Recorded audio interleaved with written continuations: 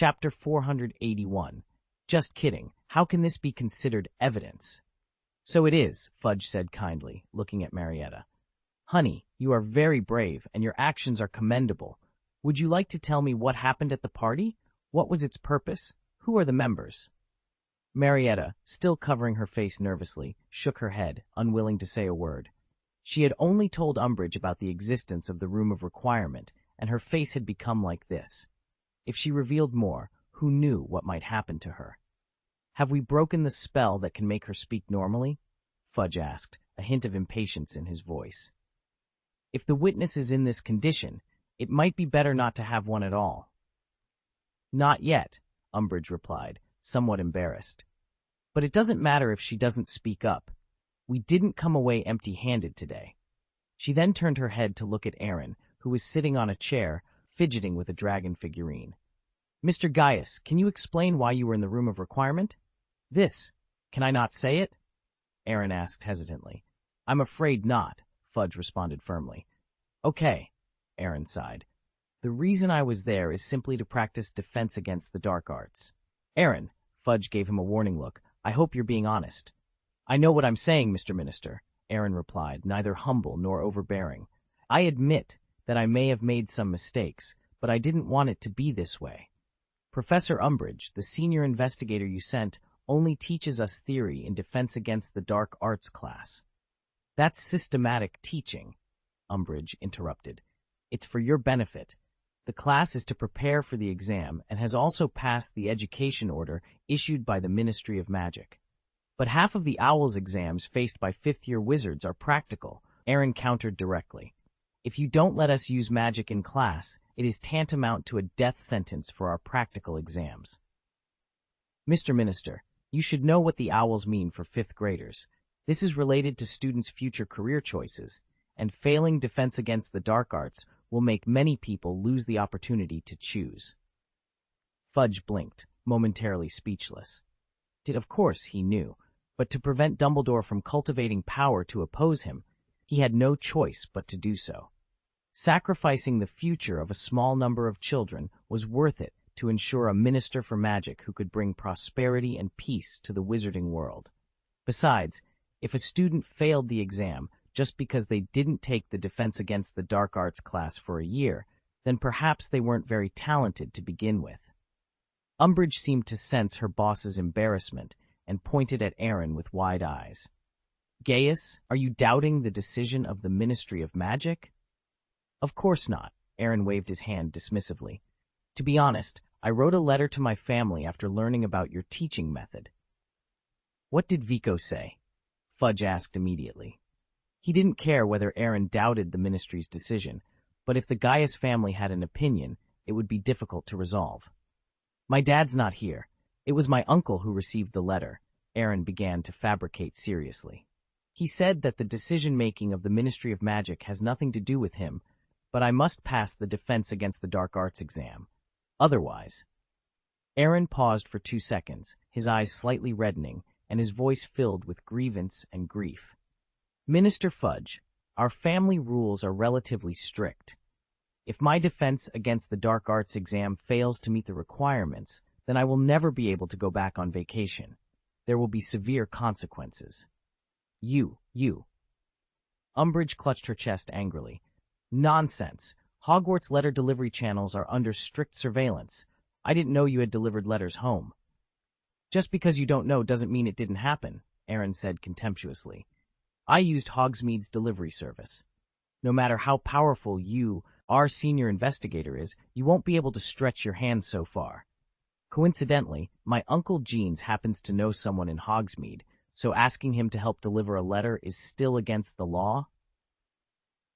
Hearing this, Umbridge's face twitched, and Fudge felt a headache. Everyone else was holding back their laughter, except for Marietta, who seemed hopeless now. Because of my uncle's letter, I have higher requirements for defense against the dark arts.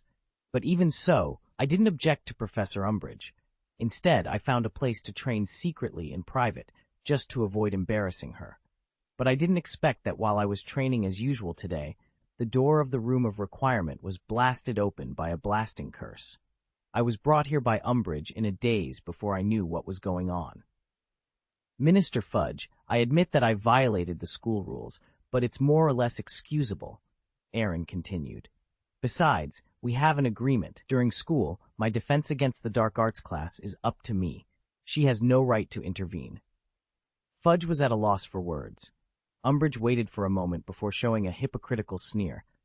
This is just your one-sided statement. If necessary, Jeans can come and testify for me, Aaron replied. Umbridge looked at Aaron in astonishment, not understanding how he could say such a thing. Jeans was Aaron's uncle in name, but in fact, he was the steward of the Gaius family. To put it bluntly, he was a servant.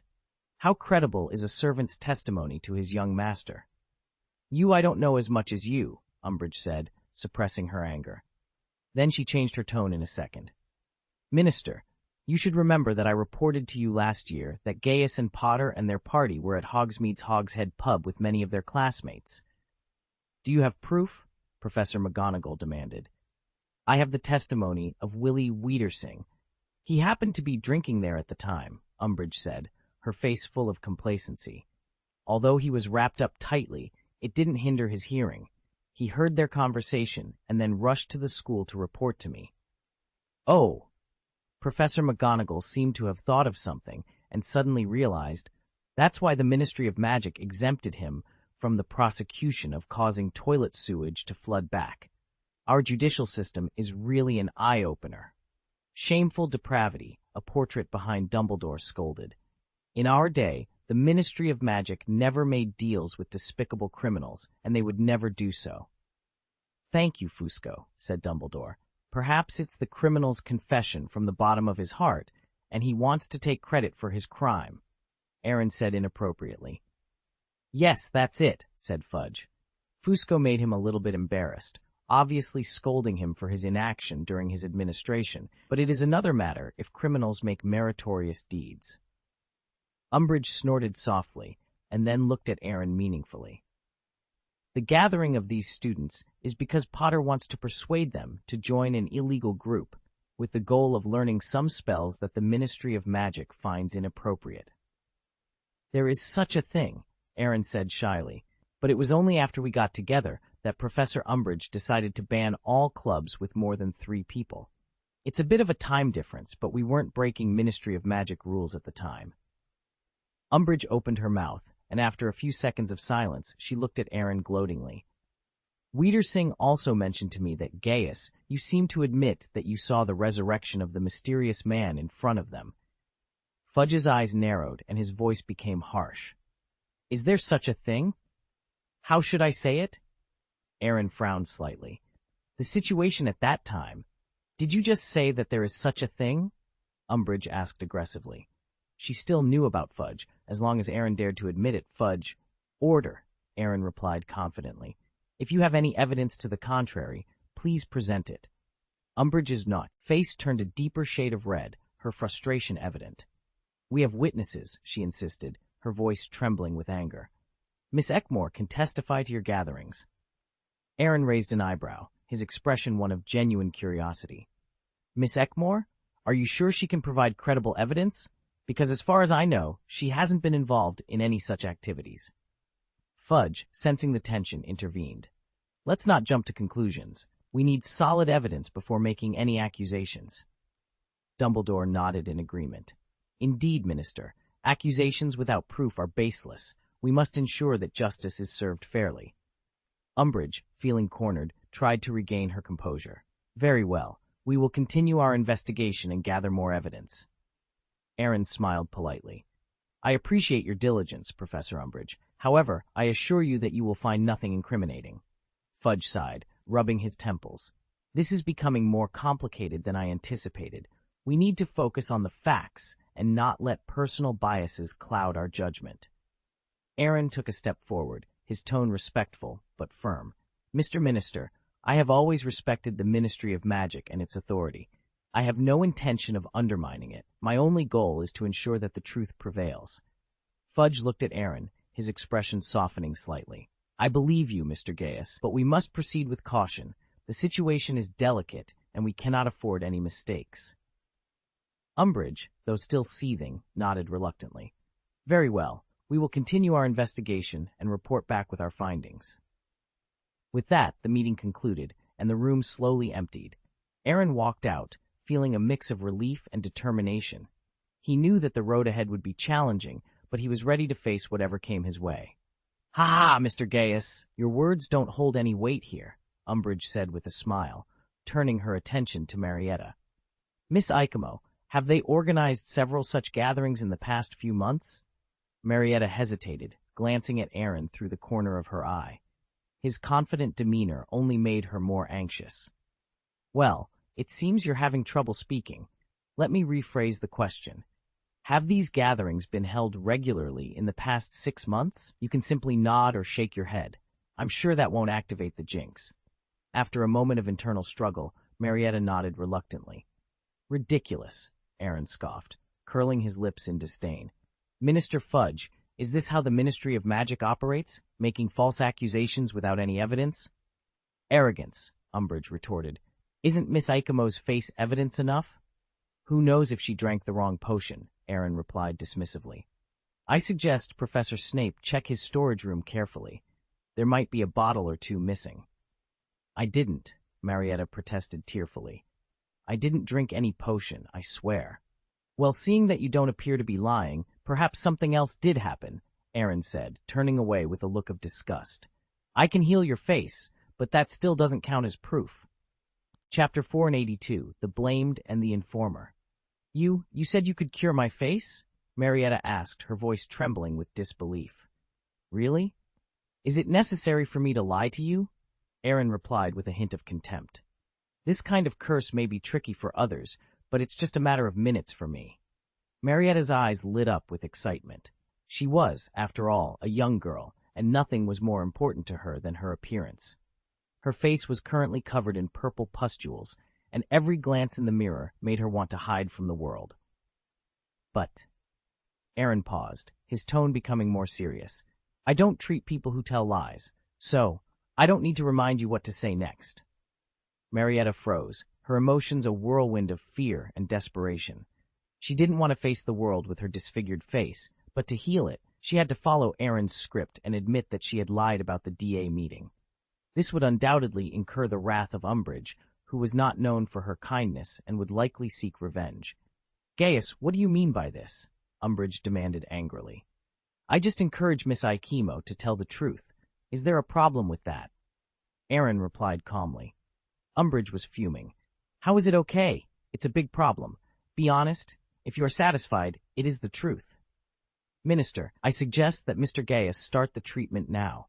I believe that Miss Ikomo will not let us down," Umbridge said, trying to maintain control. "Mr. Gaius," Fudge interjected with a forced smile, "Miss Ekmore is in a pitiable state right now. Why don't you treat her first?" "I'm sorry," Aaron refused bluntly. "Mr. Minister, it's not that I don't respect you, but what if she wrongs me after I cure her?" "Her face can be cured without your help from the Ministry of Magic," Umbridge said confidently.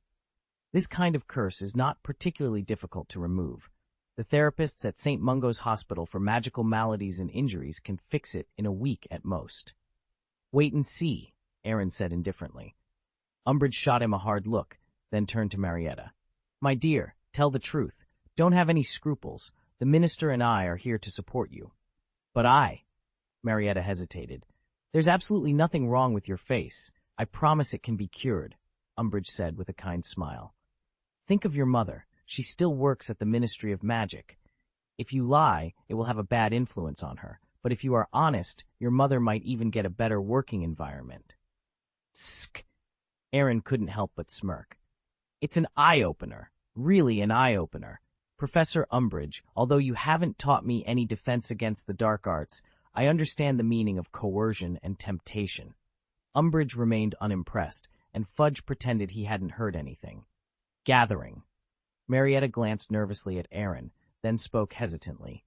"Basically once a week in the Room of Requirement. Gaius is the leader, Potter is the assistant. They teach us some defense against the dark arts." "Pfft," Aaron sneered. "Sorry, I just thought of something funny." "Minister," Umbridge said with a sigh of relief, "this is the truth." "Mr. Minister, I admit that Ikomo's story is well told, but still, the same sentence applies. Evidence." If there is no evidence, it is a blatant framing. You need evidence, Umbridge said, regaining her composure. No problem. We can call the party members over for interrogation one by one, starting with Harry Potter. I don't believe that no one will let go. Interrogation? Professor McGonagall couldn't hold back any longer. Dolores, if I understand correctly, you are going to torture them to extract a confession. I will never allow you to treat my students roughly, Dumbledore said, his voice tinged with a faint anger that made Umbridge tremble. Calm down, Mrs. Umbridge, said the dark, bald wizard. You shouldn't get yourself into trouble now, especially with the minister around. Umbridge took a deep breath. You're right, Shacklebolt. I lost my comp, Osur. She turned her head to look at Marietta, her voice softening slightly. Miss Ichimo, I don't want to force you, but you'd better think about whether there is any evidence, said Umbridge, her voice growing colder. Marietta swallowed with difficulty, feeling the weight of everyone's eyes on her. She was just an ordinary fifth-grade student, unaccustomed to such intense pressure. Evidence, evidence, she muttered to herself, her brain racing as she recalled everything she knew about the DA. After 10 seconds, a light appeared in her eyes. I remember. I have evidence. Really? My dear, I knew you would not let me down. Umbridge quickly changed her demeanor, speaking gently. Where's the evidence? Show it quickly. Marietta fumbled in her pocket for a long time before taking out a gold galleon. Professor McGonagall's pupils shrank slightly. As a master of transfiguration, she could clearly see the traces of transfiguration on the coin. Granger made this. She notifies us of the time of each gathering through the numbers on this galleon, Marietta explained. Umbridge couldn't contain her excitement any longer and smiled triumphantly. Mr. Gaius, what else do you have to say? Aaron felt a pang of regret, but maintained his composure. Can you let me see? I didn't even know we had this kind of contact method. What crooked idea are you thinking of now? Do you think I will let you succeed? Umbridge snapped. I wasn't asking you, Aaron replied, rolling his eyes. He then turned to Fudge. Mr. Minister, this concerns my reputation. I believe I have the right to examine this so-called evidence. Fudge hesitated, sharing Umbridge's concern that Aaron might try something. Mr. Minister, besides being a student of Hogwarts, I am also the heir of the Gaius family, Aaron said seriously. Show him, Fudge said reluctantly. Minister? Umbridge questioned. I said show him. With so many people here, Mr. Gaius can't play tricks under our noses, Fudge insisted. Umbridge sighed and handed the galleon to Aaron. Aaron took it with a smile and simultaneously cast an illusion over the entire principal's office. To everyone else, it appeared as though he was carefully inspecting the transfigured galleon. In reality, he burned the fake coin to ashes and replaced it with a real gold coin. Dumbledore and Professor McGonagall saw through the illusion, but remained silent, merely nodding slightly to Aaron. Aaron couldn't help but feel a bit nervous. If he hadn't advanced to an intermediate magister, he wouldn't have dared to use such an illusion in front of so many people. But now, it seemed the effect was satisfactory. The two people Fudge had brought were strong, likely above intermediate magisters, but not by much. They sensed something was off, but couldn't pinpoint it. Fudge, Umbridge, and Percy were completely unaware, and Marietta was negligible. Half a minute later, Aaron lifted the illusion. He pretended to scrutinize the real galleon in his hand, frowning. Mr. Minister, with all due respect, this does not look like a fake. What? Umbridge was shocked. She quickly snatched the galleon from Aaron's hand and placed it on the table. She pulled out her wand and cast several spells on the galleon, but none had any effect. How did this happen? Umbridge was stunned, then pointed at Aaron angrily. It's you. You must have switched it. You're blind, Aaron said with a half-smile. Professor Umbridge, I admit that I don't like you very much, but that is no reason for you to slander me. Mr. Minister is still here, after all. Here, I have to be capable even if I want to make small moves. Do you think Minister Fudge will open his eyes and talk nonsense? Umbridge choked immediately, the breath stuck in her throat, unable to rise or fall, making her extremely uncomfortable. Dumbledore and Professor McGonagall exchanged glances, both seeing the speechlessness in each other's eyes. Although Slytherin was known for being unscrupulous, it was the first time they had encountered someone as thick-skinned as him. No, Dolores, Fudge sighed faintly, his tone full of disappointment. This evidence is obviously false. Umbridge's face immediately fell, and she looked at Marietta fiercely. Miss Ikomo, you actually lied to me. I didn't lie. It's a prop for communication, Marietta said, tears welling up in her eyes. I have seen what it means to be stubborn today, Aaron added quietly. Perhaps she just found a way to use Professor Umbridge to deal with us because she didn't like us. Umbridge's eyes lit up. She hadn't caught them in the act, and there was no definite evidence. She no longer had much confidence in cracking the criminal gang. But calling Fudge over had turned out to be a waste, making her look like she was causing trouble for no reason. She desperately needed someone to take the blame, and it was clear who that would be. I'm sorry, girl. The persimmon is still picky and soft. Who will let you be bullied here? Umbridge grabbed Marietta and turned her to face her. Miss Ackmore, I need an explanation. I really didn't lie to you. I've said everything I need to say, Marietta said, trembling. Then you'd better have other evidence. Otherwise, deceiving a professor will result in confinement. When Marietta heard Chuzhang talk about what Umbridge's confinement was like, she was so frightened that she cried on the spot.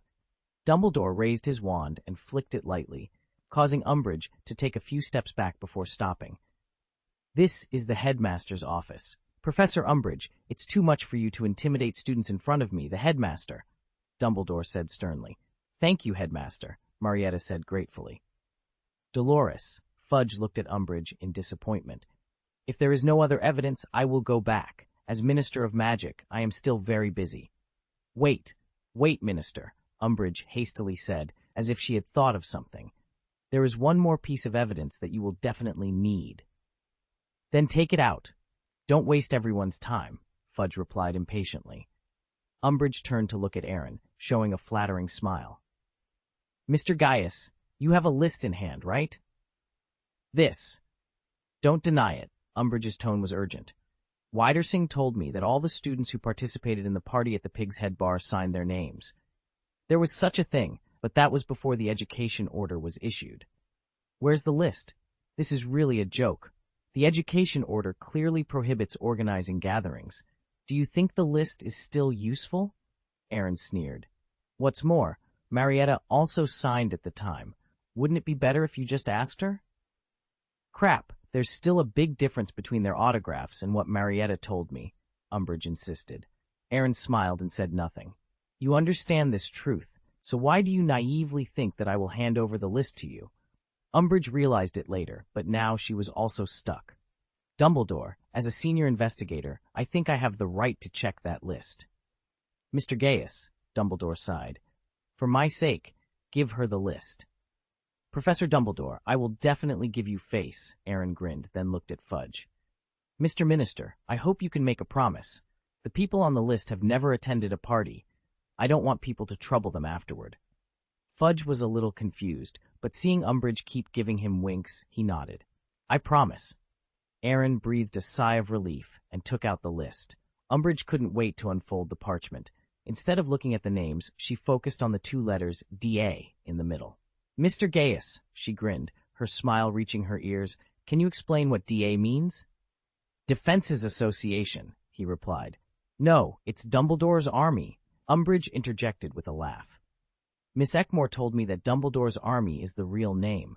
Connolly, I think you understand what this implies. Dumbledore is trying to raise an army to seize power in the Ministry. Although he hasn't succeeded, he did make the attempt. Fudge's eyes brightened, Ned slightly, and the corners of his mouth curled up. Dumbledore, it seems you are indeed plotting against the Ministry of Magic. Dumbledore paused for a moment, then shook his head with a smirk. You can interpret it that way. I am indeed very dissatisfied with the current state of the Ministry of Magic, but I haven't had the time to act on it yet. It will be too late when you do, Fudge snorted. I have the authority to arrest you right now. Chapter 483, Dumbledore goes to the school hospital to avoid the spotlight. Weasley, send an owl to the Daily Prophet with a letter. Maybe we can make the headlines in tomorrow morning's edition, Fudge exclaimed, practically dancing with excitement. He was ready to open a bottle of champagne to celebrate. He had given up all hope, but Umbridge had given him an unexpected twist. Even better, Dumbledore had admitted to wanting to harm the Ministry of Magic. This alone was enough to send him to Azkaban. As for how long he would be locked up, that was up to Fudge, the minister. Wait a minute. Aaron hurriedly stopped Percy and discreetly retrieved his wand from his pocket, unnoticed by anyone present. Is there a problem, Mr. Gaius? Fudge asked, his expression sour. If Aaron dared to favor Dumbledore at this moment, Fudge would have no choice but to turn against him. Don't get me wrong, Minister Fudge. Aaron smiled and waved his hands. I won't object to your decision, but I don't want my name to appear in the Daily Prophet. You know, I prefer to stay out of the spotlight. Oh, no problem, of course, no problem. Weasley, tell the paper to give this article a good polish. You know what to say. Okay, sir, I understand.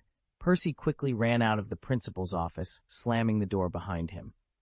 Dawlish, Shacklebolt, you two escort Dumbledore to Azkaban. He will await trial on charges of conspiracy and mutiny. Brainless idiot, Aaron thought to himself. He couldn't understand where Fudge got the courage to say such a thing in front of Dumbledore. Dumbledore was a great magister at the pinnacle level and the White Lord that Voldemort feared the most. If he was unwilling, not even 10 times more magisters would be his match. Ah, I expected to encounter this little trouble. Dumbledore's face remained unchanged, and he even seemed amused. You always seem to have the illusion that I will. How can I say it? Catch it without a fight, Aaron said, exasperated. Yes, that's the word. As I get older, my memory declines a bit, Dumbledore said.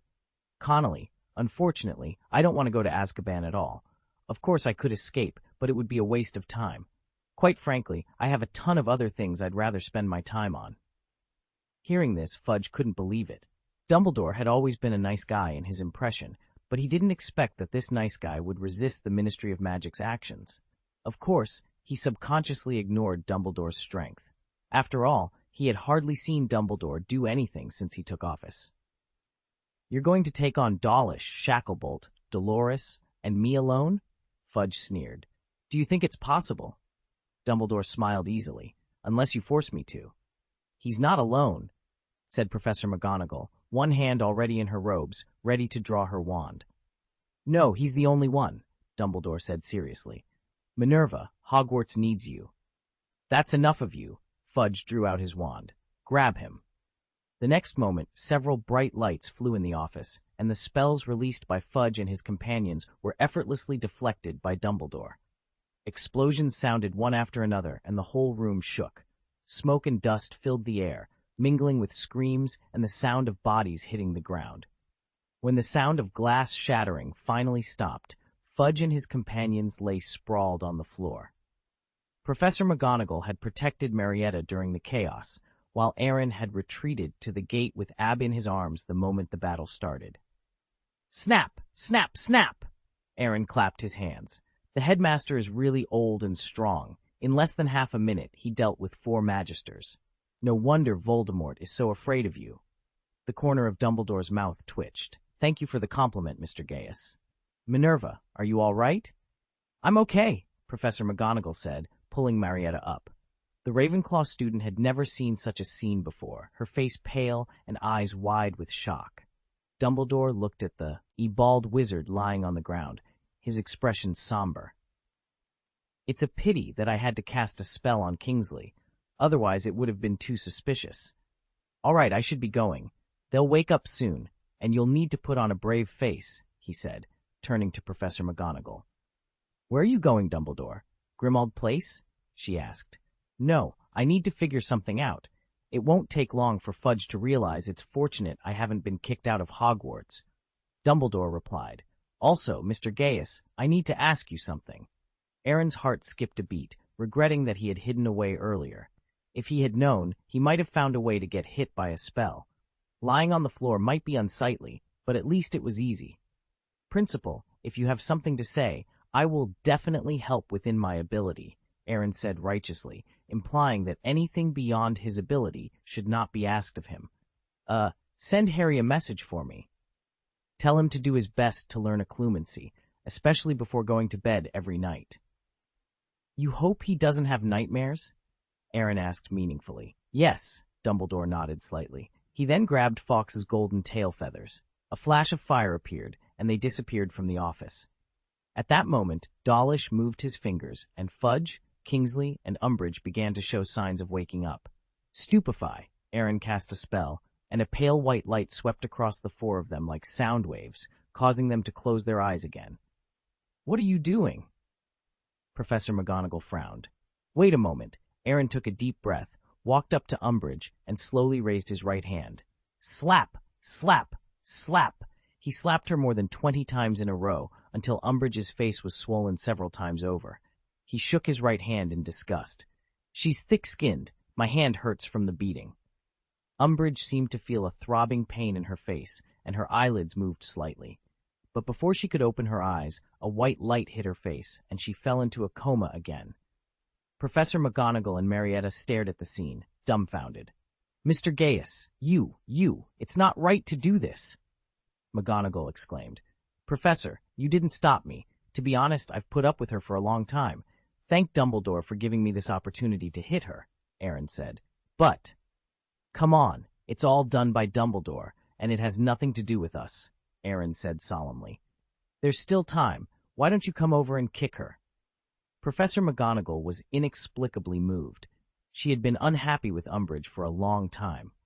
But thinking of herself as a teacher, she suppressed this excitement. "What are you talking about?" She pretended to be stern. "I'm a professor. How can I do such a thing?" "Okay, I hope you won't regret it in the future." Aaron shrugged, then looked at Marietta.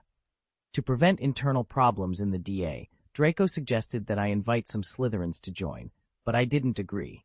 I never expected that traitors would appear in Ravenclaw. If I hadn't added an insurance policy to that list, you would have exposed 30 students. "Yes, I'm sorry." Marietta's voice trembled, tears falling to the ground. "I didn't want to do this either, but my mother—" "Forget it. There's no need to explain. Even if you explain, I won't believe it," Aaron said impatiently, then gave Abe a wink. Shenlong understood immediately and jumped in front of Marietta unhappily. "What are you doing?" Marietta took a few steps back anxiously. "Heal your face," Aaron said, exasperated. "If you don't want to, forget it." Marietta froze for a moment, then stood still, holding back her fear. There was a humanized sarcasm in Abe's eyes, but he still treated her face according to Aaron's wishes. Under the radiance of the white light, the purple pustules on her face shrunk rapidly, turning into gas and evaporating in just a dozen seconds. Marietta touched her face in disbelief and looked at Abe with gratitude. "Thank you. You can do it yourself, Aro," N replied, turning away. "Mr. Gaius, Professor McGonagall stared at Abe with wide eyes. To what extent can its healing ability be achieved? Dead people can't be saved, but most diseases, curses, injuries, and even toxins can be treated by it, Aaron explained. Professor McGonagall was shocked. She knew that this dragon was unusual, but she didn't expect it to be so special. She thought to herself that she would have to treat it better in the future. Perhaps she might even need it to save her life someday. "By the way, Professor McGonagall, I have something to ask you," Aaron said as he cleaned up a relatively clean spot on the floor. "Erase Icomo's memory and arrange a bed for me in the school hospital later." "What?" Before Professor McGonagall could react, she saw Aaron lying on the ground and aiming his wand at his temple. "Stupefy." A white light flashed, and Aaron's hand fell to the floor, his wand slipping out. Abe quickly entered a state of alert, with finger blades growing out of his 4 claws, guarding carefully beside his master. Professor McGonagall didn't know whether to laugh or cry. The situation was too absurd. "Miss Icomo, are you ready?" Marietta nodded blankly. She knew too much. If this memory was not cleared, it would be dangerous for Aaron, Professor McGonagall, Dumbledore, and even herself. Professor McGonagall pulled out her wand and extracted a few strands of silver filaments from Marietta's brain, breathing a sigh of relief when they were completely scattered in the air. After a few minutes, the effect of the stunning charm faded away. Fudge opened his eyes in a daze and struggled to get up from the floor. "Where is he? Where is he?" Fudge demanded. "I don't know," Kingsley replied, standing up staggeringly. "Minister, you may not like Dumbledore, but he is indeed remarkable." "Hiss!" Umbridge was about to speak when she felt a sharp pain on her face. She nervously picked up a shard of the mirror, only to throw it out angrily after taking a look. "Damn it, Dumbledore. How dare he treat me like this? Minister, you must take action for me." Fudge, Kingsley, and Dawlish, who had just woken up, couldn't help but gasp when they saw Umbridge's swollen face. The three of them took a step back in unison. It wasn't very harmful, but it was extremely insulting. Marietta's face had boosted their immunity. Otherwise, they might have taken more than one step back. "You." Umbridge opened her mouth, a lump in her throat. "Don't come here yet," Fudge said immediately, and Kingsley and Dawlish very much agreed with the minister's wise decision. "Ugh." Aaron rubbed his eyes and sat up in a daze. "My head hurts." "Minister, you must have caught Dumbledore, right?" Aaron asked. Fudge and the others looked at each other, feeling as if they had been stabbed in the heart. They had been full of confidence when they set out to catch him, but who would have thought that all of them together wouldn't have lasted a few moments against Dumbledore? "There was an accident, and he ran away," Kingsley said, trying to sound convincing. Aaron nodded, half understanding, then opened his eyes wide in astonishment and looked at Umbridge in disbelief. "Wow, Dumbledore dared to raise magical animals in the principal's office? Although the length is a bit scary, there is no doubt that this is a rare breed." "What?" Umbridge blinked blankly, feeling as if hundreds of millions of alpacas were galloping past in her heart, destroying her inner world one by one. "Ah!" Umbridge yelled angrily, pulling out her wand and pointing it at Aaron. "Big stick in the front teeth. Expelliarmus!" Before Umbridge could finish the spell, her wand flew out of her hand. Aaron seemed to have thought of something and then looked at the opposite, fantastic beasts, in astonishment. "You are Professor Umbridge? I'm so sorry. I really didn't recognize you." Marietta's face seems to be healed, but what happened to yours? Umbridge suffered another critical hit and was about to explode when she was interrupted by Fudge's "Owing." "Ahem, calm down, Dolores." "But, Minister, this has nothing to do with Mr. Gaius. Isn't he also under the stunning curse?" Fudge seemed to see through the truth. "This is all orchestrated by Dumbledore. Capturing him is our priority." "He can't apparate," Kingsley said thoughtfully. "If he used the stairs, he must not have gone very far." "Hurry up," Fudge commanded immediately.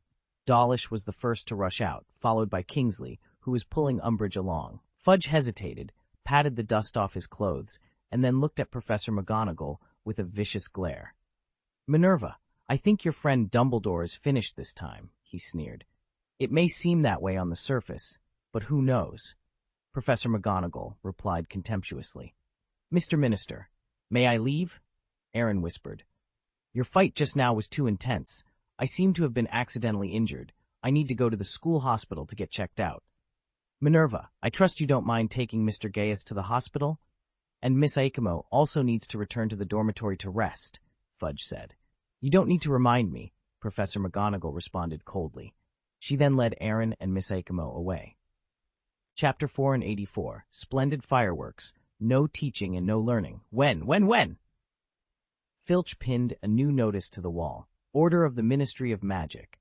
Dolores Umbridge succeeds Albus Dumbledore as headmaster of Hogwarts School of Witchcraft and Wizardry. The above regulations are in line with Number 28 Education Orders. Signed, Minister for Magic, Cornelius Fudge. This notice caused a huge stir at Hogwarts.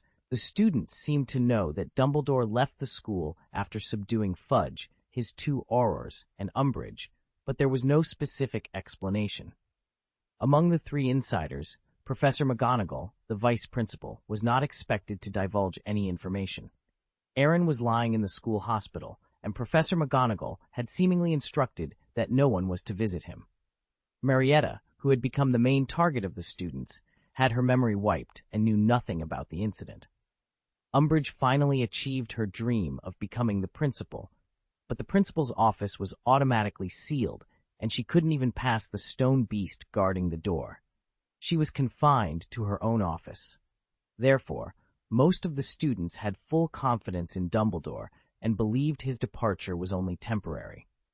In an effort to further consolidate her power, Umbridge established an investigative action group in addition to formulating various rigid dogmas. Only those who supported the Ministry of Magic could join this organization, and its members had the same powers as the prefects, but were more unscrupulous. School Clinic. Aaron changed into his hospital gown and sat comfortably on the hospital bed, practicing the magic circle. Abe squatted obediently beside him, occasionally taking out snacks from his pocket and feeding them to Aaron. Miss Pomfrey looked at him helplessly. "Mr. Gaius, you are really embarrassing me. You are obviously healthier than anyone else. You have been lying here long enough, and staying here is just taking up school resources." "I'm sorry, Madam Pomfrey," Aaron said shyly. "I know my situation very well, but what I did was outrageous, so I need to borrow the school hospital to avoid the limelight. I promise I'll be out of the hospital when the Easter break comes, and I won't stay any longer." "What did you do?" Madam Pomfrey asked curiously. "Well, Dumbledore knocked out Fudge and the others before he left, and I slapped Umbridge 28 times when my hands were itchy." "What?" Madam Pomfrey stood up in surprise. "You slapped her face?"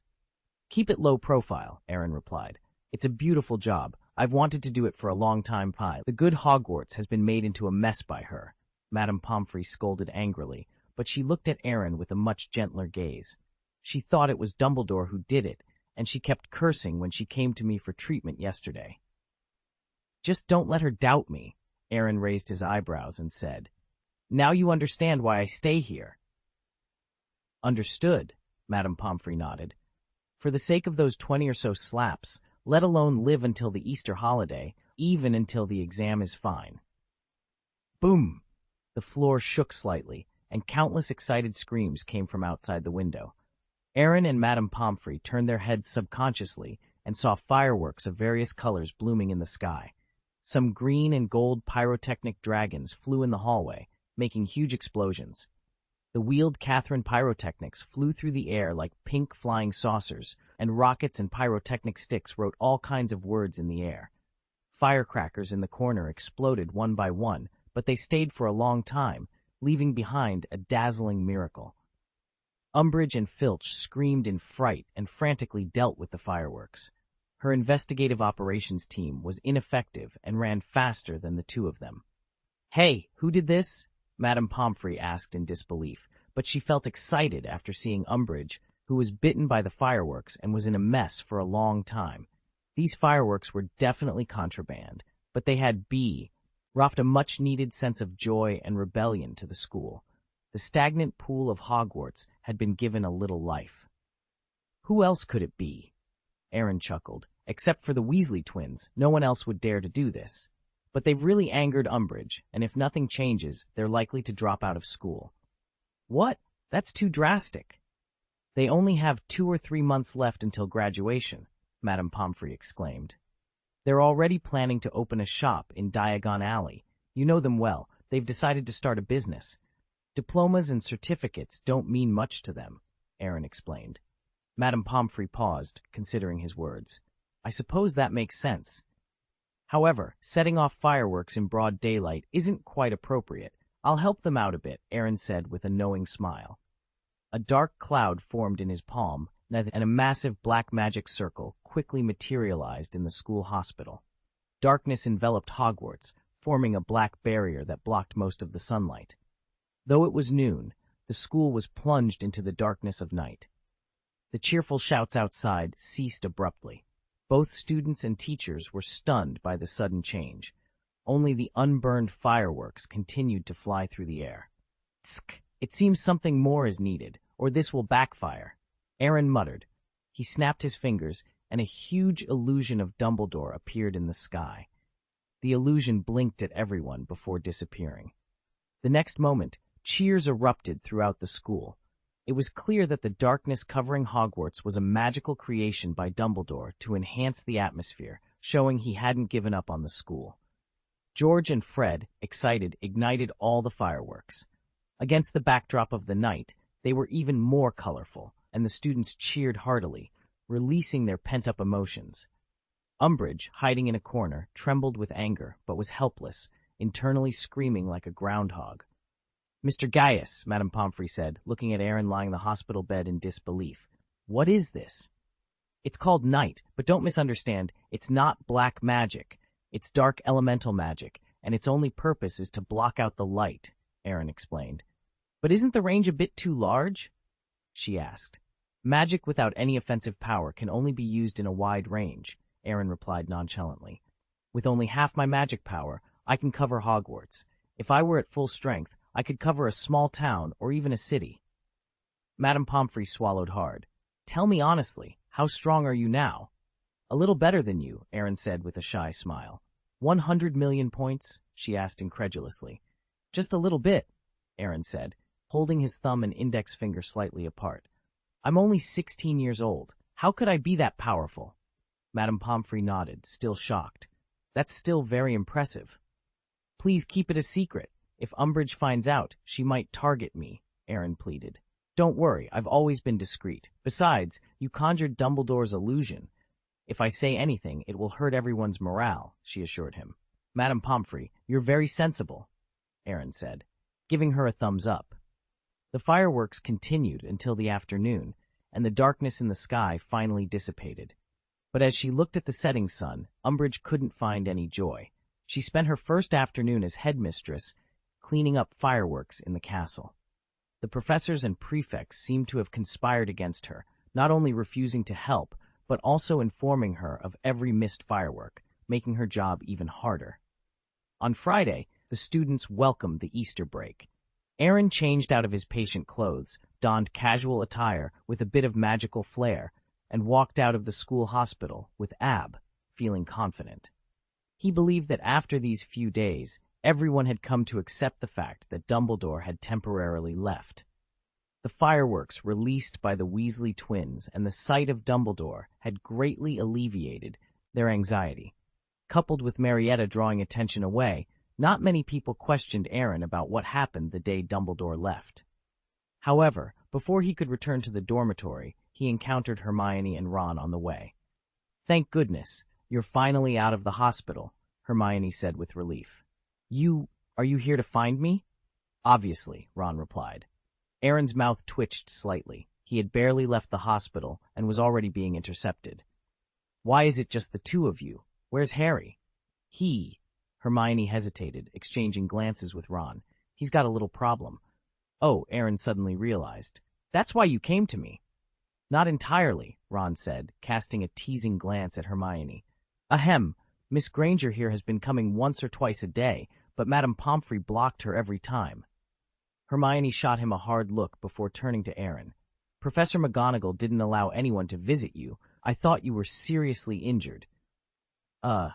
Thank you for your concern, Aaron said, a bit embarrassed. But I was just hiding in the school hospital to avoid the limelight. I wasn't injured. Don't forget, I also have a healing dragon here. I told her that too, but she didn't believe it at all, Ron added. Ron, no one thinks you're dumb if you don't talk, Hermione snapped, then asked Aaron, what do you mean by avoiding the limelight? After Umbridge was knocked out by Dumbledore, I slapped her face, Aaron explained. That was you. Ron's eyes lit up. That's brilliant. She wore a scarf everywhere for days, but it couldn't hide her fat face. I blamed Dumbledore, but she might not suspect me afterwards, so I cast a stunning curse on myself. The longer I stayed in the school hospital, the less suspicious I would be and the safer I would feel. You are cruel enough to yourself, Ron murmured. It's just a simple stunning spell, and it gave me a few days to rest in the school hospital, Aaron said. Are all the members of DA okay? I asked Fudge for a promise that the members on the list wouldn't be punished, but I don't trust Umbridge. She hasn't bothered us, but who knows about the future, Hermione said. We'll deal with the future later. Let's talk about Harry first, Aaron suggested. He's not practicing occlumency, Hermione said hesitantly. He learned it? Aaron asked in surprise. That's impressive. Occlumency is even harder to master than the Patronus charm, especially with the Dark Lord spying on his mind. I'm pretty sure Harry didn't learn it. He had a conflict with Professor Snape and doesn't want to go to him for lessons, Hermione explained. This is interesting, Aaron said playfully.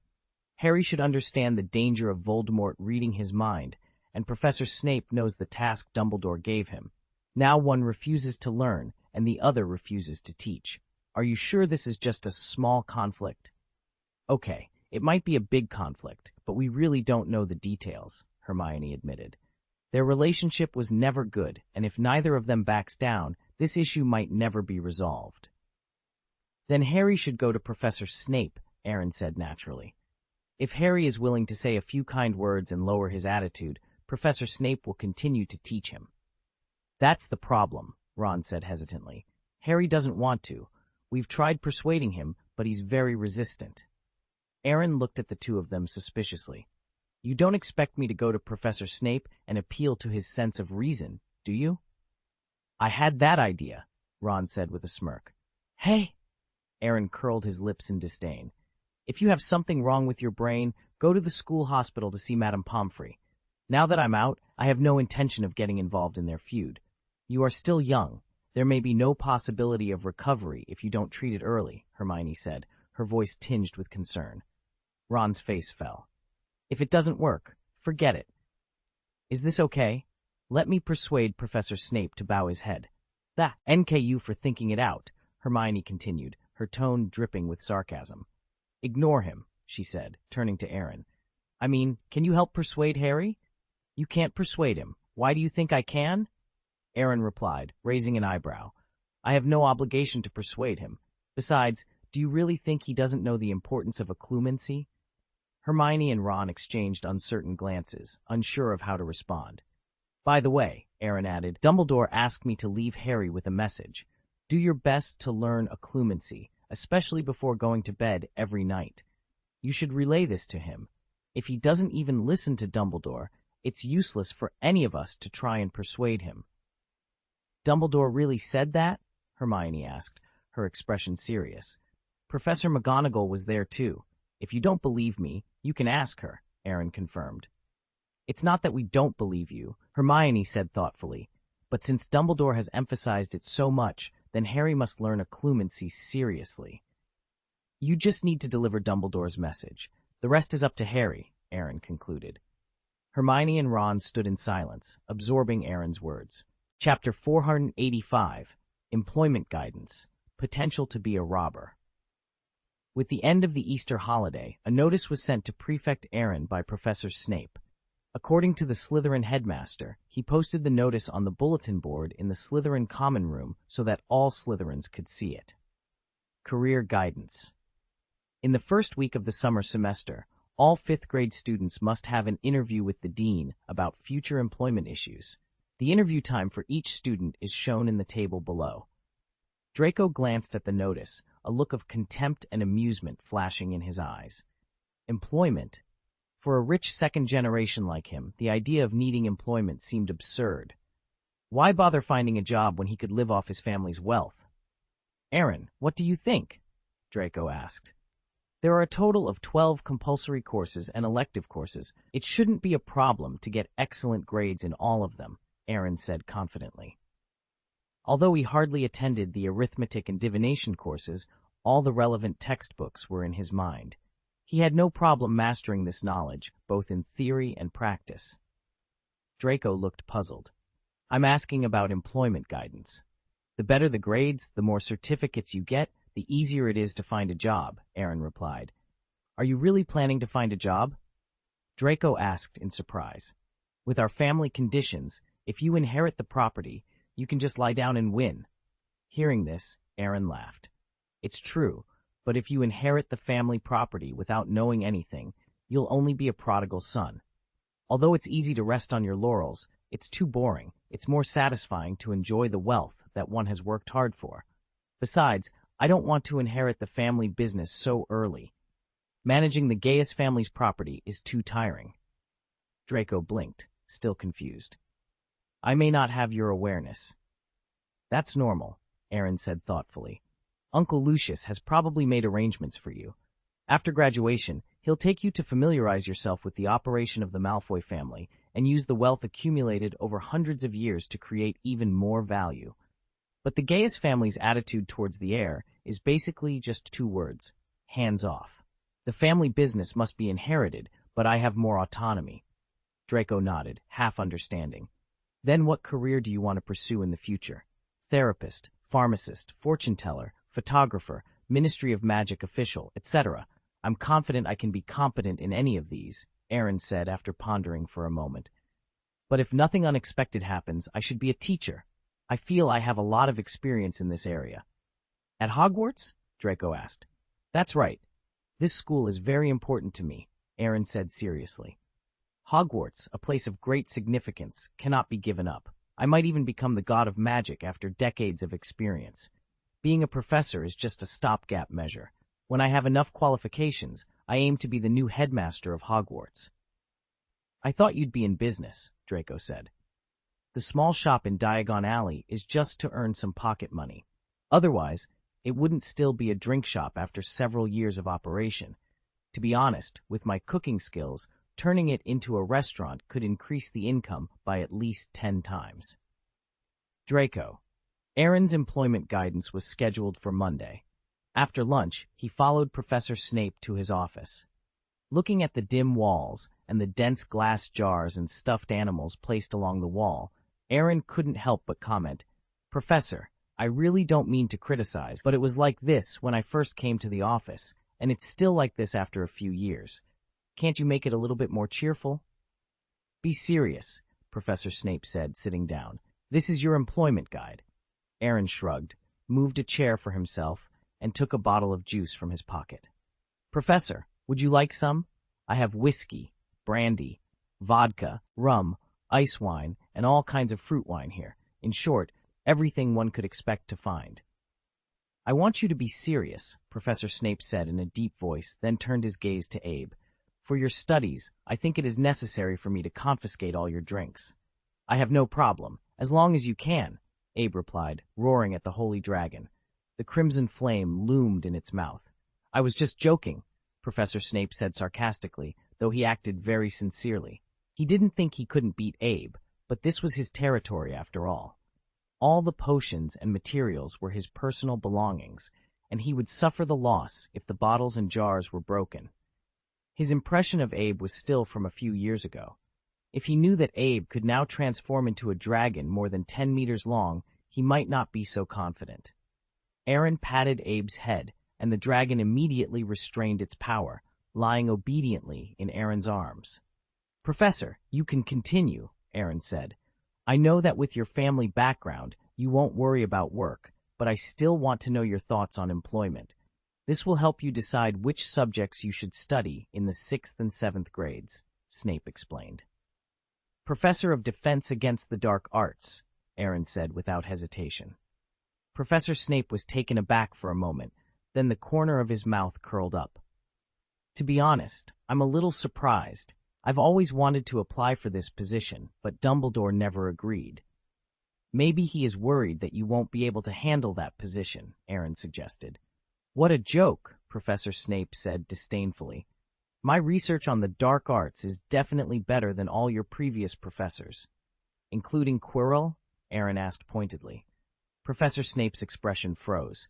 He understood that Aaron was referring to Voldemort possessing Quirrell. No matter how confident he would not be so foolish as to compete with the Dark Lord in black magic. "Ahem, Quirrell is an exception," Snape conceded. Aaron smiled without saying a word. Snape read the strong ridicule in his smile and immediately looked serious. "Are you entertaining me? Or do you also think I am not qualified to teach defense against the dark arts?" "Of course not, Professor. You may have misunderstood me. What I meant was that Dumbledore might be worried that you would not be able to handle the curse of that position. No one has held that position for a full year since I was in school." "That's because they are not capable enough," Professor Snape said disapprovingly. "I'm still somewhat confident in my abilities." Aaron smiled shyly. "I'll be a professor of defense against the dark arts after graduation." Professor Snape was silent for a moment. "I personally think you are more suitable for a potions professor. After I become a professor of defense against the dark arts, the position of potions professor will be vacant, and I can be your sponsor at that time." "This is not impossible," Professor Snape said, very satisfied with Aaron's attitude. "If you want to be a class professor, you don't need too many certificates, but you must fully understand the subject you want to teach, and it is best to prove your ability." "Is it that easy?" Aaron asked in amazement. Hogwarts seemed to have lower requirements for professors than he thought. Otherwise, why do you think Hagrid can teach care of magical creatures? Dumbledore's preference is one thing, but Hagrid really does have a general understanding of magical animals, Professor Snape explained. Of course, the more certificates the better. That way, even if there are competitors, you will have a sufficient advantage. Understood, Aaron nodded thoughtfully. I have enough confidence in the exams. It shouldn't be a problem to get all 12 certificates with an O evaluation. I don't really doubt that, Snape said. Thank you, Professor. I'll go back now, Aaron said, preparing to leave. Wait, Snape said suddenly. One more thing. Go ahead, Aaron replied. Snape was silent for a few seconds before speaking with some embarrassment. After the Christmas break, Dumbledore asked me to teach Harry Potter occlumency. I know this, Aaron said, stroking the holy dragon. Abe told me. Wait, Professor, don't tell me that Harry is still being stubborn and hasn't given in, Aaron asked, curiosity evident in his voice. Humph, I thought he would have the cheek to come and beg me, but I didn't expect him to have a bit of self-respect, Snape replied, his tone dripping with disdain. So what's the conflict between you two? Aaron inquired. None of your business, Snape snapped. Okay, anyway, I don't bother to care about it, Aaron said, shrugging. No, you have to take care of it, Professor Snape said hesitantly. You should also know occlumency. Teach Potter for me. I won't go, Aaron refused bluntly. I'm not free, so why should I teach him? Just do me a favor, Snape implored. That doesn't work. Aaron remained unmoved. Professor, I respect you very much, and I will try my best to help you with your affairs, but this is obviously not your business. I have no obligation to help Harry Potter. Also, I am Ho. Teaching him does me no good. Snape took a deep breath. Slytherin interests come first. Tell me, how much? Aaron pretended to hesitate, then looked at the various glass bottles in the office and swallowed. It depends on how much you have, Professor. Veritaserum, emotional potion, tranquilizer, blood tonic, love potion, beauty potion, water of life and death, strengthening potion, intellectual potion, hair growth potion. Professor Snape listed more than 20 kinds of potions before gnashing his teeth and stopping. Is that enough? Aaron shook his head slightly, then raised 2 fingers. Twice as much. Why don't you just rob me? Snape retorted. It's so fast, Aaron said shyly. Actually, I can also make these potions, but it's a waste of time. I hope you have ready-made potions here. What do you want so much for? Snape asked suspiciously. To put on the shelf, not for anything else, but purely for my pleasure, Aaron replied. In a good mood? Snape froze for a moment, then sneered. Mr. Gaius, you have the potential to be a robber. Just kidding, just kidding. I want these potions just for a rainy day. If you don't use them now, it doesn't mean you won't use them in the future. But Professor, don't worry. I won't take advantage of you. I will treat these potions as if I bought them from you, and I will give you enough galleons according to the market price. Hearing this, Professor Snape's face softened a little. You still know how to respect teachers. However, I have spent a lot of money recently. I can only pay part of it now. I'm afraid I will have to pay the rest later, Aaron admitted. Snape looked at him suspiciously. Are you still short of money? Nonsense. All I give you is money I earned myself, and I won't take the money my family gave me lightly, Aaron explained. Professor Snape nodded slightly, reluctantly agreeing to this statement. Then he took dozens of glass bottles of different colors and sizes from a row of shelves along the wall and placed them all on the desk. Aaron checked them one by one and packed them into a box. There is no problem with the goods. Give me the money, Snape demanded. Aaron opened his pocket reluctantly, then flew into the air, leaving a stack of galleons on the desk. There's only so much, Aaron said aggrievedly. Visual estimation is still more than 200 short. I'm at a disadvantage, and you count as Snape said lightly, inexplicably feeling a lot better. Aaron didn't expect that he would become a debtor one day. He took 100 of the gold coins out of the pile and stuffed them into Snape's pocket. It's better to pack a little, or you won't feel safe. It's almost 300 now, Snape noted. Don't be so fussy. I will replenish you when you come back from vacation, Aaron assured him. Snape rolled his eyes. If you hadn't settled the score first, I wouldn't be so worthless, he thought. Speaking of which, Professor, you are really good enough to Harry Potter, Aaron said with a half-smile. It means that I am more kind, and you would definitely bleed if you were someone else. Get out, Snape ordered. Okay, Aaron replied cheerfully. Because career guidance took a lot of time, Aaron perfectly missed the divination class in the afternoon and simply went directly to the Defense Against the Dark Arts classroom. Umbridge wasn't in a very good mood today. Her face was almost swollen. She was still wrapped in a scarf, which made her look particularly awkward. Umbridge's teaching methods had not changed at all. She still distributed a book of Defense Against the Dark Arts theory for everyone to learn by themselves, but she cast angry glances at Harry from time to time. Aaron turned his textbook into a cushion, placed Abe on it, and began to practice the ultimate elemental magic circle. He was now only half a step away from achieving instant casting. With a bit more effort, he could master it before the holiday, giving him an extra advantage. In class, Harry stared blankly at the textbook, clearly distracted. Hermione kept whispering something to him, looking very worried. When the bell rang to signal the end of class, Hermione appeared even more distressed, obviously failing to convince Harry of something. Suddenly, there was a violent noise outside, accompanied by screams and shouts echoing from the fourth floor. Umbridge ran up the stairs towards the commotion on her short legs. The students who had just left the classroom nervously stared at the ceiling above their heads, fearing it might collapse at any moment.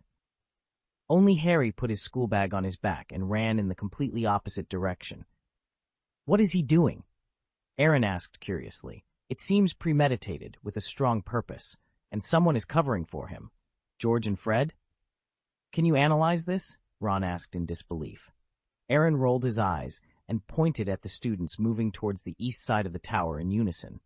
"Does this really need analysis? It's so obvious." Chapter 486, High-Profile Dropout, The Prophecy of the Department of Mysteries. "Looking for Sirius?" Aaron's eyes widened in astonishment. "Is he crazy?" "I tried to stop him, but I couldn't," Hermione said guiltily.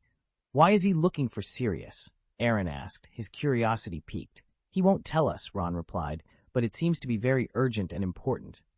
Aaron curled his lips in thought, but then a realization struck him, causing the corners of his mouth to twitch slightly. He's at Hogwarts, and the only way to find Sirius is through Umbridge's office flu network.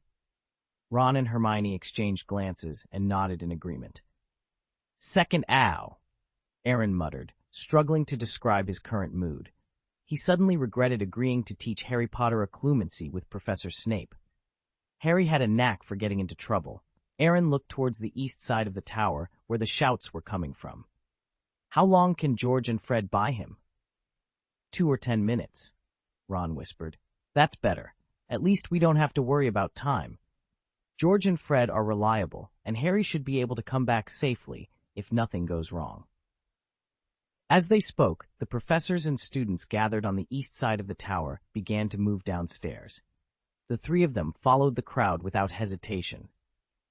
George and Fred had successfully diverted Umbridge's attention and began retreating downstairs while being provocative. They had sprinkled portable swamps down the corridors, making it difficult for Umbridge to chase them until they stopped in the foyer. "This is terrible," Ron said, looking at his brothers surrounded by the investigation and action team. His face was full of worry. "Umbridge doesn't know how to punish them." "Punishment? I'm afraid she won't have the chance," Aaron said lightly. "The fireworks before Easter were enough to prove that they intend to drop out of school. Today, they must have made up their minds." "Drop out of school?" Hermione's pupils dilated slightly. "They're already in the 7th grade. Isn't it such a pity?" For self-employed people, no school certificate is required. Their research on quick-acting skipping sugar is very successful, isn't it? "Get out of the way from me," Umbridge demanded angrily as she rushed over. The students around the steps consciously gave way. She looked at the Weasley twins standing in the middle of the hall, her face full of pride. "Do you think it's fun to turn the corridor into a swamp?" "It was really fun," George replied, without a trace of fear in his voice. "Very well," said Umbridge. "You two will soon find out what the punishment is for misbehavior at my school. I didn't want to do this at first, and I couldn't bear it when Argus found me, but now I think it is necessary to pass the whip approval order." "So Mr. Filch's dream has finally come true?" George said with a strange look. "He wanted to do this many years ago, but what a pity." "Yes," What a pity, what a pity. He has maintained those instruments of torture for a long time, but it does not fall on us. Exactly, Fred. I don't think we are fit for full-time education anymore. I strongly agree that we should go to the real world to try our talents. Here comes the broom, said Fred and George at the same time. Boom, boom. The sound of breaking through the air came from a distance, getting closer and closer. The two broomsticks were tightly held by George and Fred. They stepped on the broomsticks and flew into the sky under the eyes of everyone. If you want to buy the portable swamp just shown, come to 93 Diagon Alley, Weasley's Wizard Wheezes, our new shop. Just swear to get rid of this old toad with our products, and you can enjoy a special discount, George added, pointing at Umbridge. Get them, Umbridge snapped. However, as Umbridge attempted to arrest them, she found herself unable to fly. The members of the investigation and operation team were unprepared and could only watch them leave. The students at the scene burst into applause, becometh their admirati. On for the Weasley twins rose rapidly. Even Peeves took off his hat and saluted, showing rare respect. This way of dropping out of school is unprecedented, Aaron said with emotion. It's full of victorious gestures, and they also made a wonderful advertisement for their new store. It's quite remarkable, Hermione smiled, though her expression was a little unnatural, but I still think they should graduate normally. Hermione, you're not being sensible, Ron said, displeased. He was full of pride now.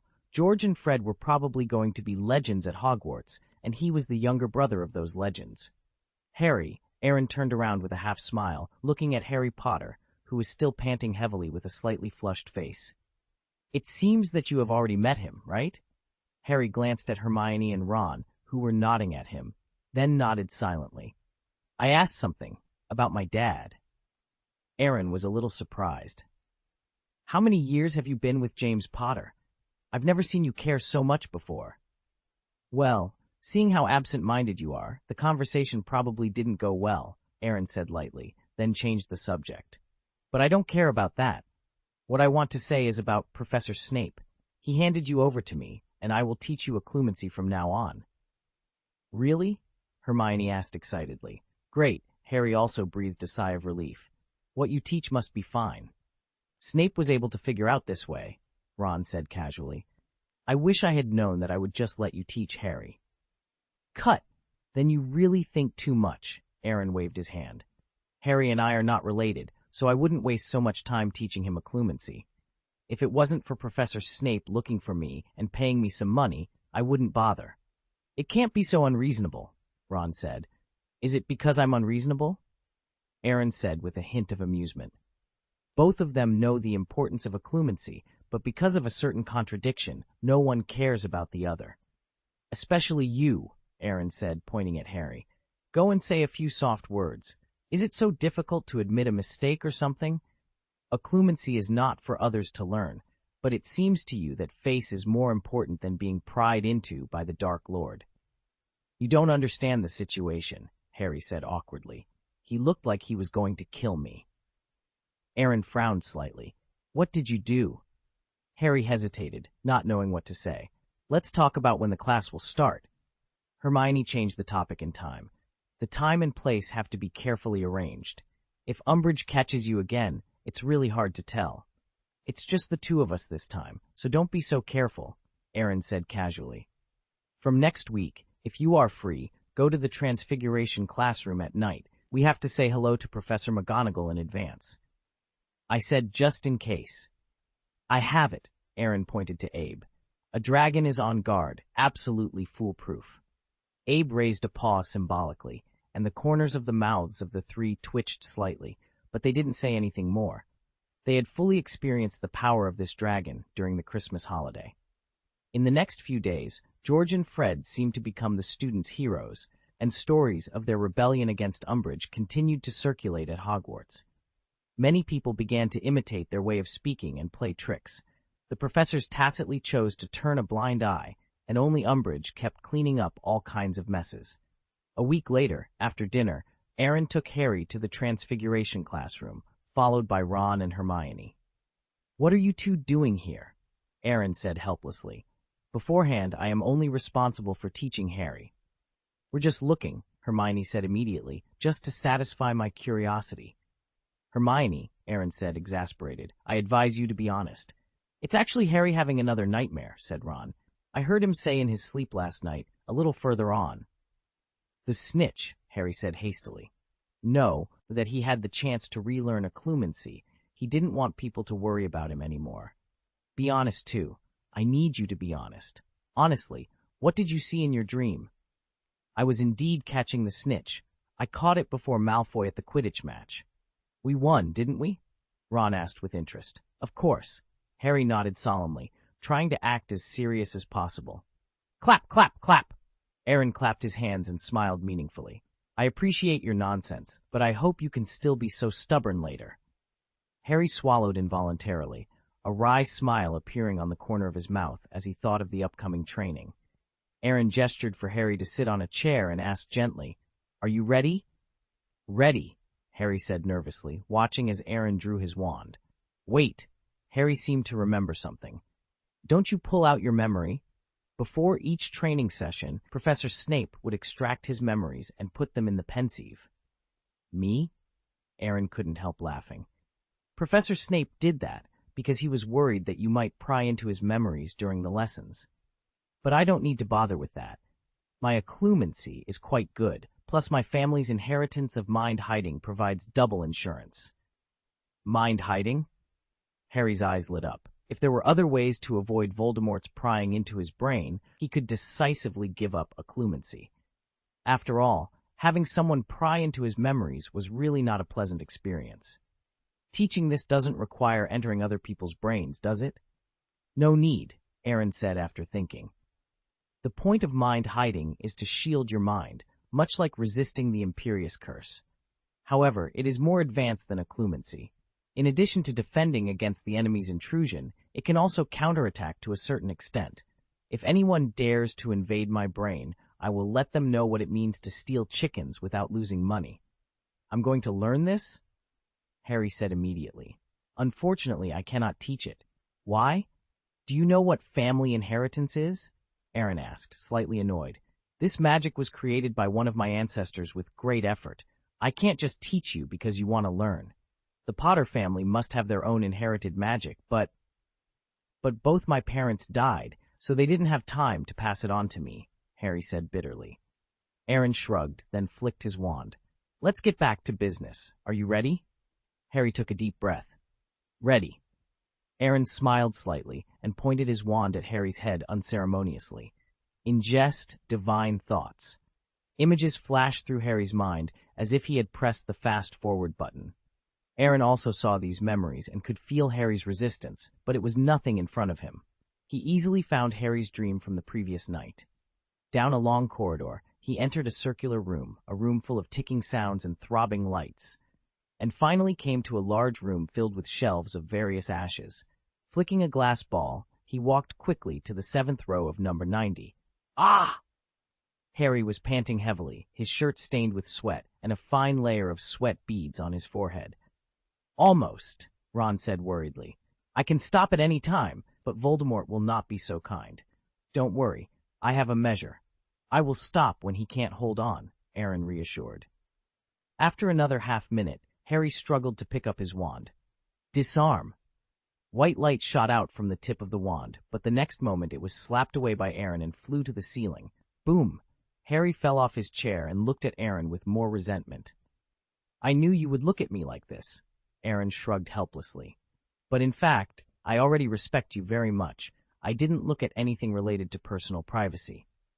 Then do I have to say thank you? You are free to do so. Not everyone who absorbs divine thoughts is as polite as me, Aaron said meaningfully. In the Quidditch match before Malfoy, catch the golden snitch? This is well-made nonsense, Harry muttered, blushing slightly. Before he could say more, Hermione glared at him angrily. I told you, you should go to Professor Snape to learn occlumency, she scolded. I'm already learning, Harry replied awkwardly. He then turned to Aaron. You saw it. Do you know where it is? The Ministry of Magic, Department of Mysteries, Aaron said, tapping his chin thoughtfully. The room Voldemort went to should be where the prophecy orbs are stored. These orbs contain prophecies made by most of the seers in the magical world. If nothing goes wrong, he should be looking for a specific prophecy. Chapter 487, Father's Debt, Son's Repayment? Prophecy? Harry's head filled with questions. Isn't it a weapon? A weapon? Aaron chuckled. Your imagination is quite vivid. For wizards accustomed to using wands, a powerful wand is the best weapon. And the Department of Mysteries doesn't consider wands contraband, or my uncle's wand shop would have been closed long ago. Harry's mouth twitched slightly, and he forced an awkward smile. I thought Voldemort was looking for a powerful weapon, like your gun. What gun? Ron asked curiously. Aaron shot Harry a hard look, but didn't intend to hide it. The weapon handed down by an ancestor of the Gaius family is considered a masterpiece of life. Is that the kind of gun I think it is? Hermione asked, puzzled.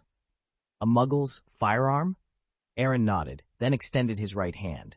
A red magic circle appeared in the air, and he pulled out a flintlock pistol from it. Hermione and Ron stared at the exquisite pistol, their eyes wide with curiosity. It was the first time they had seen such a beautiful gun. Harry couldn't help but swallow. He had witnessed the power of this gun firsthand, and even his strongest magic couldn't match it. Is this really a weapon? Ron said incredulously. I would believe you if you said it was a work of art. It is indeed a weapon, Hermione said, rolling her eyes at him. It's just a muggle weapon. This gun is called Bana, Aaron proudly introduced. Every part of it is made from rare materials, and it combines alchemy, runes, and magic circles. Its basic capabilities surpass ordinary firearms, but if infused with magic, its power increases significantly. The more magic power injected, the stronger it becomes. With special bullets, it can even damage fire dragons. Most importantly, only its recognized owner, which is me, can use it. Can I take a look? Ron asked eagerly. No, this is a personal item, Aaron refused bluntly, putting the Bana back into his storage space. But why would Voldemort be looking for a prophecy? Harry asked, puzzled. Wouldn't it be better to find a powerful wand? Not necessarily. In some respects, the value of a prophecy is beyond your imagination, Aaron said seriously. Let me give you a simple example. If the prophecy contains the location of a powerful weapon, whoever gets it will have invincible power. The three friends exchanged glances, understanding why Voldemort was targeting the Department of Mysteries. We have to find a way to notify Dumbledore, Harry said seriously. Do you think he doesn't know? Aaron asked rhetorically. Where did Mr. Weasley get hurt? But even if Dumbledore arranges protection, it might not be safe. If we can get the prophecy first. You're worrying too much, just like Dumbledore, Aaron said impatiently. Don't underestimate our headmaster. He has thought of everything you can think of. That's right, Hermione agreed.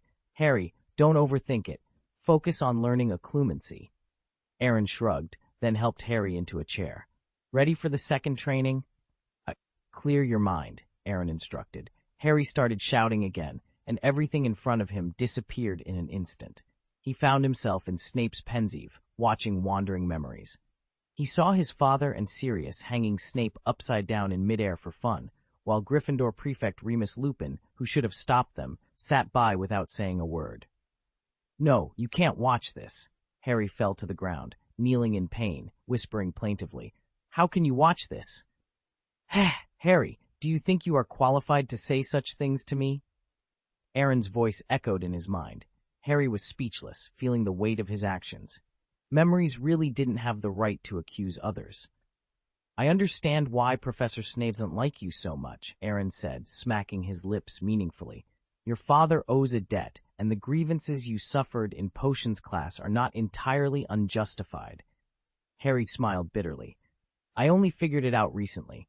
So you went to Sirius just to find out who your father was? Aaron asked. Harry nodded. Both Sirius and Professor Lupin spoke very well of him. It's just that they were ignorant when they were young.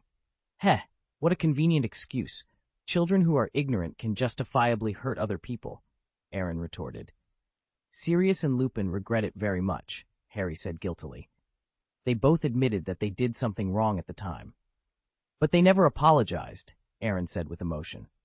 No wonder the first thing Professor Snape did after meeting Sirius 2 years ago was to take him to Azkaban. But these are their private affairs and have nothing to do with me. What did they do? Ron asked curiously. Does it have something to do with Professor Snape? Do you really want to know? Aaron looked at him with a half-smile. Believe me, if you knew, I'd be the first to erase your memory. Ron smiled bitterly. Pretend I didn't ask. Cut, Aaron snorted softly. Harry, you tried to resist just now, but it would be better to empty your mind and emotions. It's best not to let them fluctuate too much. I tried my best, Harry said. I can feel it, but you're not trying hard enough. This is Hogwarts, which can protect your mind to a certain extent. But after leaving here, the environmental obstacles will no longer exist, and it will not be difficult for Voldemort to read your mind again. You mean Harry needs to learn occlumency before the holidays? Hermione asked. That's exactly what I mean, Aaron said, tapping his wand. Can we continue? He needs to rest, Ron interjected. He has been resting for 3 minutes, Aaron said lightly. But when he met 2 pairs of angry eyes, he sighed helplessly. I shouldn't have let you 2 come over in the first place. Rest for 10 minutes. I look forward to your performance after that. Harry smiled awkwardly, lying on the chair and trying to relax as much as possible. After a few more drills, they didn't stop until it was almost curfew. Aaron was not very satisfied with Harry's learning progress. He had hardly improved overnight. But that's the nature of occlumency. Unless Harry suddenly mastered the essentials, he could only improve step by step. I hope you don't have any more nightmares tonight, Aaron said. I hope so, Harry replied weakly, though he didn't have much confidence in it. It was the first weekend of May. The final match of the Quidditch season officially began, Gryffindor versus Ravenclaw. Due to the dropout of George and Fred, Gryffindor had to replace 2 beaters, significantly reducing their strength. Fortunately, Harry, the Seeker, was still there, and they barely made it to the final. Logically, Gryffindor's opponent should have been the Slytherin team. However, because most of the members of the investigation operation team were Slytherins, the students harbored animosity towards them and used some prank props on them. As a result, 4 of the 7 players could not perform normally, and Draco and the remaining 3 could not turn the tide. Aaron watched the game casually from the audience and couldn't help laughing when he saw Harry showing mercy to Cho Chang while searching for the snitch. What are you laughing at? Hermione frowned slightly. Nothing, just thought of something interesting, Aaron replied. The senior may be laughing at Harry Potter, Siren interjected. He is really interesting, knowing that Gryffindor's goalkeeper is unreliable, but he is still playing games with Ravenclaw's Seeker. Harry knows the stakes. Gryffindor must win, and Ron will gradually improve. He will definitely become a qualified goalkeeper, Hermione said. Perhaps. But if Harry Potter continues to play like this, even if he wins, the score gap may not be that big, Siren remarked. Hermione remained silent. At that moment, a tall figure suddenly appeared. Hagrid looked at Aaron and Hermione cautiously. I need to talk to you about something, he said. Now?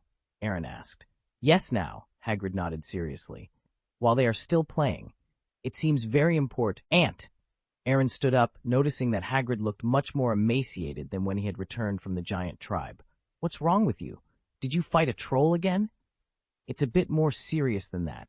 Don't ask, just come with me first. All right, Aaron agreed. What about me? Siren pointed to herself. Of course, you should watch the game honestly, Hermione said with a smug smile. Hagrid didn't call you. Senior, won't you speak for me? Siren said, looking aggrieved. Aaron rolled his eyes. I don't like to cause trouble for others, so you better watch the game. Siren snorted softly, gave Aaron a hard look, then turned and left the auditorium. Sorry, Hagrid said with a guilty conscience. You'd better explain it to your girlfriend later. Aaron's mouth twitched slightly, but before he could say anything, Hermione explained. That's not his girlfriend. At most, she's an admirer. In Slytherin, no. In Hogwarts, there are plenty like her. Isn't it inappropriate to say that? Aaron asked, with a strange look. I was right, Hermione insisted. Hagrid led them to the outskirts of the Forbidden Forest and took down a crossbow from a tree. Come in here before anyone notices. The 2 looked at each other and followed closely behind Hagrid. Where are you taking us? Hermione asked. You'll find out soon enough. Clatter, clatter, clatter. There was a sound of hoofbeats, and a group of centaurs galloped past not far away. I've never seen centaurs so angry, Hagrid said sullenly. They are usually very dangerous. If the Ministry of Magic further reduces the territory of the centaurs, they will launch a full-scale riot. So, you brought us here because of these centaurs? Aaron asked in surprise. I'm sorry, but I guess we can't help much. No, not the centaurs. Hagrid shook his head. They will only make things more complicated. What do you mean? Hermione asked, puzzled. It means that things are more troublesome than rioting centaurs. Aaron's mouth twitched slightly. Are you sure we can handle it? Hagrid was non-committal, and there was a bit of crying in his voice. I didn't want to trouble you, but Dumbledore is gone, and I may be fired by them at any time. Before I leave, I have to entrust him to someone else. Him. Aaron froze for a moment. Who are you talking about? A human or some kind of ferocious magical creature? Hagrid didn't answer, just sighed slightly and led the way deeper into the forbidden forest. The trees became denser, and the light gradually dimmed. Are we there yet? Hermione asked, walking through a bush and getting scratches on her arms. We have to go a little further. Stay close and don't fall behind. 10 minutes later, when they entered the deepest part of the forbidden forest, Hagrid slowed down. In the dim light, Hermione could only see a huge black shadow in front of her, but Aaron, with his extraordinary eyesight, could clearly see the true form of the shadow. Oh, Hagrid, this joke is really not funny, Aaron said. Hagrid nodded, with obvious uneasiness and sadness on his face. I know, but there's really nothing else I can do. Umbridge has been trying to get me out of here, and she's using the Fantastic Beasts as an excuse. She can do this, but he... Aaron pointed at the black shadow. You can't even control him. Are you sure we can? He already knows some rules, Hagrid said anxiously, and I can't leave him. He only has me. Aaron sighed helplessly. Even if you say that. Please, Hagrid choked up, just find time to talk to him so he doesn't feel lonely. What are you talking about? Hermione asked, puzzled. You'd better be mentally prepared, Aaron said, taking out his wand and shaking it lightly. A ball of white light illuminated the area, revealing the true form of the black shadow. A beam of light flew out from the tip of the wand and illuminated the shadow. Under the white light, Hermione finally saw what the shadow was. Her face turned pale, and she took a few steps back. Fortunately, Aaron was there to support her. Otherwise, she might have fallen to the ground. In front of them was a huge fenced area, surrounded by numerous trunks and branches on a bare piece of land. Inside the fence lay a giant about 16 feet tall. The giant was motionless, seemingly asleep, with rhythmic, rumbling breaths. Best, but I can't promise anything. Thank you both. Hagrid's face lit up with relief, and he wiped his tears with the back of his hand. I knew I could count on you. Aaron sighed again, feeling the weight of the responsibility they had just accepted. All right, Hagrid, we'll do what we can, but you need to make sure he understands that we are his friends, not his enemies. I will, Hagrid assured them, nodding vigorously. I'll talk to him and make sure he knows. Hermione still looked uneasy, but she nodded in agreement. We'll try to visit him once a week, but if it becomes too dangerous, we might have to reconsider. That's all I can ask for, Hagrid said gratefully. Thank you, both of you. As they left the clearing, Aaron couldn't help but glance back at the sleeping giant. I hope we know what we're getting into, he muttered. Hermione gave him a small, worried smile. Me too, Aaron. Me too. The two of them walked back to the castle in silence, each lost in their own thoughts about the new and daunting task ahead. All right, I'll reluctantly agree, Aaron said. Great, Hagrid cried with joy. I'm going to wake him up. You need to get to know each other. Hagrid picked up a long branch and poked the giant's back. Grop, I'm down here, you fool. Hearing the sound, the giant shook his body, stood up slowly, and the ground trembled slightly with his movements. He let out a loud roar, causing all the surrounding birds to fly away in fear. Aaron looked up at the giant, noting his big, ugly face, thick and short nose, and a crooked mouth full of yellow teeth. After Grop climbed out, he stretched out his huge palm and touched the tree, as if checking for birds in the nests. Hey, I promised early, Aaron regretted secretly. In his opinion, except for Grop being stronger than a troll, there seemed to be no big difference in other aspects. Hermione trembled slightly, her right hand unconsciously grasping Aaron's arm. Don't be nervous, Aaron said softly. It's not like we haven't seen bigger ones. Think about three-headed dogs. Giants are actually like that. You can really comfort people, Hermione said, wanting to cry without tears. There's nothing to be afraid of. I'm still here. Hearing this, a light flashed in Hermione's eyes. Do you mean you will protect me? Hey, you underestimate me. Do you really think I need to protect you in such a small situation? Hermione froze for a moment, then shook off Aaron's arm. Damn straight, man, you? Aaron. This is indeed a small scene. Grop, Hagrid yelled patiently from below. I brought people to see you, and they'll take care of you for a while I'm away. Do you hear me? Grop ignored him, frustrated because he didn't find any birds. He began to compete with the big tree tied to him, grabbing the treetop and pulling it out. No, Grop, you can't do that, Hagrid yelled, poking Grop's knee with the branch in his hand. Grop seemed to come back to his senses and looked down at Hagrid. This is Aaron, Hagrid said, walking up to Aaron and Hermione. Aaron Gaius, and this is Hermione. Oh, no. Before he could finish speaking, Grop sped up and rushed over, grabbing Hermione with one hand. Ah! Hermione was stunned, shivering and screaming on the spot. Aaron made a decisive decision and pulled her behind him. Abe, Aaron called. Abe, who had been squatting beside him, received the master's order and let out a deafening roar. Roar! The white light suddenly illuminated a range of tens of meters around, and a pure white dragon about 10 meters long flapped its wings and slowly lifted off the ground. It exuded a blue-white light all over its body, appearing extremely sacred without losing the slightest majesty. Gulp! The sound of swallowing saliva was very clear, and Hermione and Hagrid watched this scene in shock.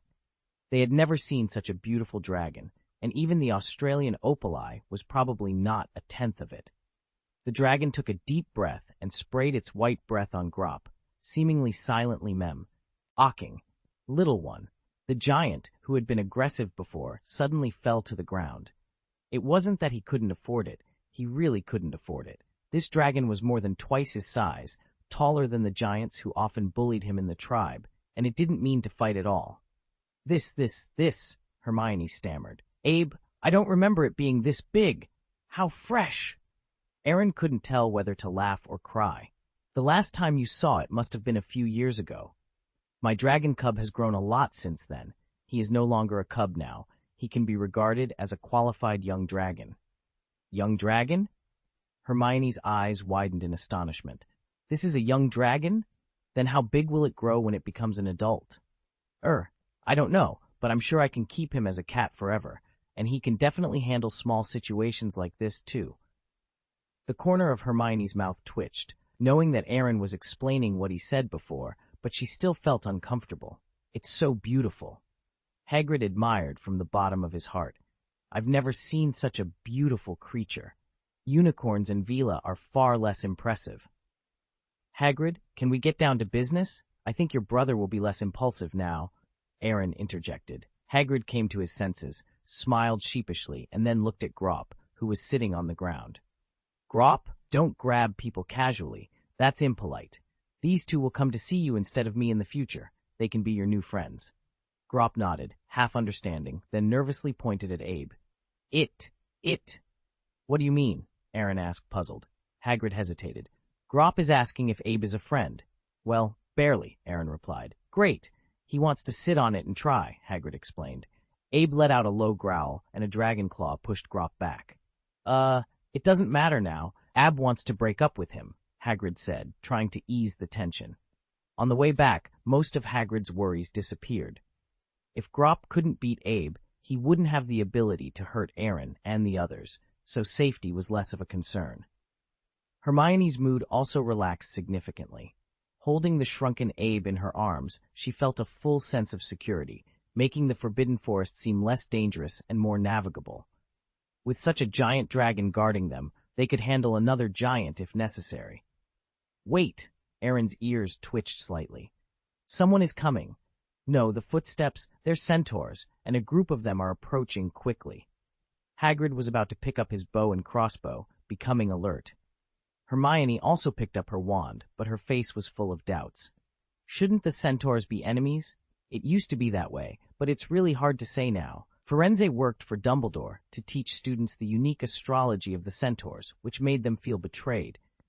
If I hadn't come in time, Firenze might have been trampled to death by them. coupled with the attitude of umbrage and the ministry of magic towards the centaurs, we are not welcome, Hagrid explained. You are very correct, a deep voice came from the side, followed by 4 or 5 centaurs. You are not welcome in this forest.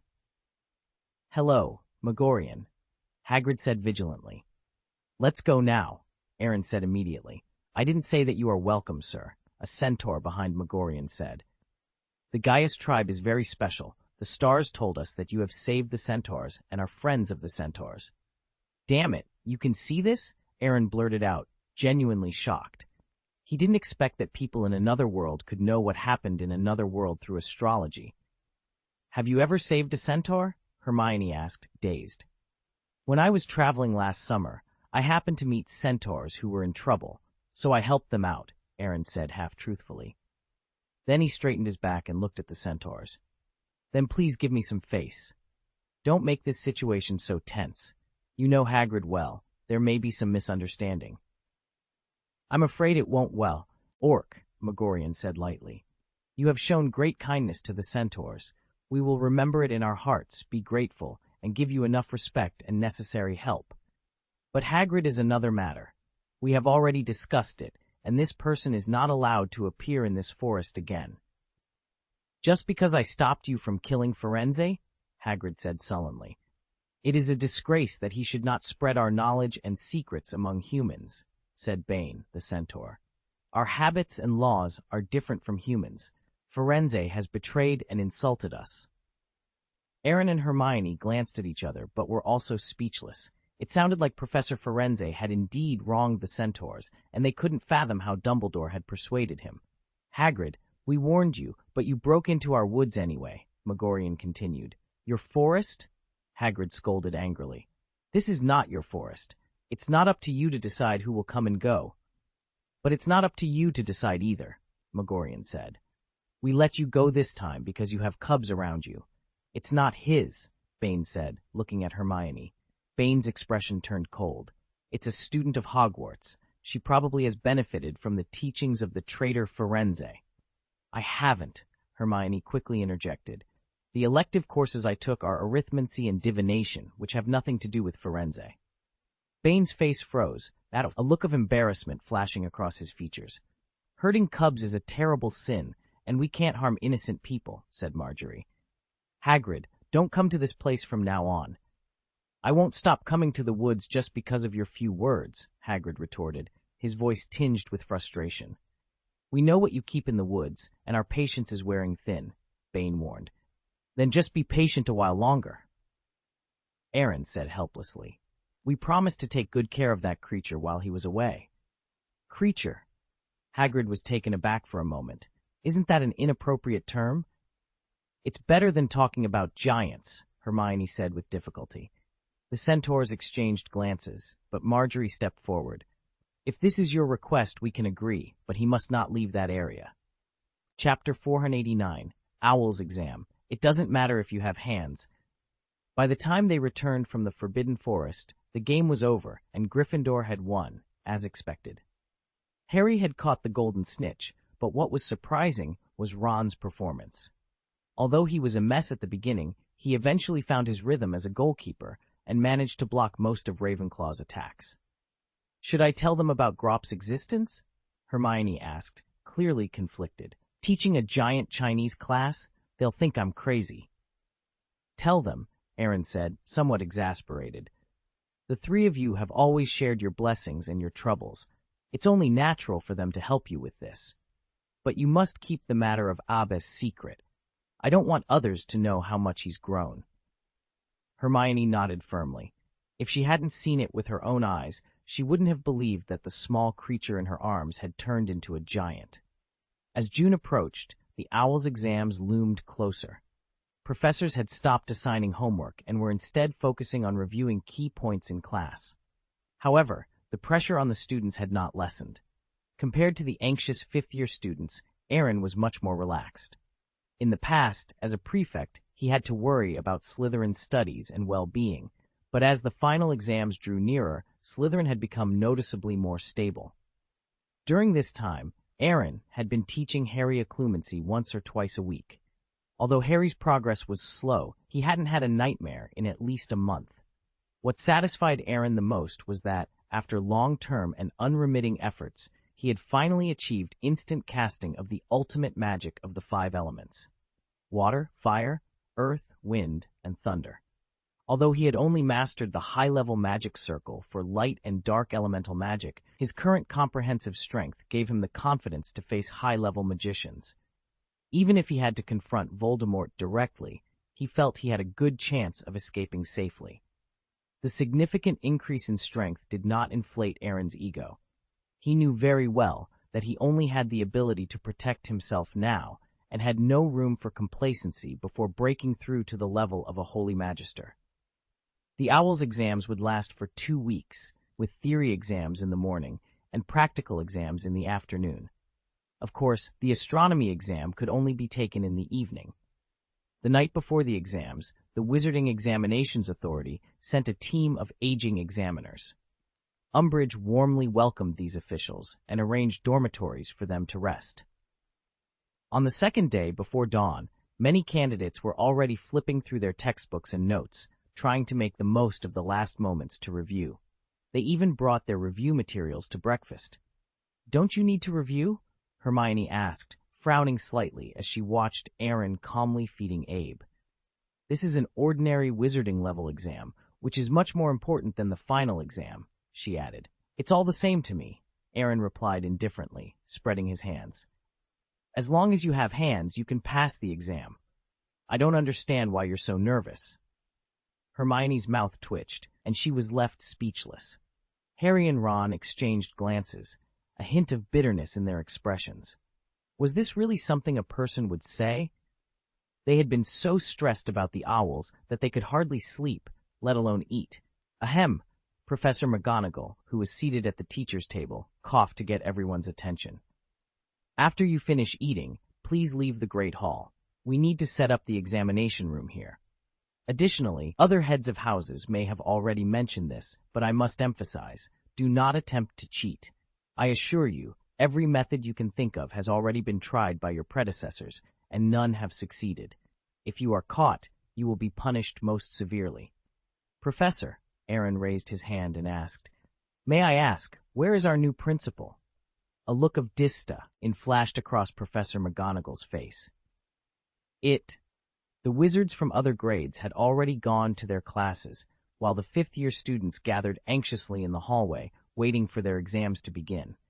At 9:30, candidates from the 4 houses entered the Great Hall in batches. The 4 long tables had been replaced by many single desks, each equipped with quills, inkwells, and rolls of parchment. Once everyone was seated, Professor McGonagall turned over a huge hourglass and announced, "It's time to start." Aaron flipped through the test paper and found the questions simpler than he had anticipated. They covered spells, their effects, wand usage, and other topics within the 5th grade curriculum. To him, it felt more like a ritual than a typical exam. He completed all the questions in less than an hour. Looking up at Professor McGonagall, who was seated at the faculty desk, Aaron raised his right hand. "Do you need more parchment?" Professor McGonagall asked. "No, Professor. Can I hand in my paper early?" Aaron inquired. Professor McGonagall paused for a moment, and the other students stared at him with a mix of envy and resentment. "I'm afraid not. You can't leave the venue during the exam. I suggest you review your answers to ensure you haven't missed anything." "Okay," Aaron replied with some regret. "Then could I have another stack of parchment?" Professor McGonagall nodded approvingly and flicked her wand. A stack of spare parchment flew from the faculty desk to Aaron's desk. He neatly piled his completed answers in the upper left corner and began to carve a complex taboo magic circle on the new parchment. The instant release of the ultimate elemental magic circle is a display of confidence. Even multiple releases only show a bit more confidence. However, the taboo magic circle, which can only be released by a holy magister, is considered a trump card and must not be left behind. Aaron tasked his doppelganger with the multiple instant casts of the ultimate elemental magic circle while he focused on the taboo magic circle. Practicing the magic circle in the Owl's examination room was quite thrilling. The exam is over, Professor McGonagall announced as the sand in the hourglass ran out. She used a flying spell to collect everyone's test papers. The students left the examination room with varied emotions, and Professor McGonagall began to clean up the Great Hall as it would be used for dinner later. "How was the exam?" Draco asked curiously. "It was okay," Aaron replied, scratching his head. "I wrote down everything I knew." "I wrote everything too," Crabbe said, pursing his lips. "But our grades will probably be different." "Don't say that," Goyle sighed. "There's still a difference between Slytherins." Draco shook his head in exasperation. "I don't expect too much from you two. Just do a little better than Potter and Weasley." Crabbe and Goyle exchanged glances, but said nothing. After lunch, the fifth-year students lined up in the room at the back of the auditorium. Professor Flitwick called the students in alphabetical order for their practical exams. Aaron Gaius, Anthony Goldstein, Gregory Goyle, and Hermione Granger were the first to be called. The four students entered the auditorium, where the examiners sat behind several desks with various small props. "Just test some spells and relax. It won't be difficult," Professor Flitwick reassured them before leading them to the examiners. Aaron approached a gray-haired wizard who looked at him meaningfully, a playful smile on his lips. "Miss Lysana's son, Mr. Ollivander's grandnephew?" "Yes. Can we start the exam?" Aaron asked. "Don't be nervous, child. You've inherited your mother's powerful magical talent. The practical test will be easy for you." "I'm not nervous.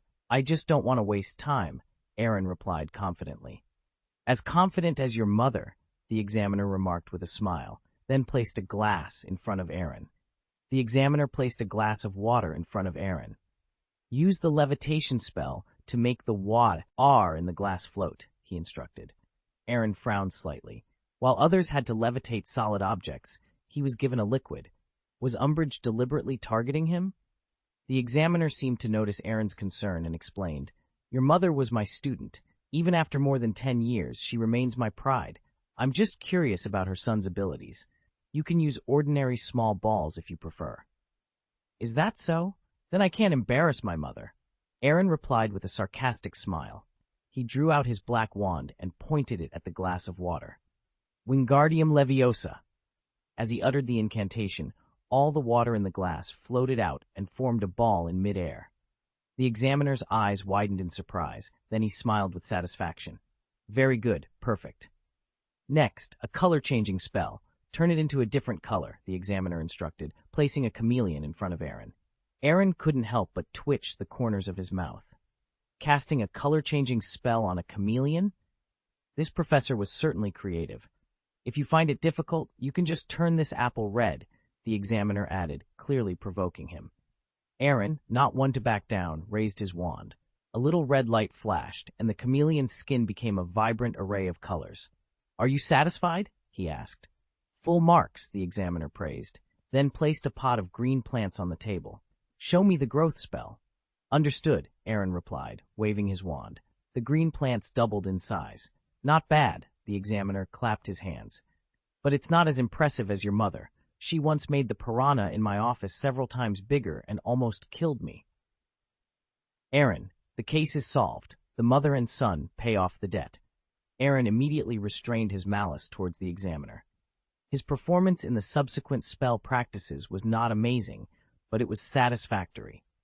The first exam seemed to have severely stimulated the fifth-year wizards. Many did not rest that night, reviewing their Transfiguration textbooks all night.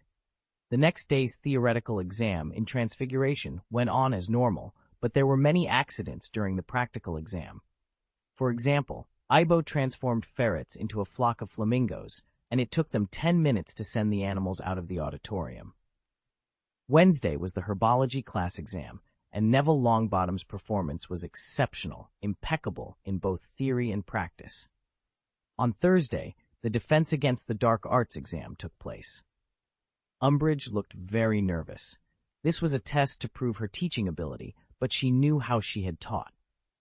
They might get away with the theoretical test, but in the practical test, except for the students who had received special training in DA, the results were not very satisfactory. It was estimated that not many would get an outstanding.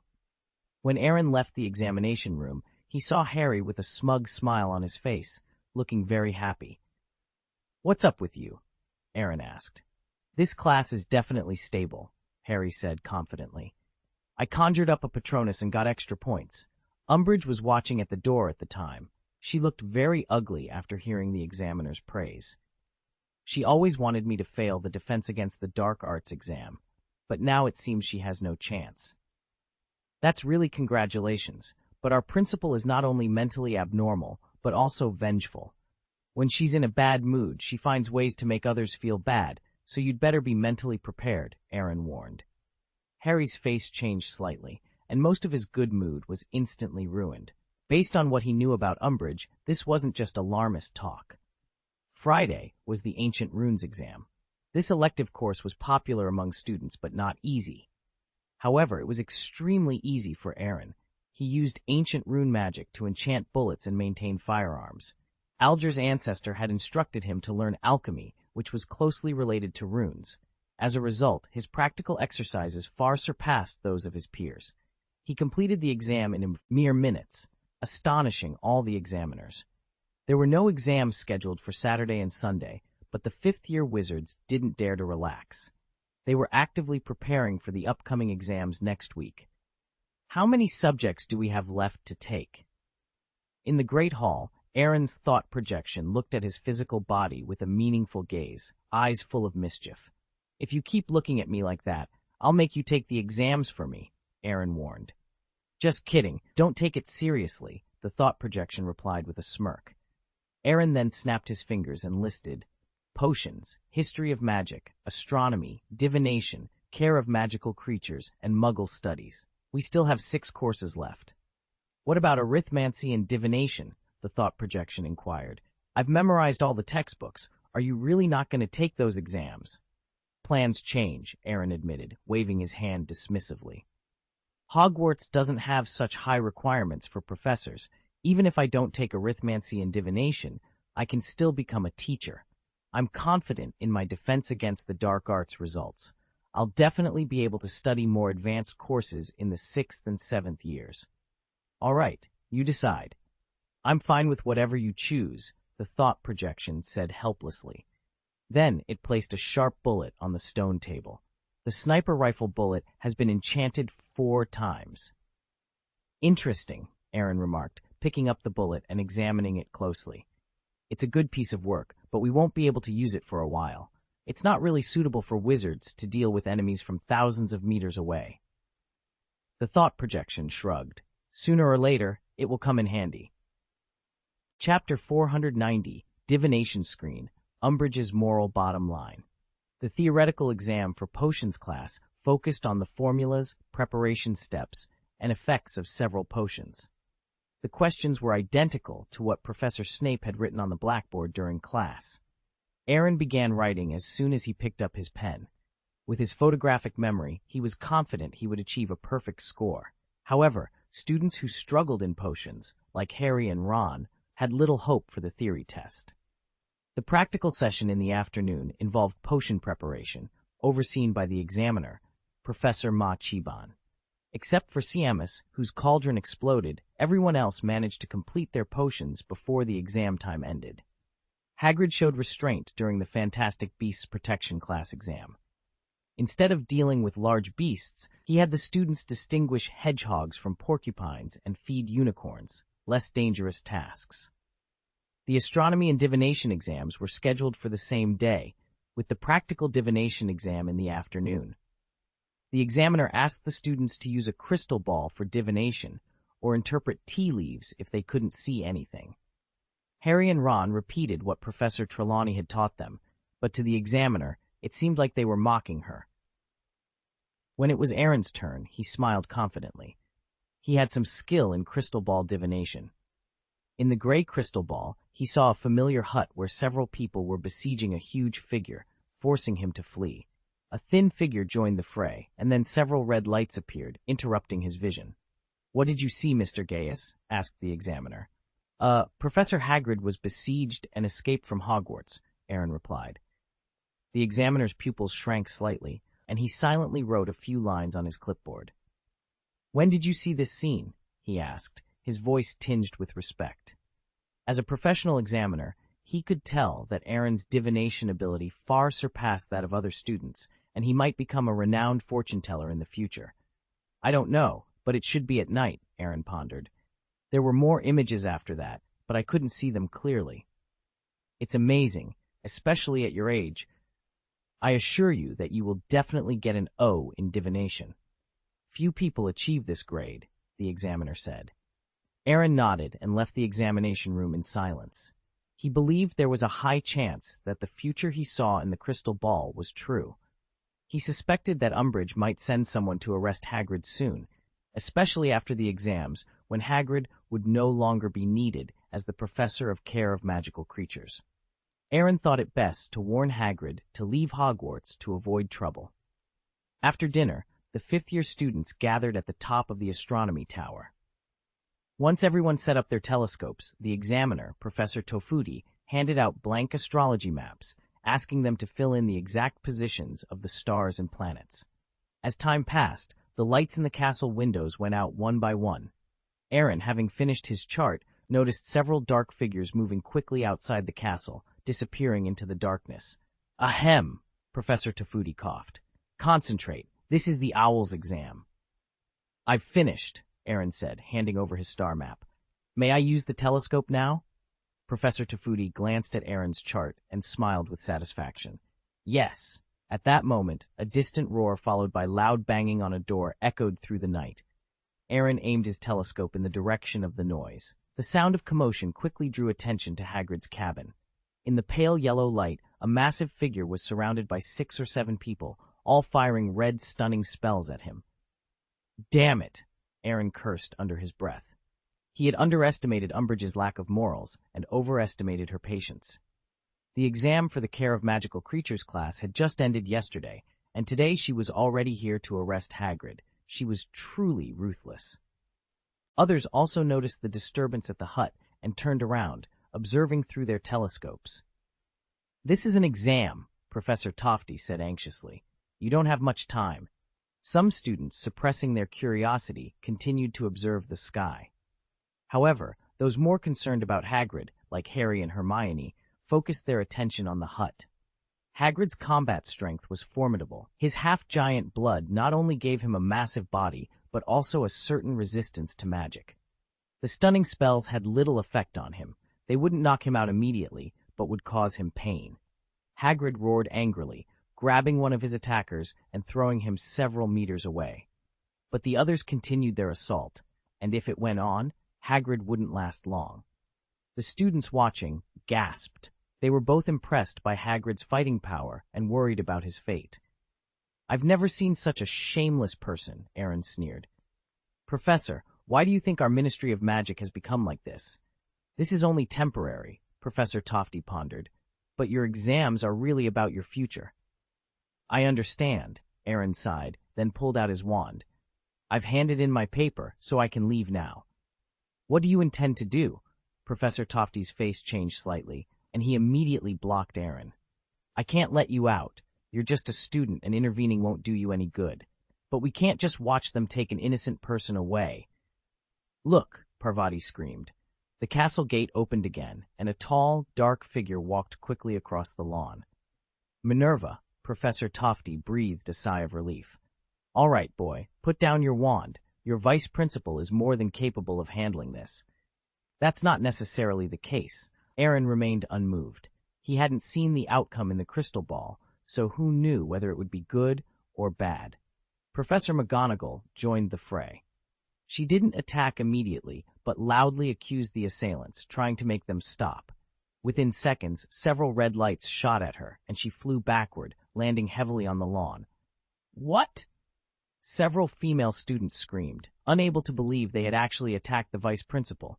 Professor Tofty turned pale with shock and no longer urged the candidates to continue the exam. This is too much. It's really shameless. Poor Professor McGonagall never imagined they would suddenly attack. She wasn't prepared at all.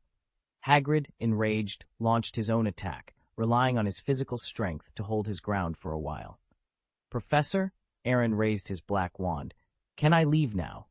This, Professor Tofty hesitated. I know you're anxious, but neither Minerva nor Hagrid would want you to leave the examination room. All right, I won't leave the examination room. Aaron smiled slightly, then pointed his wand towards the base of the tower. Avis? A flock of black birds flew out from the tip of his wand, rushing towards Umbridge and the others besieging Hagrid. Their sudden appearance disrupted the attacker's rhythm, greatly relieving Hagrid's pressure. Though straightforward, Hagrid wasn't an idiot and wouldn't miss this opportunity. Aaron immediately picked up the unconscious Yaya and rushed out of the gate at full speed. Umbridge watched him leave helplessly, unable to do anything but rage on the spot. Aaron retracted his wand and noticed that everyone in the tower was staring at him. "What did you see just now?" he asked. Everyone froze for a moment, then shook their heads in unison. "Very good," Aaron reassured them, then turned to the examiner. "Professor, I know it's hard to say, but since there was an accident during the exam, the time wasted by the accident should be compensated to the examinee." "So?" the examiner inquired. "It's not too much to extend the exam time by 10 minutes, Aaron suggested. Professor Tofty silently calculated. Everything had happened within 15 minutes, and extending the exam by 10 minutes seemed reasonable. "I can make an exception this once," he agreed. "Thank you." Aaron breathed a sigh of relief. He then summoned his Patronus. The raven, emitting a bright white light, stood out in the night sky. "Go and tell Madame Pomfrey what happened here," he instructed. The raven nodded, spread its wings, and flew to the school hospital on the second floor of the castle. Not long after, Madame Pomfrey arrived outside the castle with 2 faculty members. They placed the unconscious Professor McGonagall on a stretcher before turning back. After the astronomy exam, the students gathered to discuss what had just happened. "You did a good job," Professor Tofty said appreciatively, taking into account the overall situation, especially using the physical Patronus to pass the message. "Professor McGonagall can't be left lying on the grass. She's quite old now, and probably needs to recuperate after being hit by 5 or 6 stunning spells," Aaron said helplessly. "Professor, it's getting late. I'm going back to rest. I have 2 exams tomorrow." Back in the dormitory, Aaron lay directly on the bed. While the others were worried about what had happened that night, he felt a sense of relief. As the saying goes, if you are not afraid of thieves stealing, you are afraid of thieves thinking about it. Although Umbridge's attempt to arrest someone that night had caught him off guard, Hagrid's smooth escape meant there was no need to worry about being fired all day long. After breakfast the next morning, Aaron began the Muggle Studies exam. Not many students had opted for this elective course, and the exam was relatively simple. The 2-hour written exam covered common sense about the Muggle world, with no practical component required. The last exam, History of Magic, was scheduled for 3 p.m. It was a purely theoretical exam that tested memory rather than technical skills. The students entered the auditorium and sat down skillfully. "Please turn over the test paper," Professor March instructed, turning over the hourglass. "Begin the test." The sound of quill pens writing was particularly clear in the quiet classroom. While students might not fully understand the history of the magical world, major events, and various legal provisions, they could always find answers to some of the dozens of questions. When there was less than half of the sand left in the hourglass, Harry suddenly yelled in pain and fell to the floor, clutching his scar. The students all turned their eyes to him. Some screamed, and some accidentally fell to the ground. "It seems you are too nervous," the examiner said comfortingly. "Go to the school hospital first." "I'm not going to the school hospital. I just lost my mind accidentally," Harry stammered. "I'm really fine, sir." "Don't force it. This is not the first time," the examiner said, patting Harry on the shoulder sympathetically. "I suggest you drink a glass of water to wake up. If you have time, you can catch up with the final answering time." "Professor, I'll take him to the school hospital." Aaron raised his hand. "You?" The examiner frowned slightly. "But what about your exam?" "I've finished all the answers," Aaron said confidently, handing over his completed test paper. Harry handed his test paper to the examiner. Seeing this, Harry's eyes flickered slightly. "Have I finished my answers too?" he asked. The examiner glanced at him suspiciously, then looked at the test paper, which was still at least half blank on the table. The corner of his mouth twitched. "If you don't want to take the exam, just say so. What nonsense!" Harry seemed to sense the indignation in the examiner's eyes and added, embarrassed, "I've answered all the questions I could." The examiner laughed helplessly, feeling his intelligence had been insulted. This excuse was only marginally better than the previous one. The second half of the test paper was completely blank, and all the answered questions were concentrated in the first half. What a coincidence. Okay, since you've said that, I'll put away your test paper for now. Mr. Gaius, please take Potter to the school hospital. He needs a good sleep. All right, Mr. Gaius replied. As soon as they left the auditorium, Harry couldn't wait to rush up the stairs and head straight to the second floor. Aaron didn't intend to stop him.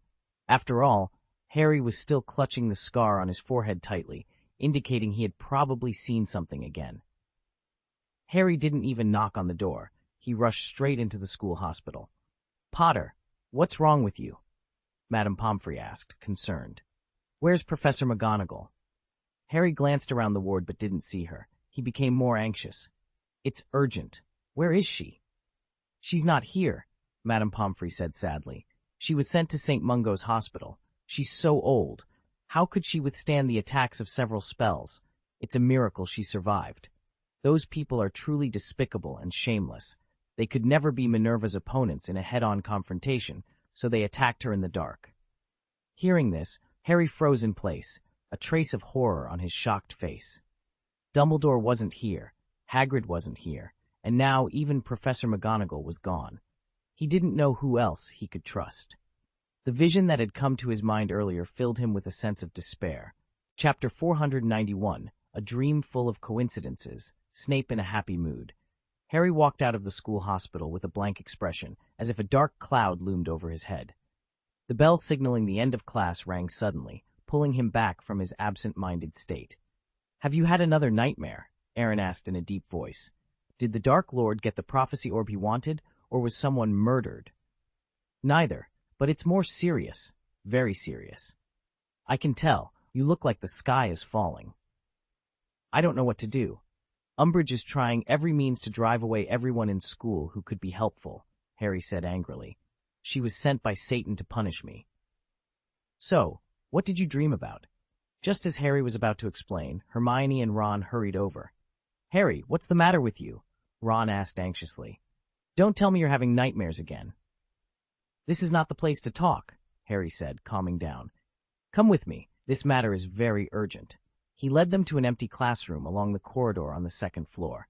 After they entered, he immediately closed the door and looked at them nervously. "Sirius. Voldemort has captured Sirius." "What? How could you know?" "I accidentally fell asleep during the exam, and then I saw him take Sirius to the room full of prophecy orbs. He asked him to get the prophecy orb at the end of the number 97th row shelf." "And then?" Aaron asked curiously. Of course, Sirius didn't agree. Harry's voice trembled as he continued. "They used the Cruciatus curse on him. I saw him covered in blood, curled up on the ground, trembling and howling."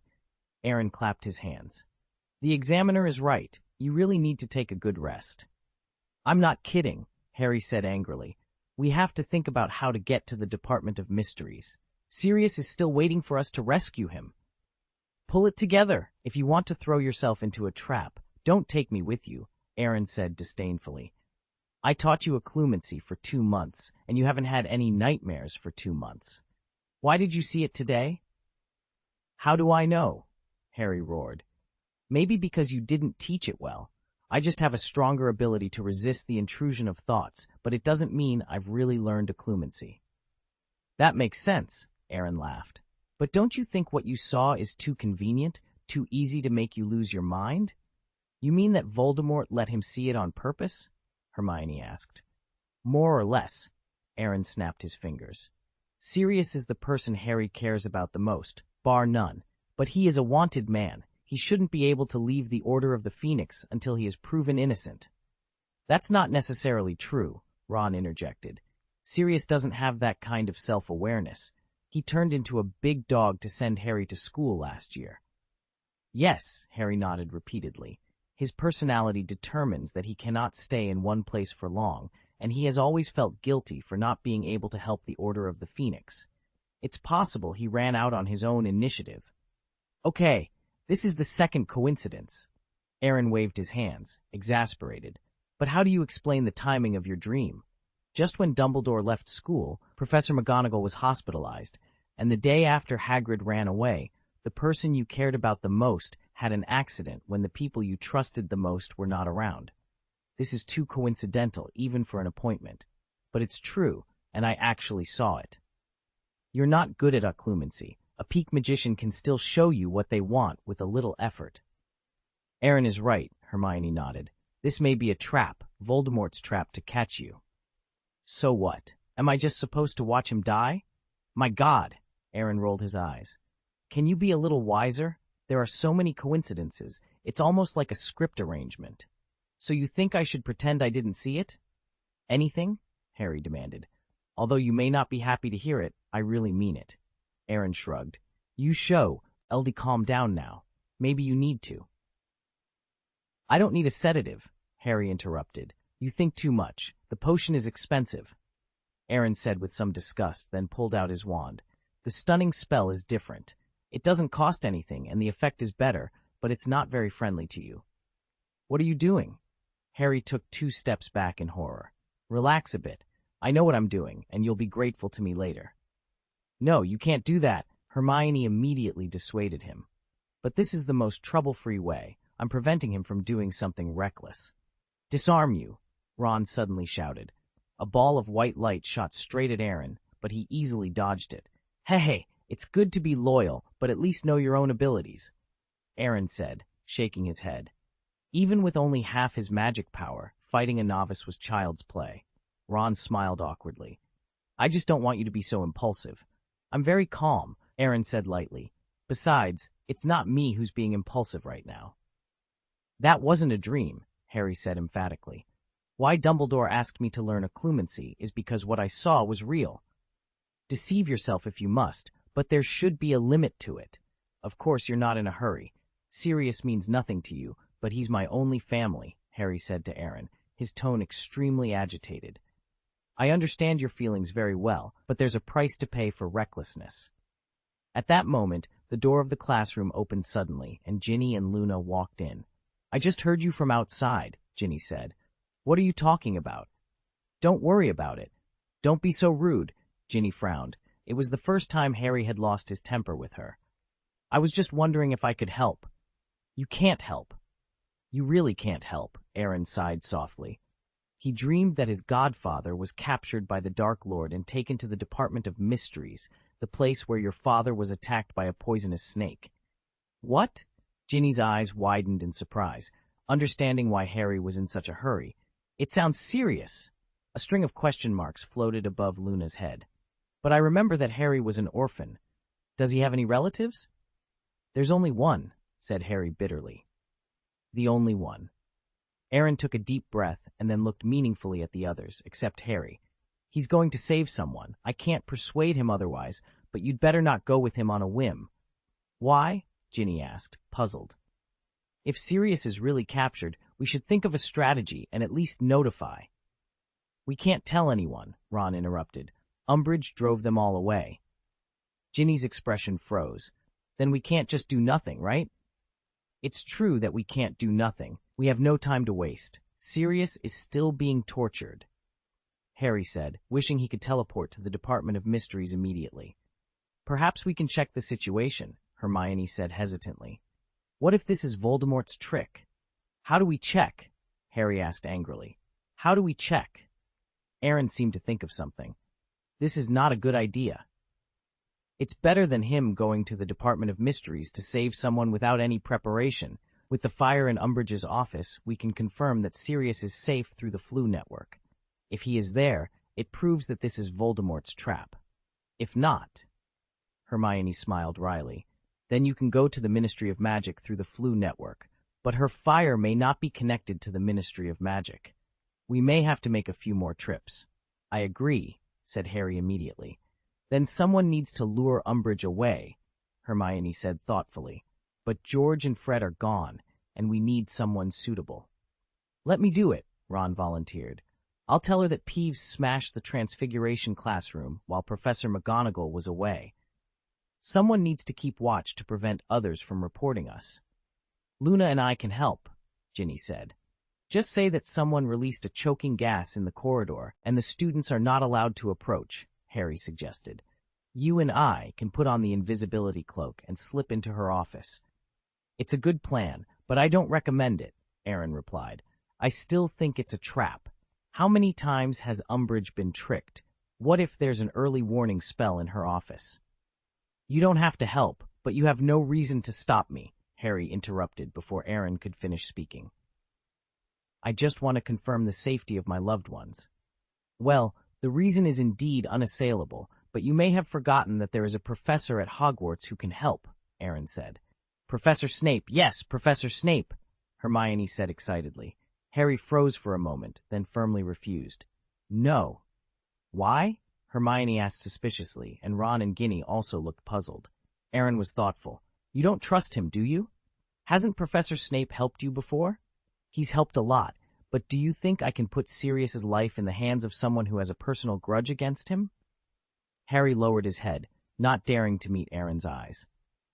He knew his remark was inappropriate, painting Snape as a villain, but he couldn't risk it. If Snape wanted to take revenge on Sirius, even a slight delay could cost them the chance to save him. Heh! Aaron sneered, pushing open the classroom door and walking out. You're too much, Hermione said solemnly. You know he respects Professor Snape the most. Didn't you mean to make him angry? Harry didn't explain. It was all the dark history of his father, and he didn't want others to know. According to Hermione's plan, they moved quickly. Ron was in charge of distracting Umbridge, Ginny and Luna were on guard duty, and Harry and Hermione put on the invisibility cloak and headed to Umbridge's office. Meanwhile, Aaron went directly to the potions professor's office. It seems the exam is over, Professor Snape said unhurriedly. You always come here for a reason, but let me clarify that I haven't prepared any potions recently. Professor, who do you think I am? Aaron felt inexplicably aggrieved. Would I be greedy for your treasure? Professor Snape turned his face away. Stop your thoughts, and stop thinking about my materials. Okay, Aaron shrugged. I have something to tell you about Harry Potter. What trouble has Potter caused now? Professor Snape sneered. It's a pity I wasn't there. He's having nightmares again. Snape's mouth twitched. Didn't I ask you to teach him occlumency? I did, and I taught him very seriously. He hasn't had a nightmare for a month or two, until today. What did he dream about this time? Aaron didn't answer, instead looking at the glass bottles on the shelf with interest. The rare materials in them were priceless, even on the black market. Phew! Professor Snape took a deep breath, knowing what Aaron meant. It's not like he hasn't had dreams before. How do I know if this one is worth it? It's definitely worth it, Aaron swore. Snape hesitated, then stuck out a finger after a few seconds of struggle. 10%. 30%. Get out. You want to grab so much for a dream. You might as well dream yourself. Aaron smiled embarrassingly. Professor, you have to learn to bargain. Half. Okay, 50%. But can I choose by myself? However, the next moment he met Snape's teasing gaze. It doesn't seem to be possible. The thing is like this. During the exam today, Harry dreamed that Sirius was captured by Voldemort and taken to the Department of Mysteries, where he was tortured.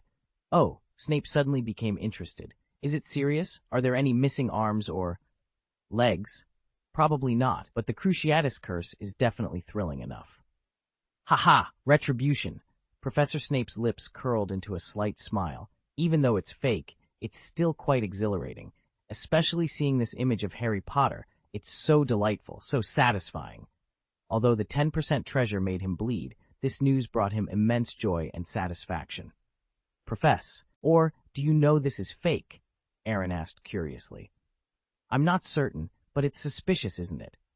From what I know of Dumbledore, he wouldn't just send Sirius on a mission, especially one involving the Department of Mysteries. I thought so too, but Harry believed it was true. That doesn't help. The flu network at Hogwarts is closely monitored. No one but me can contact the Order of the Phoenix, so he can only act in haste, Professor Snape said, his mood visibly lighter. Chapter 492, Running Out of Veritaserum?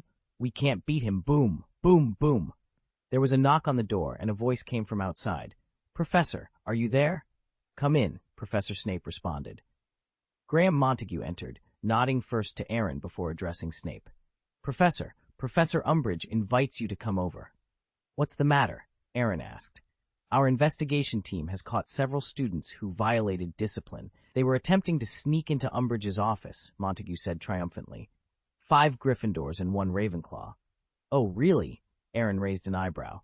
Harry, Ron, Ginny, Hermione, Luna. Who's the 6th? Longbottom, Montague replied. Wait, Gaius, how do you know who they are? I happened to be there when they were discussing going to Umbridge's office. I warned them, but Harry Potter couldn't be stopped, Aaron explained. It seems they were eyeing the Flu Network in Umbridge's office, Snape sneered. I have to say, they are somewhat quick-witted. It's a pity their plan failed, Aaron said, shaking his head. He silently mourned for them, knowing there would be no mercy in Umbridge's hands. Let's go see what our headmaster is planning to do. Professor Snape slowly got up and walked to the Defense Against the Dark Arts professor's office on the 3rd floor, followed by Aaron and Montague. Are you looking for Dumbledore? No. Lie! When they arrived, they found Umbridge interrogating Harry Potter. The faint slap marks on Harry's face indicated that Umbridge's methods were far from friendly. Aaron glanced at Ron, Hermione, Ginny, Luna, and Neville, who were being detained by the investigation team and couldn't help but smirk. Good grief, the whole group was caught, and it was like a buy 5 get 1 free deal. What do you need from me, headmaster? Snape asked flatly. Snape, yes, Umbridge grinned. Now he'll tell me the truth, whether he wants to or not. I need a bottle of veritaserum. The sooner the better. You took all my reserves to interrogate the students, Professor Snape said, looking at her incredulously. He hadn't expected Umbridge to ask him for more. Normally, a single drop would suffice for an interrogation, but Umbridge had evidently used up all the veritaserum, a level of inefficiency that would embarrass even the jailers in Azkaban. Umbridge blushed slightly. You can make some more, can't you? Aaron couldn't help but laugh. Professor, are you kidding me? Preparing veritaserum takes a lot of time, about a month. A month? Umbridge couldn't accept it and said loudly, But I need it tonight. I found out that Potter was using my fireplace to talk to someone just now. Potter has always disobeyed the school's rules and regulations. Headmaster, if you don't expel him today, you'll have to get used to it later, Snape said. I want to interrogate him, Umbridge said bluntly. Give me a potion that will make him tell the truth. But I really don't have any more in stock, Professor Snape said calmly. Unless you want Potter to be poisoned, then I agree with it. Otherwise, I really can't help you. You don't want to help on purpose. Umbridge's face turned angry. You disappoint me so much. Don't forget that you are still in the probationary period. Professor, sorry to interrupt, Aaron interjected. Professor Snape is a well-known potion master. Even if he leaves Hogwarts, he can still flourish. In other words, the probation period does not threaten him at all. Shut up, Gaius. You have no place to speak here, Umbridge snapped. Ah! Professor Snape sighed and shook his head, gloating. I don't want to say this, but Gaius may be the only one in Hogwarts who has veritaserum. What? Umbridge's face twitched slightly, and she looked at Aaron flatteringly. Do you have veritaserum? Headmaster, have you trained in this face-changing technique? Aaron asked, exasperated. Professor Snape asked me to do him a favor before, and veritaserum was only a small part of it, part of the reward. That's great. Ake it out quickly. Why should I take it out? I am the principal. Even if you are the principal, you don't have the right to expropriate the student's private property, Yaron said confidently. Would it be bad if it spreads out? Umbridge's face turned blue and purple. After a few seconds of silence, she pointed to the door. Get out, you two, and get out of my office. Okay, headmaster, let's go now, Professor Snape sneered. Padfoot. Harry looked at Aaron suddenly. Did you tell him about Padfoot? Of course, you can rest assured. Aaron spread his hands. I'm not the same as the brain-twitching Gryffindor. I will choose the best solution, the safest one. As for the difference, compare where you are now, and you'll know I'm right. Padfoot? What Padfoot? Umbridge thought she had caught the point. What is he talking about? I don't know. Professor Snape pursed his lips and slowly retreated out of the office. Just as Aaron was about to leave, Umbridge quickly blocked the door. You can't go. Principal, Professor Snape said with cold eyes, I don't remember any of my students violating school rules and disciplines. Even if they do, I, the dean, will decide to punish them. Umbridge was taken aback by Snape's demeanor, and her tone involuntarily weakened. Don't be nervous, Snape. I just have some questions I want to ask him. Snape raised his eyebrows in disdain, one hand already on the end of his wand. He knew who Umbridge was, little ability but great ambitions, willing to use any means to achieve her goals. Leaving Aaron here could be dangerous.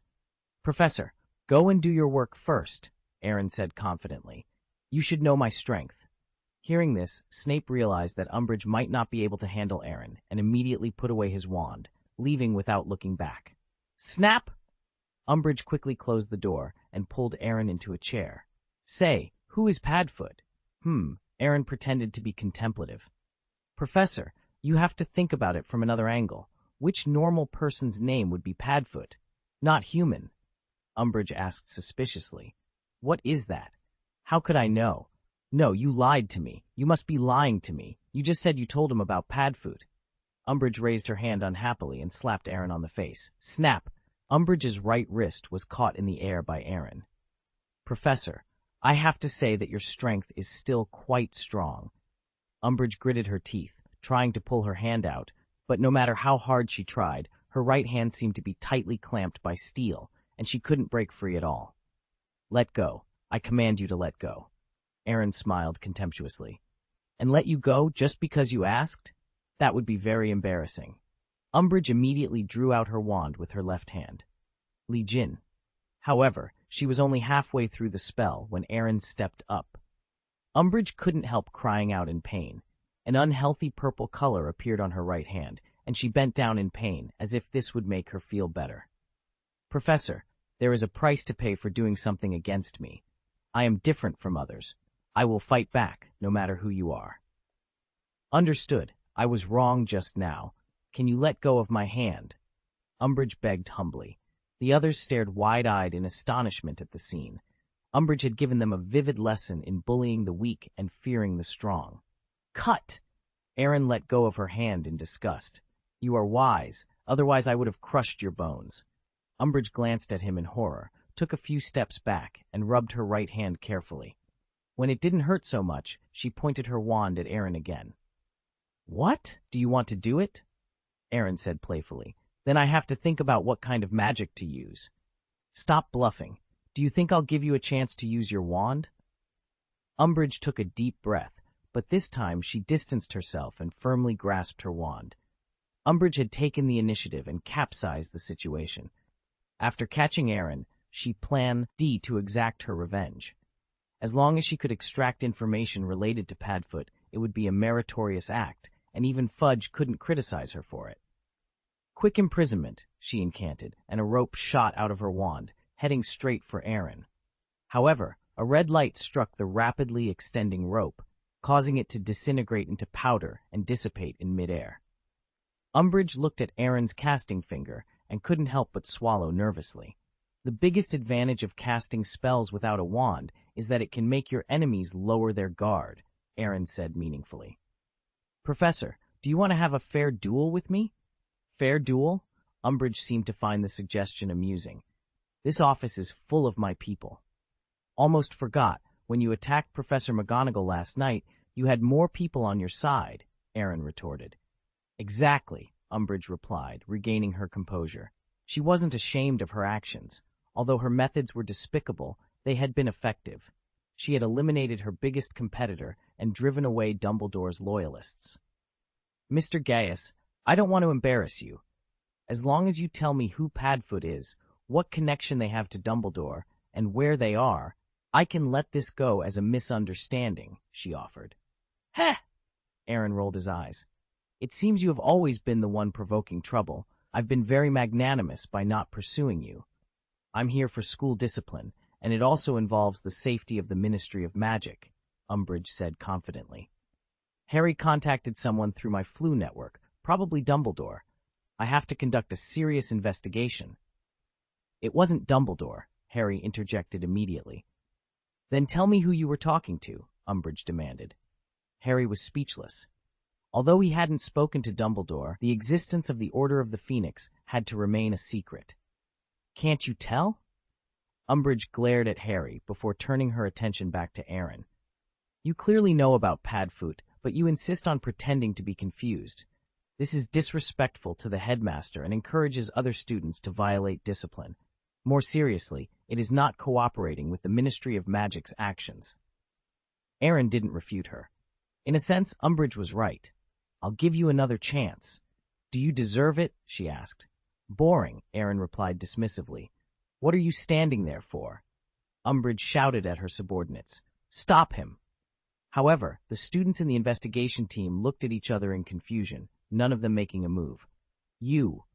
Umbridge looked at her subordinates in astonishment, her eyes full of disbelief. "Are you all deaf?" "It's a bit insulting to say that," Aaron said, feigning injustice. "Professor, you should be more fair when selecting people. The investigation team is entirely composed of Slytherins. Maybe you think Slytherin will help you suppress the other three houses, which isn't wrong, but unfortunately, I happen to be the prefect of Slytherin." "I'm the headmaster." "Headmaster." Umbridge stomped her feet angrily. "I'm the highest authority at Hogwarts now. You should listen to me." "That's what you say, but—" Montague began hesitantly, facing Umbridge's questioning gaze. "But we can't beat him." "It's true, we can't beat him," Millicent added with an unnatural expression. "Principal, it's not that we don't listen to you. Together, we are no match for him." Umbridge was speechless. Aaron spread his hands and smiled. "Although I was chosen as prefect by the previous headmaster, I earned the respect of Slytherin through my own strength. After all, if one's strength isn't up to standard, the unruly Slytherin house can't be managed well, right?" The corners of Umbridge's mouth twitched slightly, and she gradually lowered her wand. She forced out an awkward yet polite smile. "Aaron, I was impulsive this time. You can leave now." "What about them?" Aaron pointed to Harry and the others. "That's not acceptable." Umbridge shook her head resolutely. "Umbridge," G refused. "They have clearly violated the school's rules and regulations. As the headmistress, I can't turn a blind eye." Aaron frowned slightly. "Then what are you going to do with them?" "Others are easy to deal with. Confinement should be enough. But I have no better way for Harry Potter," Umbridge said, feigning embarrassment. "Without Veritaserum and with him refusing to cooperate, we need to find another way to make him talk." "Like what?" Aaron asked. "How about the Cruciatus Curse?" she suggested. "No, that's against the law," Hermione interjected, panicking. "The minister won't allow you to break the law, Professor Umbridge. As long as Connolly doesn't know, it won't harm him," Umbridge replied, taking a deep breath. Her breathing was short, as if making this decision was difficult for her. "Aren't you worried that we'll tell Secretary Fudge?" Hermione challenged. "As long as we extract valuable information, who cares if I use a little trick?" "Like last summer, when I ordered the Dementors to go after Potter. Connolly didn't know about it, but he was glad to have the opportunity to expel Potter," Umbridge said, her voice filled with a twisted sense of justification. Chapter 493, Dumbledore's Secret Weapon, the Headmaster Trampled by the Centaur. Harry's eyes widened in disbelief. "You sent those Dementors?" "Someone had to take action," Umbridge declared confidently. "Many people wanted you silenced, but I was the only one who actually did something about it." "That's truly despicable." Aaron looked at her with disdain. "How did you become the deputy minister?" "No comment," Umbridge replied coldly. "Mr. Gaius, I'm not here to make things difficult for you, but you'd better not interfere. You should know the consequences of attacking the headmaster. I don't think you're ready to be expelled." Aaron smiled, non-committal. Umbridge picked up her wand and approached Harry. "Crucio," she began, but before she could finish the Cruciatus Curse, Aaron reached into his pocket. Before he could draw his wand, Hermione called out, "Tell her, Harry." "Tell me what?" Umbridge asked, surprised. She had almost forgotten there were two others in the room. Harry remained stubbornly silent, but Hermione's resolve seemed to waver. The others looked at her in astonishment, unable to believe she would betray them so easily. "If you don't tell her, I will," Hermione said. "Tell me what?" Umbridge repeated, her curiosity piqued. "Dumbledore's secret weapon," Hermione said with difficulty, taking a deep breath. Aaron's eyebrows shot up in surprise. Ron, Ginny, and the others sighed in relief. impressed by Hermione's quick thinking. Umbridge, on the other hand, nearly jumped with excitement at the mention of a weapon. A weapon against the Ministry of Magic, isn't it? I knew Dumbledore was up to something. What is this weapon? She demanded. We don't know exactly what it is, Hermione sobbed, though no tears fell from her eyes. Umbridge's excitement grew. If fifth-year students knew about Dumbledore's weapon, it had to be real. Where is this weapon? She asked eagerly. In the Forbidden Forest, Hermione stammered. Aaron gasped, realizing what Hermione was implying. Hermione, let me remind you, this is not a joke. I had no other choice, Hermione replied. It seems Mr. Gaius also knows about this weapon, Umbridge said meaningfully. Then I think it's necessary to inform the minister. I'm sure he will be very interested. That's unnecessary, Aaron said with a forced smile. Then take me to find this weapon, Umbridge ordered. I'm afraid that's not possible. That weapon, let's just call it a weapon, is very dangerous, Aaron warned. You think I'd be afraid? Umbridge sneered. You two, no, 3 of you will come with me. As the headmaster, I will protect you. Aaron rolled his eyes. If you want to keep hostages, just say so. You stay here, Umbridge instructed the investigation team, pointing at Ron and the others. Don't let these guys escape. Okay, Professor.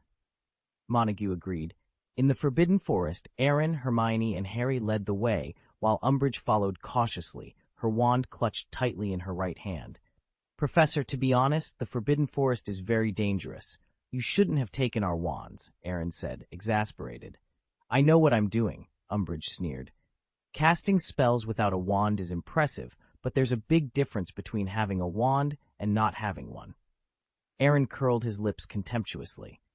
For ordinary people, that might be true, but with his proficiency in wandless magic, a wand was almost unnecessary. How much farther do we have to go? Umbridge asked angrily. We've been walking for ages. Not far now. We'll be there soon, Hermione assured her, navigating around thick tree roots and moving quickly through the dark glade. It has to be somewhere students can't easily find. Umbridge didn't doubt her, but she was struggling to keep up. Her pink sweater was torn by thorns, and her short legs were having a hard time keeping pace. She was not this tired even on the day she was packing up the fireworks. Oh! Aaron stopped and looked at a rope tied to a tree not far away, his face becoming extremely animated.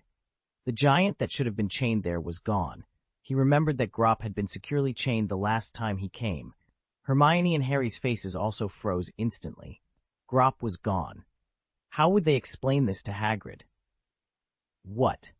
Umbridge pointed her wand at them indifferently, as if she realized she might have been deceived. Where is the weapon? There is no such thing. It's not that it's missing, it's that the weapon is lost.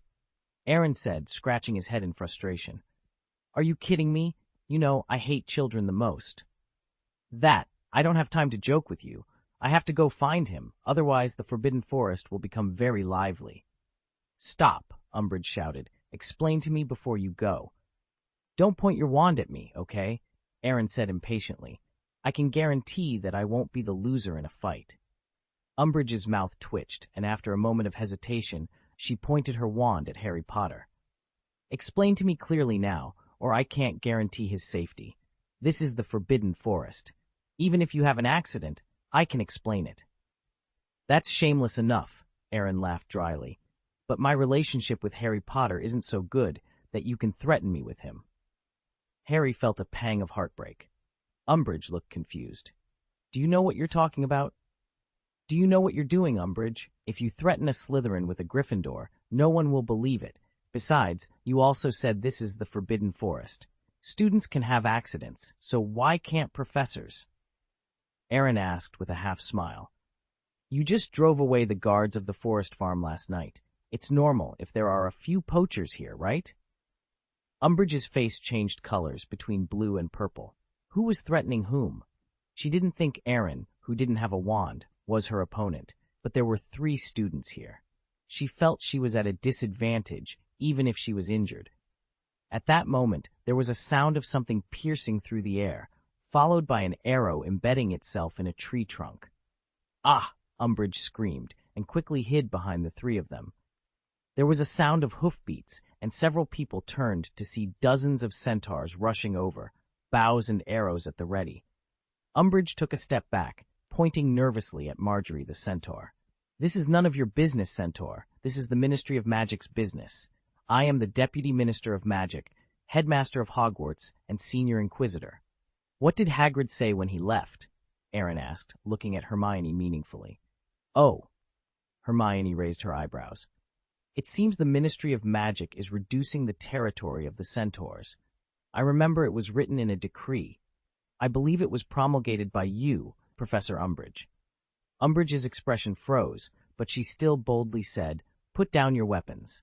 I warn you, according to the law, you are creatures close to human intelligence." "Close to human intelligence?" Marjorie's face darkened.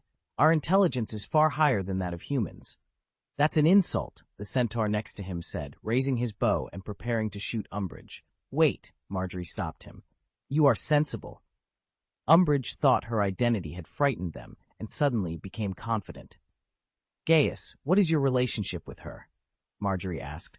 "The relationship between the principal and the students. It was purely an accident that she came here." "Understood," Marjorie said, looking at Umbridge lightly. "Human, what are you doing in our forest?" "Your woods," Umbridge said with a hint of anger in her voice.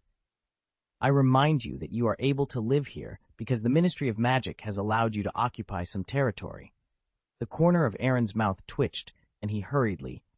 Aaron pulled Harry and Hermione aside to avoid getting caught in the crossfire. Whoosh! An arrow zipped past Umbridge's scalp. She instinctively raised her wand, and the arrow fell harmlessly against an invisible barrier. "What a bold lethe bastard, lawless beast," Umbridge spat. "Stop talking." Hermione began, wanting to prevent Umbridge from further provoking the centaurs, but before she could finish, Aaron covered her mouth, pulled her further away, and gave Umbridge a gentle smile. "Go ahead. We don't know her well." Umbridge blinked in astonishment, then turned to Marjorie. "Quickly imprison him." A thick rope flew into the air, tightly binding Marjorie. His neck was constricted, and his arms were bound, making it difficult for him to break free. "From now on, behave yourself," Umbridge said proudly. "Stop the curse," Aaron chanted, and the rope around Marjorie fell to the ground instantly. "Gaius, what do you mean?" Umbridge demanded. "Idiot, I'm saving you," Aaron retorted. "You are really brave to humiliate the centaurs, who value dignity more than life, in their own territory. Of course, if the professor thinks she can single-handedly take on dozens of centaurs, then just consider me meddling in my own business."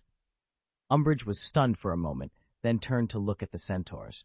Her face turned extremely pale, their eyes were full of anger, and many had already picked up their bows and spears, ready to attack. "Grunt," Umbridge swallowed and forced a stiff smile. "Actually, I have no ill intentions towards you." The centaurs were unmoved and charged at her in unison. "What are you doing? Let me go! You dirty bastards! No!" Umbridge let out a shrill cry. Her wand released streaks of red light, but her magic was quickly overwhelmed by the centaur's attack. "Sk! What a tragedy!" Aaron shook his head as he watched Umbridge being trampled by dozens of horseshoes. "Don't kill her. She has some status after all." "Yes, I am the Deputy Minister of Magic. You beasts are the best." "Pretend I didn't say it," Aaron said with an embarrassed smile. It was really unwise to insult them in this situation. The centaurs dragged Umbridge into the dark woods, and her screams grew fainter until they were no longer heard. "The good news is that we are safe, and the bad news is that Grop is lost," Aaron said, spreading his hands. "We have to find him." "I don't think giants will be in danger in the Forbidden Forest," Harry said angrily. "He is the most dangerous."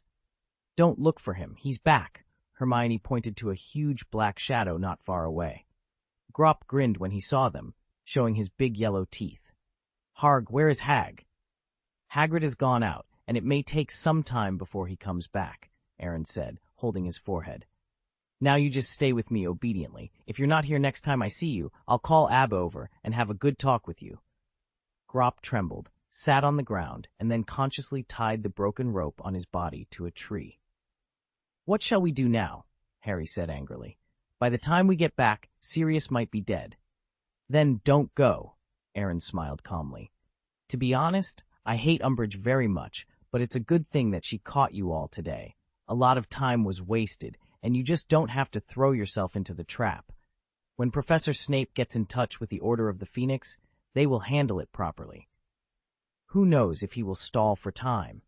Harry gritted his teeth and kicked the big tree beside him. That's true.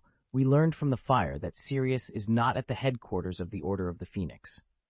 Harry, Hermione reassured softly, we have to go back anyway. We can't do anything without wands, and how are you going to get to London? We want to know that too, Ginny's voice chimed in. Suddenly, the three turned their heads subconsciously. Ron, Ginny, Luna, and Neville hurried over through the grass. Wow! Luna exclaimed, staring at Grop with wide eyes. No one ever told me there was a giant in the Forbidden Forest. Don't worry about that, Aaron said curiously. How did you get out?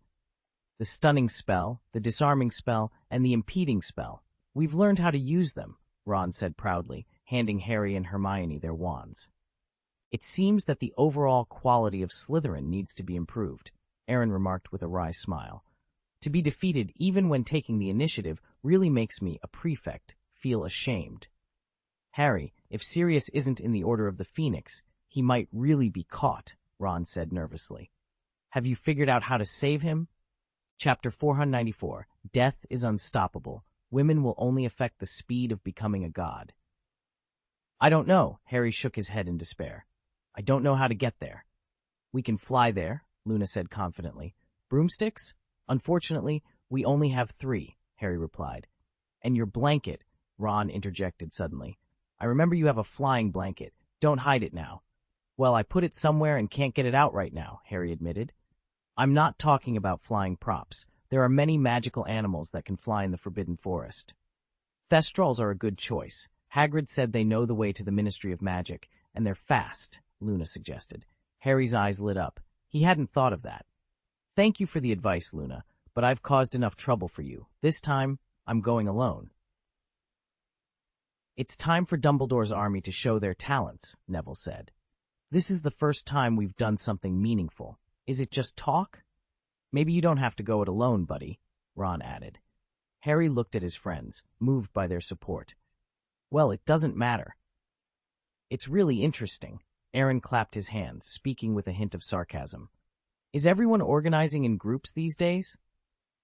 You don't have to come, but there's no need to curse us like that, Hermione said angrily. It's a fact that you are too weak to be a match for Voldemort, and maybe Sirius is dead, so you don't need to risk your lives, Aaron stated bluntly. Ah, Harry suddenly clutched the scar on his forehead. After a few seconds of silence, he said seriously, Voldemort isn't there, and I'm sure Sirius is still alive, but he's been tortured badly. Aaron was taken aback. We have to act quickly, or it will be too late, Harry said worriedly. Go find the Thestrals and fire red sparks when you find them. This is impossible. Aaron waved his hand, and a small yellow magic circle appeared at their feet. Chains flew out of it towards the 6 of them. Protego! Harry swung his wand violently. The invisible barrier repelled the chains, and the magic circle disappeared. What are you doing? Harry asked angrily. I'm stopping you from dying, Aaron said lightly. He raised his right hand, and a larger magic circle engulfed them. The shield charm is good, but it's only good. Your current level can't stop high-level elemental magic. This is a joke, Neville swallowed with difficulty. Everyone except Harry looked at Aaron in astonishment. They knew Aaron was skilled, but they didn't expect this level of power. Maybe we can break through using the impediment jinx together, Harry suggested, his face serious. He had seen Harry toughen up against a group of Death Eaters, and it was almost impossible for him to stop them from saving Sirius. But Sirius was his only relative. Even if it was impossible, he had to try. Stop it all, Hermione said loudly, boldly standing in front of them. Aaron rolled his eyes and reluctantly withdrew the magic circle. Harry and the others also lowered their wands. I knew you would step up, every time. You are the smartest among them. You should know my intentions, Aaron said. Hermione nodded. You were worried this was a trap, and you informed Professor Snape, thinking we don't need to take risks. Then you shouldn't stop me. Even if it's true, a group of students who haven't graduated can't help much, Aaron argued. But if you don't let him go, and something happens to Sirius, he will regret it for the rest of his life, Hermione said earnestly. Better than being dead, Aaron retorted. That would be better than death. Harry cursed angrily. Do you know what I saw just now? Sirius looked like he was dying, and he told me not to save him. Aaron froze for a moment, then said coldly, Then you should listen to your godfather's dying instructions. Harry was speechless. When did you become so cold-blooded? No one is more loving than me. Plus, it's called tough love, Aaron replied. Aaron took a deep breath, trying to maintain his sanity. I'm not saying you're wrong, Ginny, he replied. But don't be so straightforward. If you were Harry, what would you do if you knew your loved ones were in danger? Aaron fell silent. He knew he might be more emotional than Harry, but at least he wouldn't be so irrational. Saving people required planning. Rushing to the Ministry of Magic without any preparation was akin to walking into a trap. You can't say. Then you have no reason to stop us, Ginny retorted. You also mentioned that Professor Snape would inform the Order of the Phoenix, Hermione added, trying to sound convincing. If you trust him, it means the Order will also head to the Department of Mysteries. We won't be in that much danger. Aaron gave them a blank look, realizing it was futile to argue further. Fine, even if you barely persuade me, he conceded. Harry breathed a sigh of relief. Are you coming then? Aaron scoffed. What are you thinking? I'm not interested in going there to die, and the rules of the Gaius family don't allow me to get involved. Harry didn't push further. Perhaps fewer people would be better, given the danger they were about to face. According to the original plan, Neville, Luna, and I will go. It's best to divide into 3 groups. Wait a moment, Ron interrupted impatiently. Are you finished? I didn't say I'd stop you, Aaron replied. But Hermione, come with me. Go find it first. Hermione gave Harry and the others a reassuring look before following Aaron behind a large tree. Is there something important you need to tell me alone? Hermione asked nervously. Despite the darkness, Aaron could see her face flushing. He sighed, as if making a difficult decision, and activated a spell. A red magic circle appeared, and he took out a Bana flower. Take it, he said, handing her an exquisite flintlock pistol. Hermione stared at the pistol, feeling overwhelmed.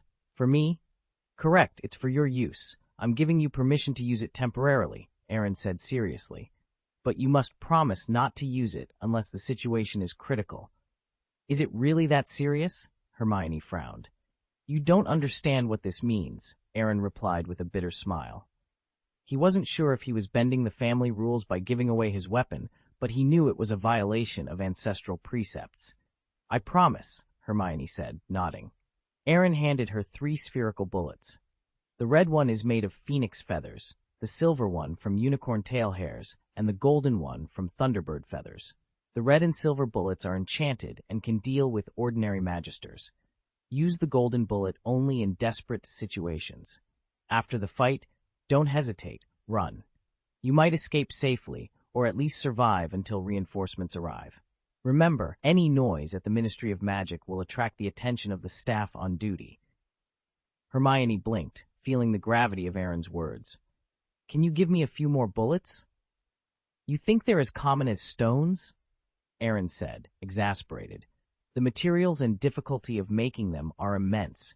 With your current level of magic power, you can use the gun up to 3 times. A 4th use will drain you dry, and you'll be dead regardless of the outcome. 3 bullets are the limit. I understand, Hermione nodded seriously. Take this too, Aaron said, carefully handing her a small bottle of purple solution. This is the last of it. It's a priceless treasure, even if it seems like a small amount. It's so beautiful, Hermione said, gazing at the bottle in amazement. This is the first. Is this the first time I've seen such a beautiful potion? What kind of potion is this? Hermione asked, her voice filled with curiosity. It's a potion that can buy you life, Aaron replied hesitantly. If you are unlucky enough to encounter Voldemort and get captured, take out this bottle. Just say I gave it to you and use it to negotiate terms with him. It should be able to save your life. What? Hermione was shocked, her hand trembling as she held the potion, feeling its weight. What exactly is this? You don't need to know the details, Aaron said. Just know that it can save your life in a critical moment. What about the others? Hermione asked, her concern evident. I can't control that much, Aaron admitted. I tried to stop them, but you saw the result. They knew the dangers and still chose to go. I can't persuade them to avoid danger. But you don't have to worry too much, he added. That's just the worst-case scenario. Maybe the Order of the Phoenix will have resolved the matter by the time you arrive. Hermione opened her mouth to say something, but couldn't find the words. She looked at Aaron, her heart beating faster than expected, her eyes sparkling. You. Boom. A burst of red fireworks exploded in the sky not far away. It seems the Thestral has been found. I wish you good luck, Aaron said. Hermione looked sullenly at the dissipating fireworks in the night sky, finding the red color particularly obtrusive. Aaron. What happened? Aaron asked, confused. Before he could react, Hermione kissed him. After a few seconds, she quickly turned around and ran towards the direction of the fireworks, a relaxed and complacent smile on her face. Aaron, still processing what had happened, shook his head. Was I just attacked? He wondered. His physical fitness was at its peak, so logically, this shouldn't have happened. What's the situation here? Aaron patted his forehead. It couldn't be because I didn't want to hide, right? Impossible. Absolutely impossible. He dismissed the thought. She's only 16 years old. Even if she meets my aesthetic standards, I really have no interest in love right now.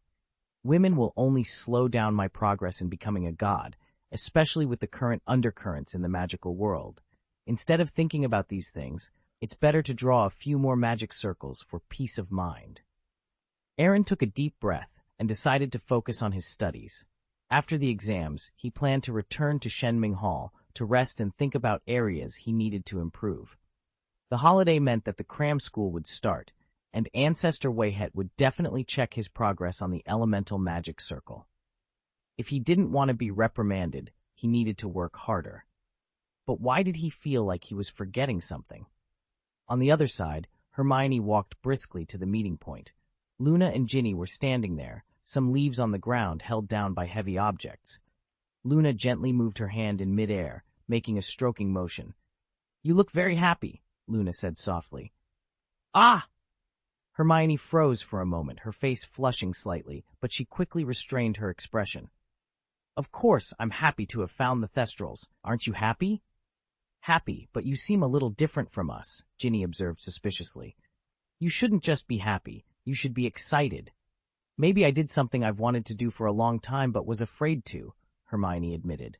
What's that? Luna asked curiously. Just leave it alone, Hermione replied. You were called by Aaron just now. Could it be? Ginny looked at her with a half smile. Did you confess your love to him? Don't talk nonsense, I didn't. Hermione rolled her eyes. I believe that, Luna nodded seriously. Based on what I know about him, he always seems to be in a hurry and won't take the initiative to think about falling in love. Hermione and Ginny exchanged glances, both acknowledging the accuracy of Luna's analysis. How many Thestrals did you find? Hermione hurriedly changed the subject.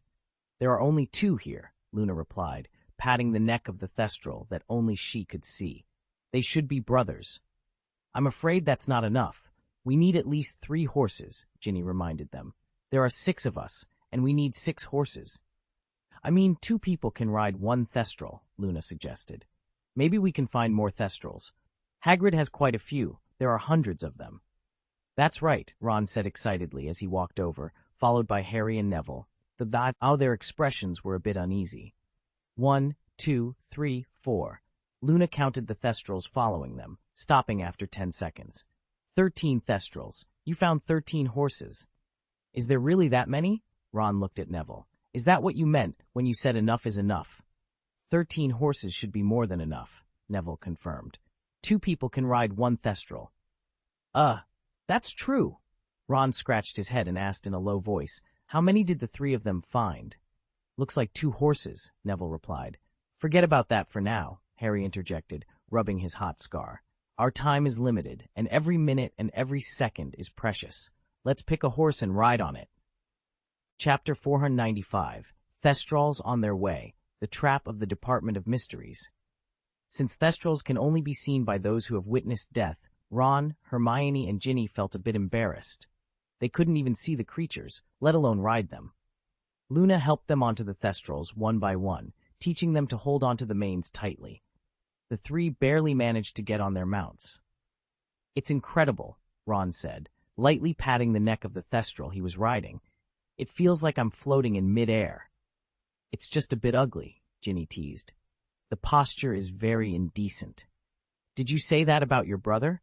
Ron rolled his eyes and adjusted his sitting posture as best as he could. "Are you ready?" Harry asked solemnly. The five of them nodded in unison.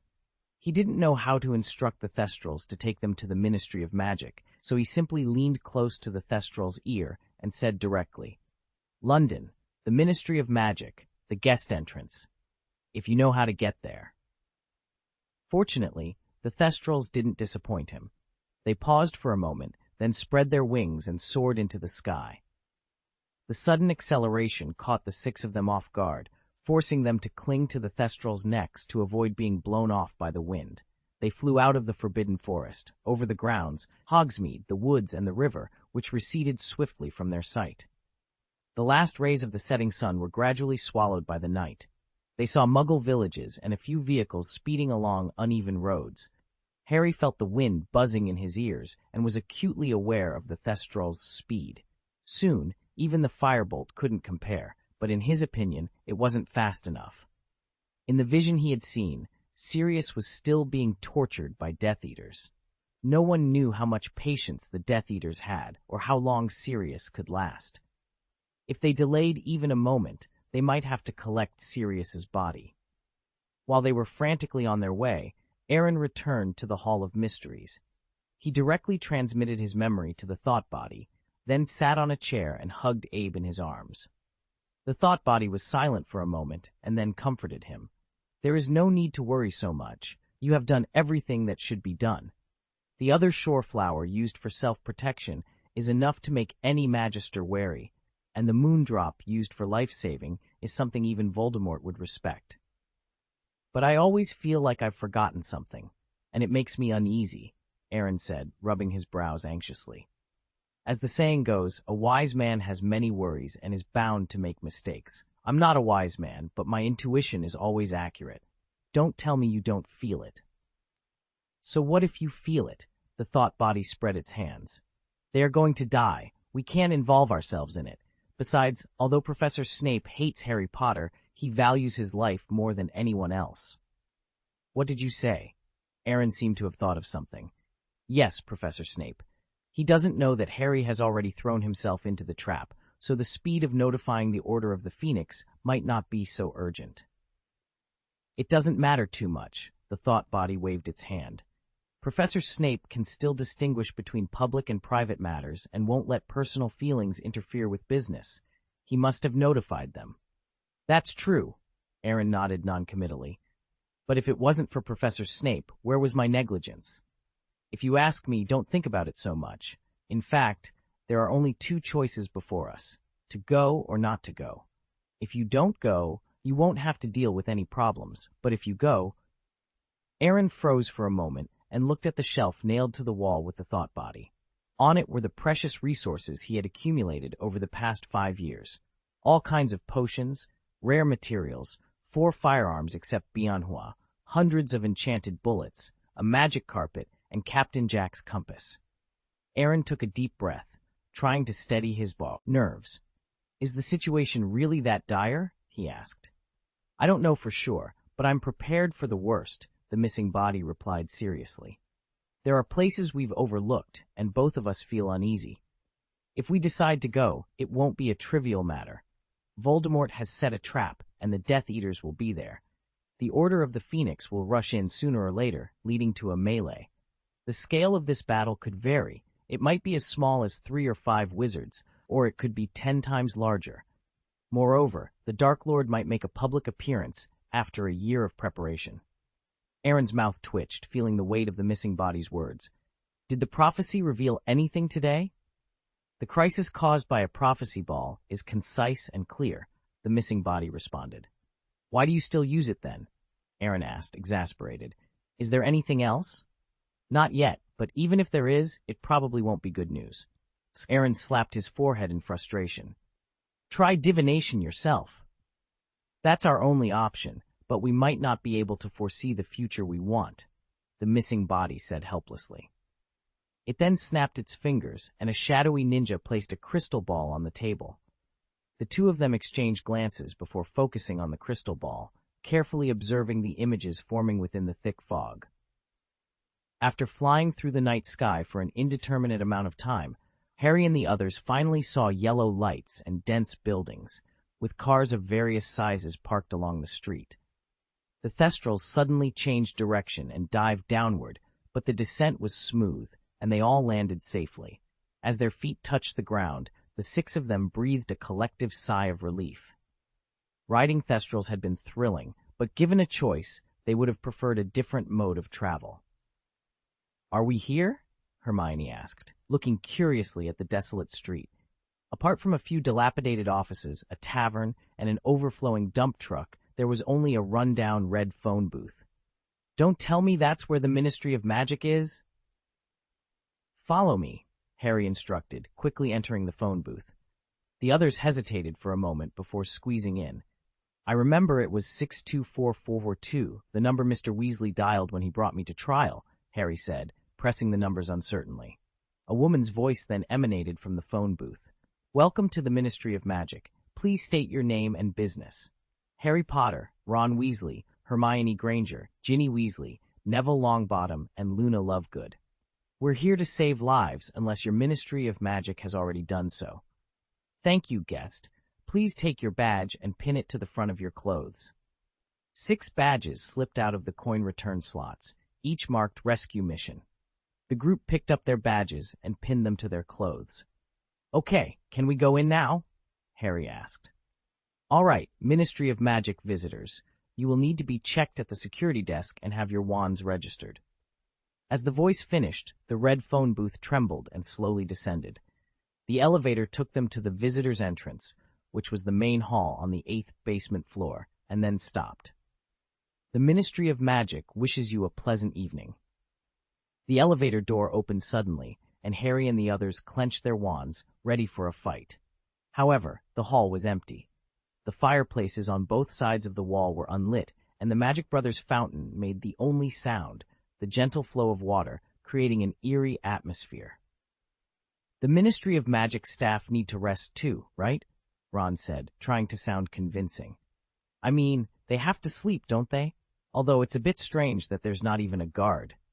"Stay on guard," Harry instructed, pressing the elevator button decisively. The elevator began its slow descent. "Department of Mysteries," announced a woman's voice as the elevator doors opened again.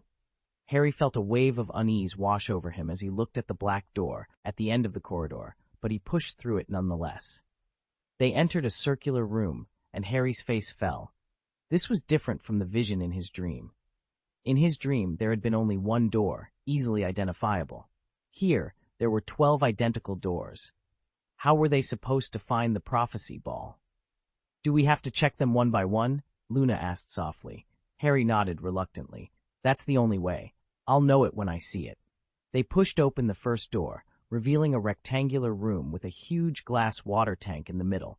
White objects floated in the dark green liquid. "Not here," Hermione said, her expression uneasy. "Those are brains. We should try another door." "But there are more doors here," Ron pointed out, indicating a row of identical doors along the wall. Harry's mouth twitched slightly. A door within a door. This was going to be even more complicated than he had anticipated, and who knew if the next room would have identical doors as well? "It shouldn't be these," Harry said uncertainly. "In the dream, I easily entered the second room. Let's go back and try again." They retreated to the circular room, marking the door with the brains before opening the second door. Inside was a huge stone pit surrounded by rows of stone benches, reminiscent of a courtroom. In the center stood a tall stone platform with an arched door, a black and white curtain fluttering within it, despite the lack of wind. The curtain seemed to have an inexplicable attraction, drawing Harry closer. "I hear voices," he said. "You can hear what they're saying." "There's no sound, Harry," Hermione said uneasily. "Let's get out of here." "I hear it too," Luna said, staring obsessively at the fluttering curtain. "There are people inside." "That's just an empty arch," Hermione insisted impatiently. "Come on, Harry. We're here to save Sirius." Hearing Sirius's name snapped Harry back to reality. "Yeah, We need to get out of here quickly." They returned to the circular room and marked this strange room as well. The third door wouldn't open, even with the unlocking charm, so they moved on to the fourth door. This time, Harry found what he was looking for. The room was filled with tall shelves lined with dusty glass spheres. "Here it is," Harry said excitedly, gripping his wand tightly. He began searching for the number 97 shelf, where he believed Sirius would be. 92, 93, 94, 95. Harry stopped in front of the number 97 shelf, his eyes wide as he scanned the area.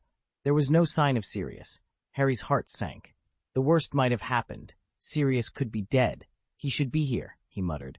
"But he's not," Hermione said, swallowing hard. "And there's no sign of a struggle." "What are you trying to say?" Harry asked harshly. "Another possibility," Hermione's voice trembled.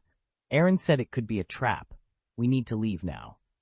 Harry's lips moved slightly. He was reluctant to believe it, clinging to a sliver of hope. Maybe Sirius was still here, just unconscious, hidden behind a shelf by Voldemort. He had to believe that, or else he had led everyone into a dangerous situation for nothing. "Harry," Neville pointed to a prophecy ball on the shelf. "It has your name on it." Harry froze, then walked over to examine the prophecy ball. There was a label underneath, "The Dark Lord and Harry Potter." The prophecy ball began to flicker with a small amount of light, and a cloud of mist slowly rotated inside. Unable to resist, Harry reached out and took it off the shelf. The prophecy echoed in Harry's mind. "The one with the power to vanquish the Dark Lord draws near, born to the one who resisted him 3 times. But before he could dwell on it, Hermione's voice snapped him back to reality. Footsteps echoed from the shadows, and a masked figure emerged. 2 more masked figures approached from other aisles. The 6 of them instinctively moved closer together, raising their wands in a defensive stance. Harry recognized the first masked man by his wand. It was Lucius Malfoy's. "Very well, Potter. Give it to me," Lucius demanded. "Where's Sirius?" Harry retorted, his voice edged with desperation. "You really should learn to distinguish between dreams and reality," Lucius sneered. He pulled out his wand and swiped it across his face. The mask dissolved into black mist, revealing his cold, calculating eyes. "What you see is only what the Dark Lord wants you to see. Now, give me the prophecy." Harry tightened his grip on the prophecy orb, regret gnawing at him. Aaron had warned him, but he had stubbornly come anyway.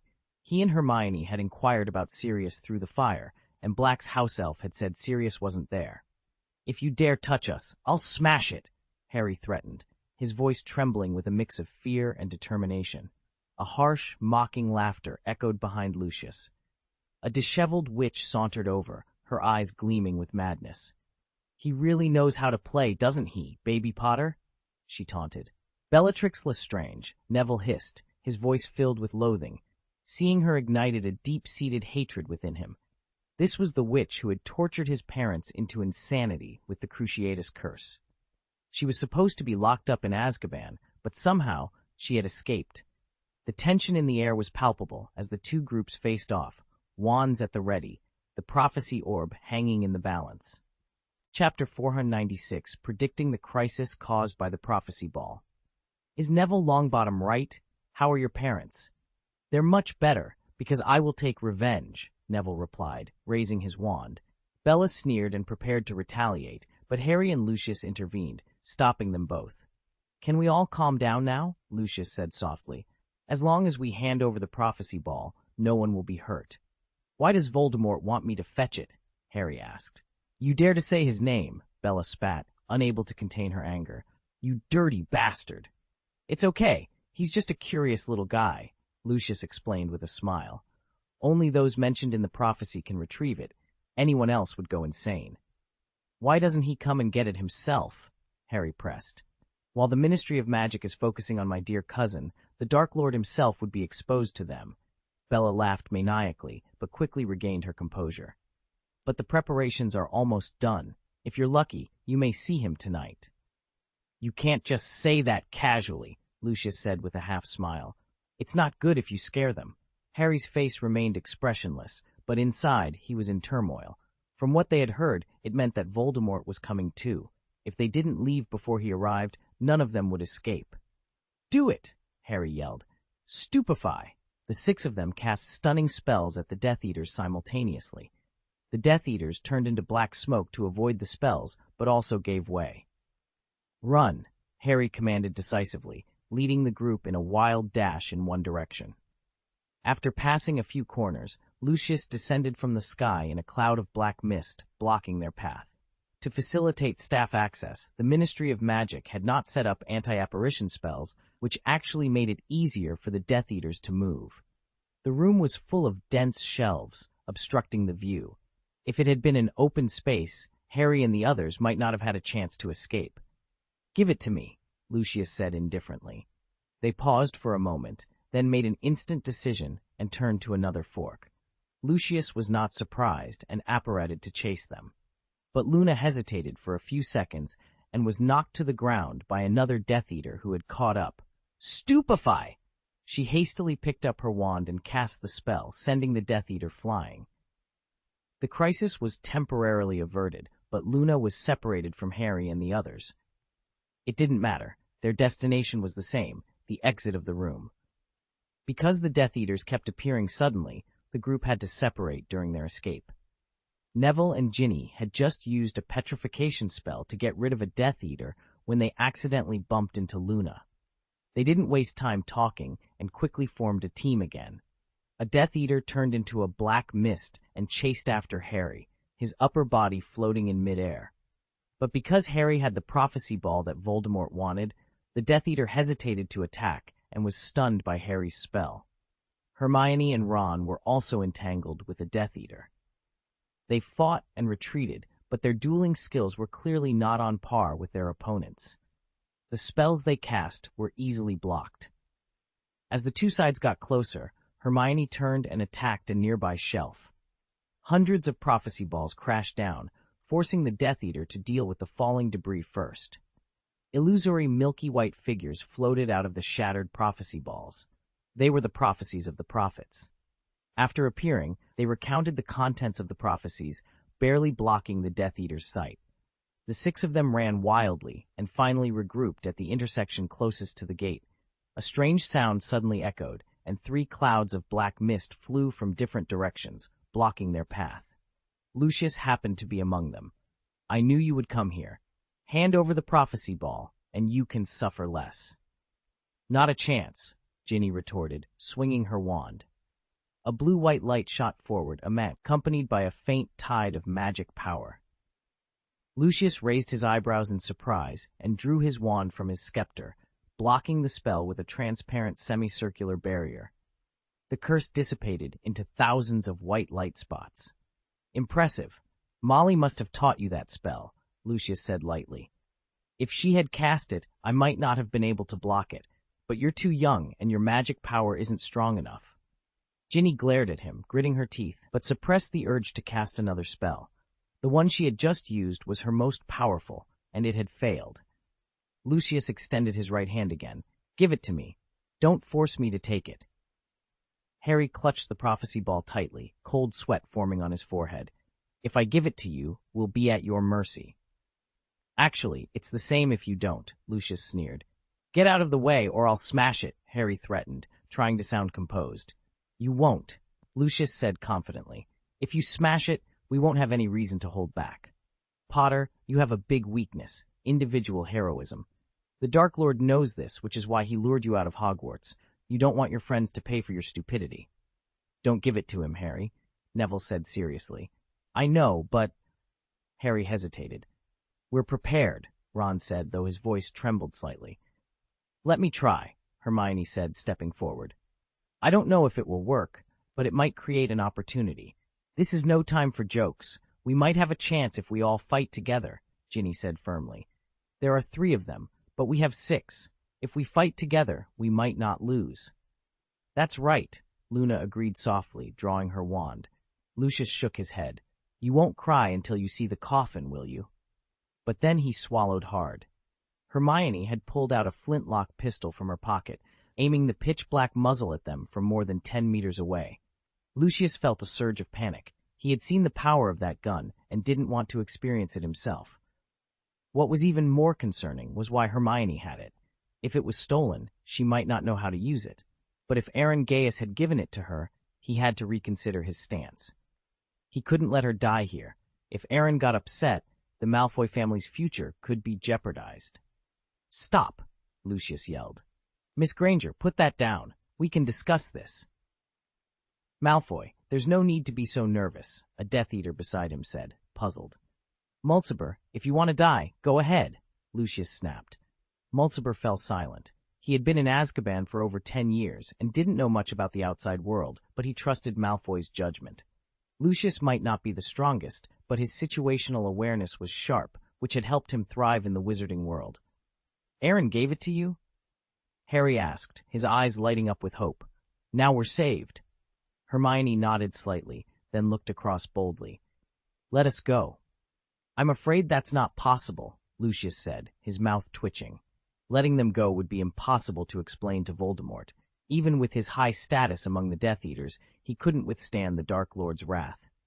"That's not negotiable," Hermione said, preparing to pull the trigger. "Wait," Lucius interrupted. "Hand over the prophecy ball, and I can take a step back," Lucius said, trying to sound comforting. "But I can only make the decision to let you go alone." "What about them?" Hermione asked, her voice steady. "It depends on their luck," Lucius replied meaningfully. "I take a step back, considering the owner of this gun. You'd better not push your luck." Hearing this, Hermione smiled slightly and then pulled the trigger. The intricate pattern on the gun instantly lit up, greedily absorbing her magic power. "Run," Lucius commanded, transforming into a black mist and flying away the moment she fired, leaving only a warning for his companions in midair. Before the two Death Eaters could react, they saw a crimson bullet rolling towards them, accompanied by a red shockwave. Despite their experience, the Death Eaters sensed the imminent danger. They didn't have time to retreat, but instinctively raised their wands in defense. Boom! The gorgeous flames exploded suddenly, and the magic power released by the two Death Eaters was quickly swallowed by the flames. The impact of the explosion knocked them against the wall, leaving them dazed but not seriously injured. "What's that?" Mulciber asked, his voice trembling with lingering fear. It was hard to imagine that a witch who hadn't graduated yet could make him feel the threat of death. "Do you think I know?" Another Death Eater retorted angrily. "Malfoy ran fast. If the three of us had worked together, we could have stopped her." Harry and the others stared at Hermione in awe, with little stars appearing in the eyes of Ginny and Luna. With just this one move, Hermione's image in their hearts was elevated several levels. Hermione herself was also in a daze, deeply shocked by the power of the gun. However, the feeling of weakness from her body was real, and the huge loss of magic power made her almost unsteady. "Let's go. The other Death Eaters will come after us soon when they hear the gunshots," Harry said. The others quickly reacted and immediately ran towards the door. They were being hunted down by Death Eaters, and any delay could be fatal. When they finally rushed out of the gate and returned to the circular room, they found that the door leading to the hall was mixed with the doors of other rooms, and even the marks they had made on the door had disappeared completely. "The Department of Mysteries is indeed mysterious enough," Ron said with a far-fetched smile. The sound of fast footsteps came from the door behind them. Realizing that the Death Eaters were chasing them, they didn't dare to stop for a moment. They found a random door and got in. On the other side, in the Hall of Divine Singing, Aaron slapped the table hard as the picture in the crystal ball was once again covered by fog. He and the Thought Body had performed divination together 4 times. The first time was when they were flying in the night sky on a thestral, and the scene of them traveling was meaningless. The second time showed the empty main hall of the Ministry of Magic, which was not surprising to him. Voldemort had already prepared traps, so even the security guards on duty couldn't clean it up. The third time was more important. Harry got the prophecy ball, and then the Death Eaters showed up. To be honest, the scene of running away was quite thrilling, but Aaron could still accept it. The weapons he had prepared for Hermione could handle the situation. But when Hermione shot for the 4th time, he couldn't hold back. He finally realized what he had overlooked. Whether it was the flower of the other shore or the drop of the moon, it was enough for her to protect herself. Lucius had very cooperatively given her a way out, but she didn't appreciate it. Using an item that could save one person for 6 people was a joke. Hey, what a hero! Originally, the magic energy wasn't much higher, but that shot drew at least 30 to 40%, Aaron muttered. What should we do? Go or not go? The thought body asked. Let me think again. Still thinking? If not, she just used the weapon I gave her. The family might have gotten away with a warning, but if we get involved, the escape route will be completely cut off, and the price will be too high. Besides, as long as the prophecy ball is still in Harry's hands, they won't be in dire straits. At least the Death Eaters won't kill them easily. As long as they last until the Order of the Phoenix arrives, they won't be in any danger. The doppelganger rolled his eyes in exasperation. If he hadn't seen the main body put all the props on the shelf, he might have believed it. Ab! Aaron called out. Shenglong immediately jumped onto the table. Master, I'm here. Get ready. You may have to drive at night later. Why didn't I realize I was so duplicitous before? The doppelganger teased. Hogwarts can't apparate. Even if I want to go, I have to leave the school grounds first. You stay here for divination, keep an eye on the prophecy book, and notify me immediately if anything goes wrong. It might be a tough battle this time, and Voldemort might show up in person. Are you sure you're ready? Professor Snape will inform the Order of the Phoenix. There will be tall people to support the sky falling, although they may not be as tall as me, Aaron mused. Don't worry, even if you want to get involved, I won't let you get too deep. I'll apparate and leave immediately after I find her. As for the others, I'll save them if I can, but I can't worry too much if I can't. The doppelganger also knew that the main body might have made up its mind this time. He took a long breath and said, The plan has never kept up with the changes. We can look down on Voldemort, but we must not underestimate him. That's why I brought all those props. If we play too big, we may not be able to hide our existence, but the most important trump card will never be exposed. Chapter 497. Going to the Ministry of Magic. Consciousness as a Spectator. Aaron packed up the props he might need, and then opened his personal panel. Magic Energy, Body 7483, Intermediate Magister. Thought Body, 7483, Intermediate Magister. Total, 466. Primary Great Magister, a rare existence in the magic world. Talent, rare in a lifetime. Magic energy increases by 4 points every day. Body increases by 2 points. Mind body increases by 2 points. Items, Resurrection Potion, can revive any creature that dies within an hour. Magic Carpet, Captain Jack's Compass, Ninja Mask. Looking at the numbers behind the magic points, Aaron sighed regretfully. After saving for another 20 days, he could buy Daruth's Fang, but plans often fail to keep up with changes. At this time, the more strength he could increase, the more security he could guarantee. System, add all the magic points to mana. Okay, host. After the voice fell, the magic points were instantly cleared. Both Aaron and his thought body felt the increase in magic power, but there was still a certain gap between them and a high-level magister. It's not a big improvement, but it's better than nothing, Aaron thought to himself, and then opened the system panel. Be a conscientious prefect from now until the end of this semester. Reward 1,200 magic points for completing the task. No penalty for task failure. Accepted. Focusing on the number of magic points rewarded for completing the mission, Aaron felt an inexplicable liver pain. The final exams were all over, and there were only a few days left before the end of the semester. In other words, the 4-digit reward was within his reach, but it was out of reach today. With the support of these 4-digit magic points, he would be an intermediate-level Great Magister and would not be timid about what he wanted to do. Dangerous! There's been a murder at the Ministry of Magic, and a Death Eater will kill someone. Just when Aaron regretted that the magic points were so far away from him, the prophecy book suddenly made a prediction. What the heck? Aaron couldn't help yelling. Are you forcing me? I'd say it wouldn't be good news if it made a prediction. It doesn't matter if you don't go here. Who knows who the Death Eaters will kill? The thought body nodded, and then drew out the white wand. The Book of Prophecy is coming. The quaint Book of Prophecy flew down from the throne, and the face on the cover showed a frightened expression. Just in case, take this with you. Aaron was also polite, took the prophecy book, and rushed out of the Shenming Hall. Ab followed closely behind his master. It took him less than 5 minutes to return to the dormitory through the long secret passage, and he ran out of the common room in a very short time.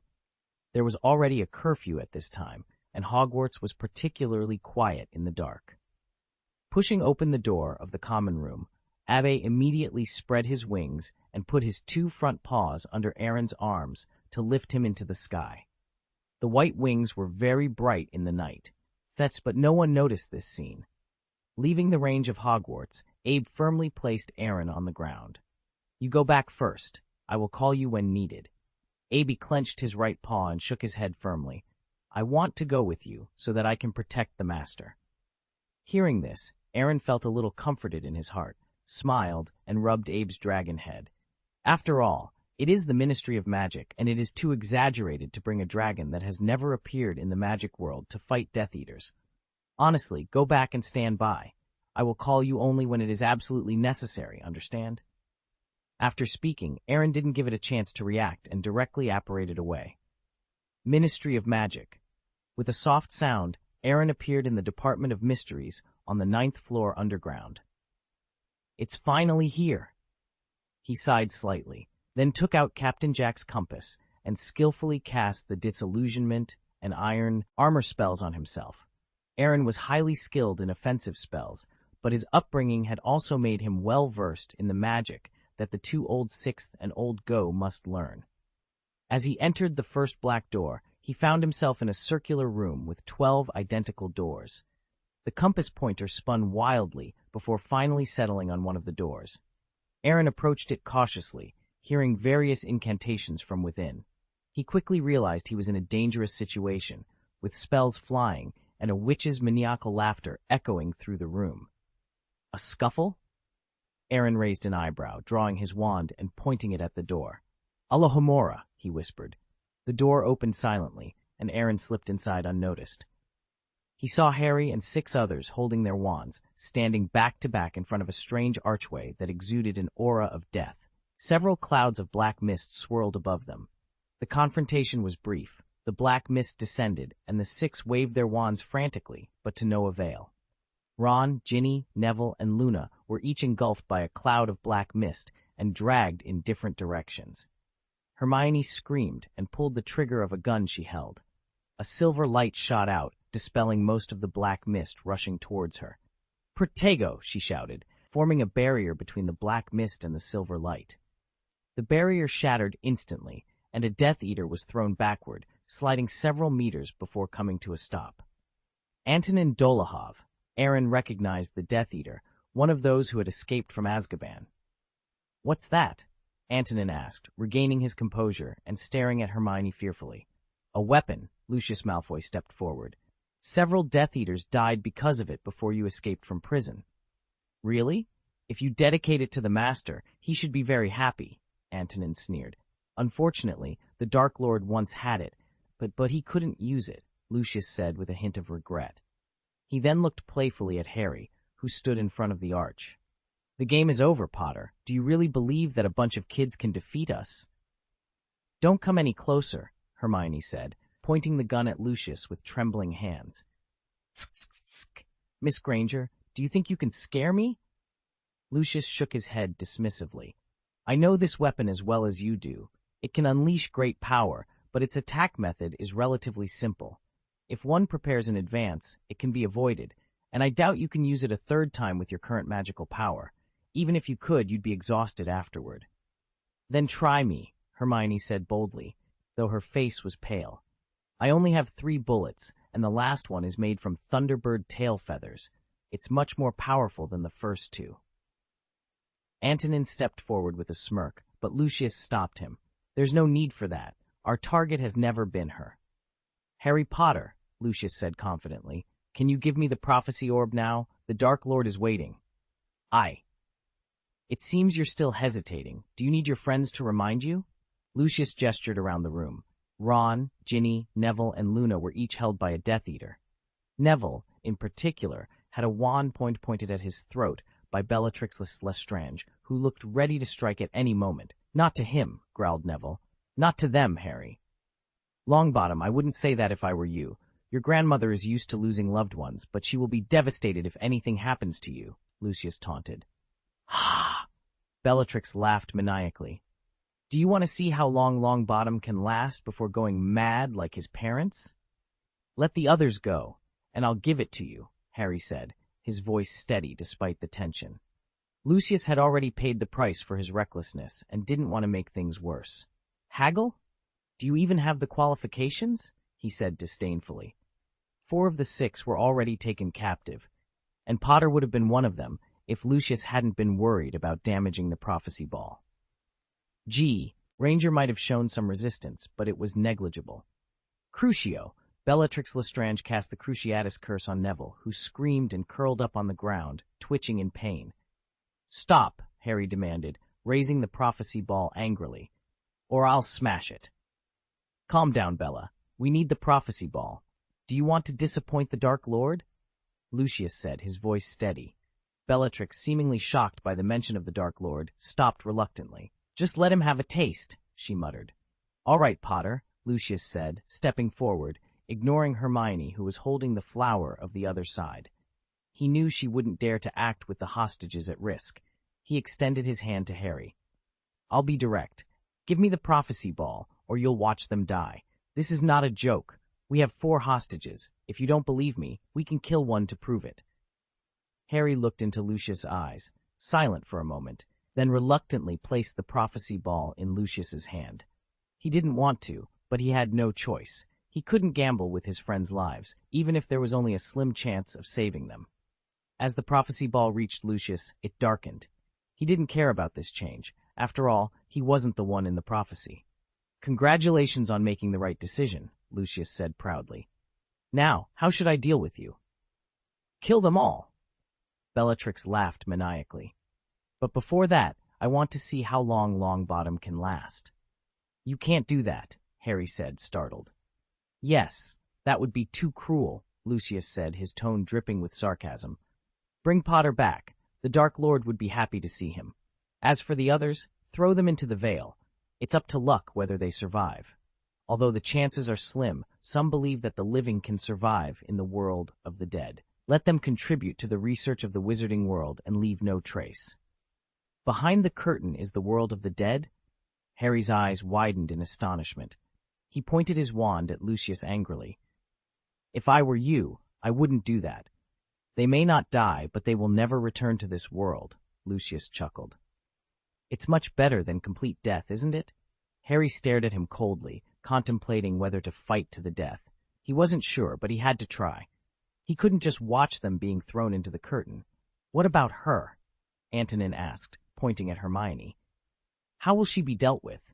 Don't tell me you're going to let her go. Her. Lucius's expression remained unchanged, but he groaned inwardly. He wanted to let her go, but since Antonin asked, he couldn't pretend to be confused. Otherwise, the Death Eaters might suspect his loyalty. Take her away, but be polite and don't hurt her.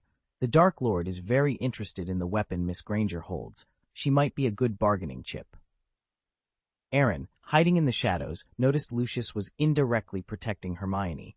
It sounded a bit off, but it wasn't necessarily a bad thing. If all went well, she could still exchange the Moondrop for her freedom after meeting Voldemort. As for the others, should he save them? Aaron was conflicted. He was just a spectator now. Watching through divination with a crystal ball or being there in person made no difference. As long as he didn't show himself, he wasn't fully involved. He had warned them it was a trap and didn't want to meddle, but now that he was here, it felt heartless to just watch them suffer. Aaron found himself thrust into the world of the dead. Just wait and see. Maybe the Order of the Phoenix will come at the critical moment, he thought silently, setting a bottom line for his actions.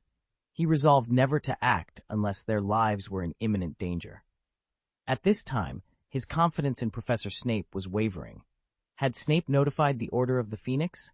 If not, Aaron knew he would never be able to handle the situation alone tonight. But if they had been notified, they should have arrived by now. Even if Snape had delayed due to personal grievances, it wouldn't have taken this long. Regardless of whether Snape had celebrated too much, As long as the news reached the Order of the Phoenix, Lupin, Moody, and the others would apparate over in the blink of an eye. Neville was the first to be pushed onto the high platform in the center.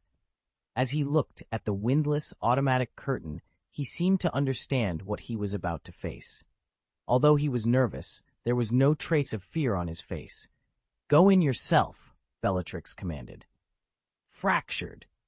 Harry resolutely cast a spell on Bellatrix, but it bounced off her easily. "Haha, baby, do you still want to try it?" she taunted. "Potter, don't hold back at this time," Lucius said, shaking his head pityingly, "unless you want your friends to die immediately." "I think he needs an unforgettable lesson," Bellatrix smiled meaningfully, then pointed her wand at Neville. "Crucio!" "Ah!" Neville screamed, his eyes bloodshot, his forehead sweating, and he fell to the ground trembling. "Stop it. It's my fault. You should punish me if you want to," Harry snapped. "Longbottom's parents begged us that way at the beginning, but it's too boring," Bellatrix said, playing with her wand. She then used a levitation spell to lift Neville into the air. "Your friend has to pay a little price for what you just did." Chapter 498, The Dark Lord, the hostage in an embarrassing situation. Neville's body floated uncontrollably in the air, inching closer to the ominous curtain. The Death Eaters watched with great interest. During the more than 10 years when Voldemort had lost power, they hadn't dared to play such cruel games. Ron, Ginny, and Luna were more worried than ever, but they were powerless to intervene. Harry gritted his teeth and clenched his wand tightly, while Hermione was ready to fire her last spell, determined not to let Neville disappear before their eyes. "Shut down your little thoughts," Lucius said lightly. "If you dare to make any moves, Bella will use the killing curse instead of the levitation curse. And don't forget, the other 3 are still in our hands. You don't want them to go faster than Longbottom, do you?" "You're a ghost," Harry cursed, glaring at him. "It breaks my heart to say this, Potter. No matter how much you hate me now, remember that I gave them a chance to live. Unknown doesn't mean death, does it?" "What's the difference, then?" Harry retorted. Lucius paused for a moment, then shook his head with a sneer. "What ignorance! Leaving this world without pain is infinitely happier than being tortured by the Cruciatus curse and then dying completely. If you don't believe me, you can ask the Longbottoms in St. Mungo's. If they had a choice, they would beg Bella to do this to them." "You are not allowed to insult my parents," Neville cursed angrily. "They are heroes, and they didn't reveal any secrets when they were tortured. They were quite blunt, and they didn't beg for mercy from beginning to end. I'm curious if their son has that kind of loyalty." "Please put away your curiosity," Lucius said, exasperated. "The Master has other tasks. We can't spend our time torturing people." "Other missions." Bella snorted lightly, but her tone became more restrained. "The Master explained it inexplicably. Maybe that person." "Just follow the Master's plan," Lucius interrupted. Bella stopped talking and turned her attention back to Neville. He was getting closer and closer to the veil. As he neared it, he felt his thoughts being gradually swallowed up. Boom! Neville suddenly fell to the ground. After recovering from the brink of death, he quickly got up and distanced himself from the curtain as much as possible. "Who's there?" Bella looked around, finally fixing her eyes on the stone chair near the door. "Ugh!" A sigh full of helplessness echoed in the room. Aaron removed the illusion spell from his body, revealing himself to everyone with the Book of Prophecy in hand. Harry was relieved to see him, and his tense expression relaxed a little. He knew Aaron's capabilities well. The Death Eaters here were more formidable than those at the cemetery last year, but their numbers were relatively small. Aaron would be fine. Hermione lowered her head in embarrassment, not daring to meet his eyes. Even the gun in her hand felt extremely hot. "Ha ha ha!" Bella was stunned for a moment, then let out a maniacal laugh. "You are still here. You know me?" Aaron frowned slightly, his heart skipping a beat. He couldn't recall any connection between himself and the escaped prisoner, even though she was Sirius's cousin. "Meeting for the first time, but the Dark Lord is very clever. A handsome 16-year-old boy might show up, so we were told to pay attention," Bella said meaningfully. She then raised her wand suddenly, and a layer of transparent ripples quickly spread in all directions. "Anti-apparition spell?" Aaron thought about Bella's words and felt some obstacles in the space. His brows furrowed even deeper. Uncle Lucius, can you give me an explanation? Aaron looked at Lucius and asked, also buying some time for the Order of the Phoenix. He had to act earlier to save Neville, but now he seemed to have fallen into an unexpected trap. If he wants to climb up safely, he has to count on reinforcements. You should be able to guess that the Dark Lord has arranged other missions specially for you, Aaron said, unable to suppress a laugh. Voldemort is really patient with me. Another one who dares to say his name, Bella glared at him. I'm not the same as Harry Potter. In a sense, the blood of Gaius is more noble than pure blood. If you want to scold me, it's better not to use dirty bastard or something like that. How rude. Bella's expression froze, and the corners of her mouth twitched slightly, unsure of how to respond. Aaron, the Dark Lord wants to see you. You'd better cooperate and not make things difficult for us. Most of the Death Eaters gathered last year had been wasted for more than 10 years, but those gathered here today are all the elite Death Eaters of Azkaban. 10 years of imprisonment left them no time to deal with other things, but their research on black magic was more in-depth. Aaron glanced around, non-committal to the statement. The level of magic power of these people is at least on the same level as his, and the weakest one is close to the high-level magister, especially Bella, a lunatic who has faintly stepped into the threshold of the great magister. However, strength is not the same as combat power. If he wants to run with all his heart, these people can't stop him. But there are a total of 6 oil bottles here, and there are anti-apparition spells, so the situation is a bit difficult, and breaking through forcibly will definitely cause damage. Delaying time, as long as the Order of the Phoenix comes over, all problems will be solved. Professor Snape, you must not lose the chain at this critical moment. We'll talk about this kind of thing later. Aaron waved his hand, pretending not to care. How did Voldemort know that I would come over tonight? Actually, the Dark Lord is not sure, Lucius sneered. Our main purpose tonight is to predict the ball, and Potter has already helped us get it. As for you being purely a surprise, he guessed that you might have come for a friend, and it turned out to be the case. Sorry, Harry said weakly. If I can calm down. No need to apologize, really. You've paid for your impulses, and I don't think apologizing will slow your memory. Your level of killing is definitely a master level, at least once a year, and it doesn't repeat every year. I'm curious how you do it. To be honest, it's a miracle that you're still alive today. As for you, Aaron looked at the captured Ron, Ginny, Luna, and Neville in front of the curtain, crying and laughing. Weren't you very stubborn before you came? You can't stop it. What now? Is there so much regret? A few people exchanged glances, and it was hard to say. They were indeed impulsive. And you, Aaron looked at Hermione speechlessly. How did I explain to you? The props I gave you are only enough for you alone, not for you to save 6 people. You could have escaped unscathed. Hermione bit her lower lip, her eyes slightly red. I'm sorry, but I can't just watch. Forget it. It's useless to say that, Aaron said dejectedly. This time he took the initiative to appear in front of the Death Eaters, and he had already violated the ancestral precepts of the Gaius family. From this moment until the end of the dispute in the magic world, the family will not provide him with any shelter. Stop talking nonsense, Bella said impatiently. It is your honor to meet the master with us. Let me finish. Aaron took a deep breath and looked at Harry seriously. Do you know why I came here? Harry was stunned for a moment, then shook his head in confusion. I don't know. You shouldn't be worried about our safety? I'm a little self-aware, Aaron pouted. To be honest, you, especially whether you die or not, have nothing to do with me.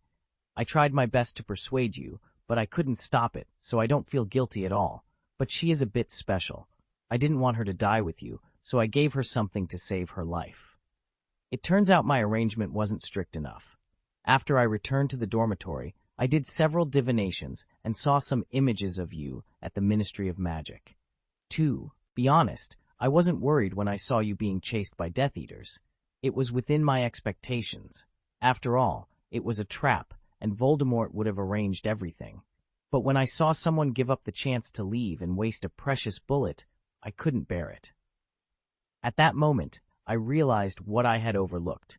She might not follow the safe path I arranged. Her abilities are mostly for self-protection. It's impossible for her to save 6 people.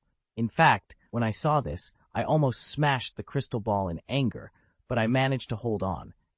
After all, if you persist for a while, reinforcements might come. But then I received a dire prophecy. 1 person will die at the hands of Death Eaters tonight. 1 person, Bella said with a playful smile. I'm afraid there's something wrong with your prediction. At least 4.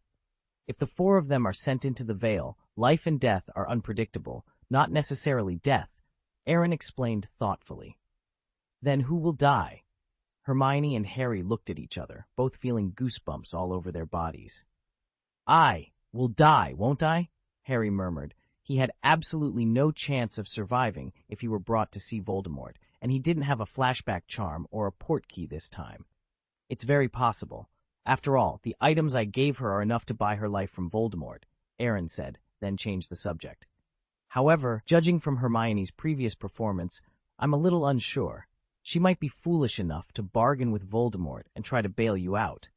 It's not that she can't do this kind of thing, but once a Muggle-born wizard puts forward such a condition, it will be a dead end. Hermione looked a little uneasy. She really had this idea. I tell you this to prepare you mentally. If someone must die tonight, you bear a large part of the blame. Harry nodded palely, unable to find any excuse to refute. Interesting story, Bella raised her eyebrows, but it won't be just 1 person who dies. Avada Kedavra. The green light shot straight at Neville, and at that moment, a yellow magic circle appeared in front of him. The corner of Bella's mouth raised slightly. The killing curse was not so easy to block. She seemed to have seen Longbottom's death. But her smile froze the next moment as a palm made of rocks pushed Neville to the ground, just avoiding the green light. It's somewhat unreasonable to do it all of a sudden. Fortunately for him, Bella said coldly, enough time wasted. Come with us, Gaius. Not to mention that I haven't decided whether to go with you to meet the Dark Lord, but tell me why he wants me. It may be related to your identity. Lucius paused for a moment, then added, a deeper level of identity. Lucius, is it all right to tell him this? Antonin frowned. This is just my guess. The master didn't say anything. If I'm wrong, just pretend I didn't say it. If I'm right, the master will just talk to him about it. Hearing this, Aaron's face darkened slightly. It seemed that Voldemort had other plans this time, and gave up trying to make him submit, but he would definitely not be friendly to him. Huh! Aaron took a deep breath. Although I don't understand it very well, as long as I don't go, it's fine. You have no chance to choose, Bella sneered. It's fine if you cooperate, but if you don't, we may kill you. It's surprising, but where do you get your confidence from? Aaron, Lucius gave him a meaningful look. The Dark Lord will not harm you. I believe this. After all, I have always remained neutral and did not clearly stand against him. But, Uncle Lucius, do you think I'm going to get caught without a fight? No, but there is no need to take risks. Since you are here, it is not so easy to leave, and... Lucius paused for a moment, then continued. Lucius turned to Ron and the others. We have 3. No, counting Beauté, Granger, and Longbottom. We have 6 hostages. You don't want them to be harmed. Despicable, Ginny spat. This is an opportunity you provided, Lucius replied. Ed coolly, leaving Ginny speechless. There is no more embarrassing situation than being a hostage. Aaron glanced at the silent hostages and couldn't help but sneer. Uncle Lucius, I'm not like Harry Potter, who is heroically addicted to saving people. Our family's ancestral motto is clear. We do not accept threats. Whether they are hurt or not is their own fault. What does it have to do with me? Malfoy, what nonsense are you talking about?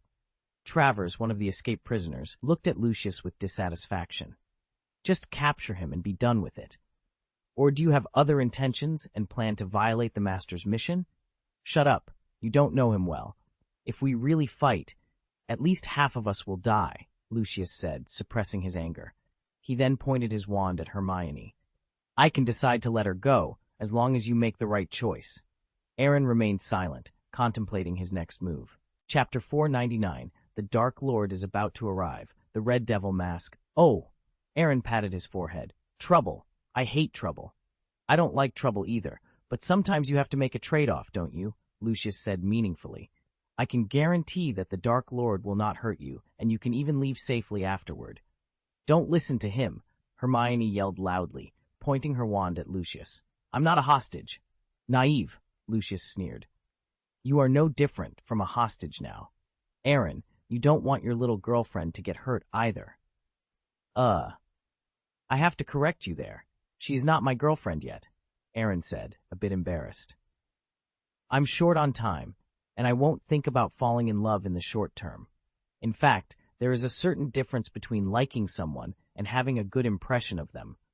The reason why I took such a big risk to come here is not because I like her, but because there are not many opposite sexes who have a good impression of me. At least, she was the only one when I was a student. Hermione. Nima. If you digress, look at the occasion anyway. That's enough. You don't have to drink a toast, Antonin said coldly. Malfoy, he obviously doesn't appreciate it, and there's no need for you to be polite to him. Bellatrix laughed and lifted Neville up, pointing her wand at his throat. Perhaps the death of his companion can be used to make him realize a little bit of reality. Avada. No, Hermione screamed and pulled the trigger, accompanied by thunderous blue and white lightning spouting from the muzzle of the black hole. Gan! Lucius' eyes widened in astonishment. He never thought that Hermione would really dare to shoot. Struck by the electric light, he rolled off the high platform. Bella, subconsciously twisting her body, put her wand in front of her, forming a white barrier with magic power. The blue-white electric light collided with the barrier, making a hissing sound. After a few seconds of stalemate, Bella roared and output more magic power to counteract the blue-white lightning, but she also took a few steps back, her body twitching from the subtle electric current. The third shot took away all the little magic power in Hermione's body, and she sat staggeringly on the ground, her face pale. Damn mudblood! Bella came back to her senses and glared at Hermione angrily. Crucio! Expelliarmus! Bella had just finished chanting the spell when white light shot out of Aaron's wand, knocking her flying. What did I tell you before? Aaron walked up to the high platform and gave Hermione an angry look. After the third shot, you were supposed to run away, but you didn't listen to me. Aren't you here? Hermione smiled weakly. Yes, you'll be fine here, Harry said with certainty. Heh! You guys have quite a bit of confidence in me. I'm sure I'll be fine if I protect myself, but... Aaron paused, pointing to Ron, Ginny, and Luna, who were captured by Death Eaters. It's hard to say about them and you. Kill them, Bella got up from the ground and said viciously. Do it immediately. Wait, Lucius immediately interrupted the 3 Death Eaters who were about to attack. Don't attack yet. What do you mean? Are you going to protect them? Of course not, but since Gaius is here, these people cannot be killed for the time being, Lucius said very seriously. Don't forget that the Dark Lord asked me to take charge of this operation. When the Death Eaters heard this, they immediately withdrew their plans to attack. Aaron frowned slightly, as if grasping the point, but couldn't tell what was wrong. What did Voldemort ask you to do? I can only tell you that the Dark Lord knows people's hearts, and your attitude is naturally within his expectations. To be honest, it is easy to trick Potter out of Hogwarts, but it is very difficult to drag Gaius into the vortex, Lucius said meaningfully, and at the same time blinked at Aaron without a word. Aaron's eyes lingered on the door for a moment, conveying a cryptic message. Run. When Aaron caught this, he suddenly realized something and was shocked. He wasn't the only one stalling for time. He was waiting for reinforcements from the Order of the Phoenix, while Lucius was likely waiting for Voldemort himself. Heh, he really went to great lengths, Aaron said, exasperated. What's the matter? Harry asked, puzzled. Who knows? Lucius replied with a casual smile. After the Dark Lord was resurrected, he not only regained his previous power, but also dedicated part of his energy to investigation and analysis. Originally, the Dark Lord didn't want to act so quickly, but when Potter entered the Forbidden Forest, the Dark Lord read his mind and realized this might be an opportunity. Even if we fail, we can still get the prophecy ball. But if we succeed, it's another matter. This is all thanks to Potter. If he hadn't insisted on coming and brought Granger along, the Dark Lord's plan might not have reached this point. What are you talking about? Harry asked, still confused. Aaron rolled his eyes and was about to explain when the prophecy book suddenly spoke. The Dark Lord will arrive at the Department of Mysteries in 10 minutes, Master. Please get ready. What do you need to say? You haven't prophesied anything good for me in such a long time, except for unimportant news, Aaron grumbled. What is this?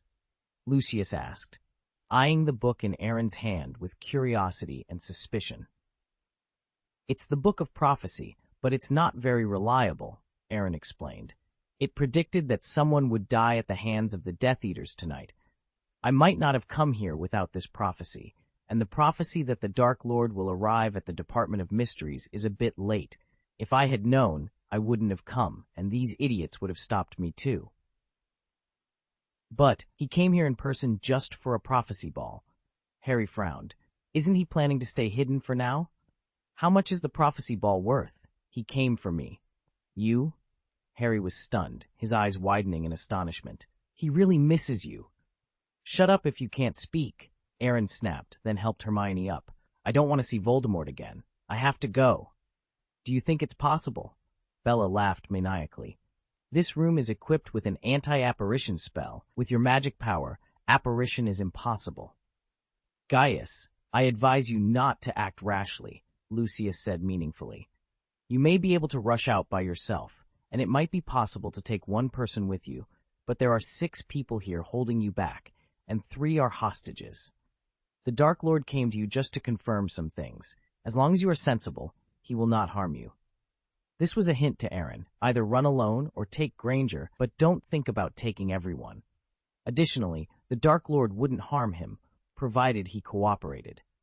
Do you think I'm stupid? Aaron said dismissively. I originally planned to wait for the Order of the Phoenix, but now that I know he's coming, I don't dare to continue taking risks.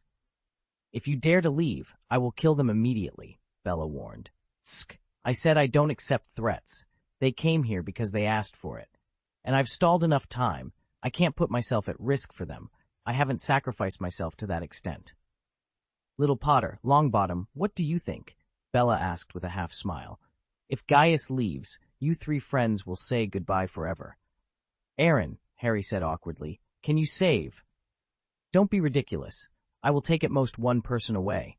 It's not that I'm unreasonable. I have a clear conscience if I can come. But you saved me just now, Neville said seriously. You won't just watch, will you? Aaron froze for a moment, then nodded solemnly. Actually, I can. Neville.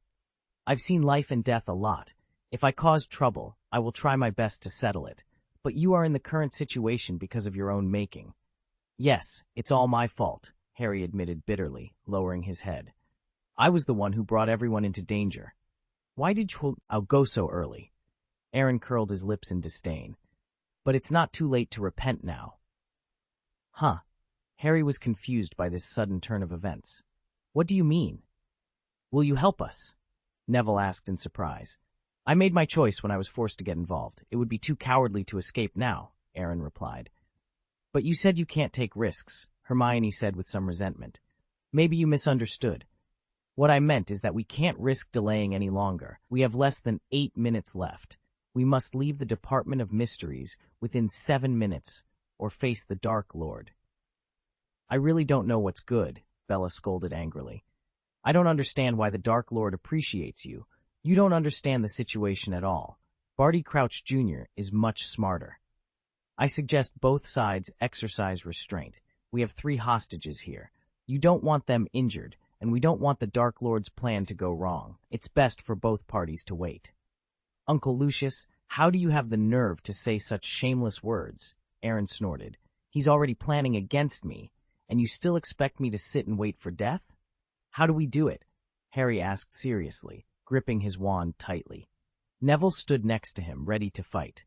Hermione also wanted to join in, but before she could pull out her wand, Aaron gave her a hard look. What are you mixing in for? I'm afraid you don't even have the strength to use the simplest floating spell now.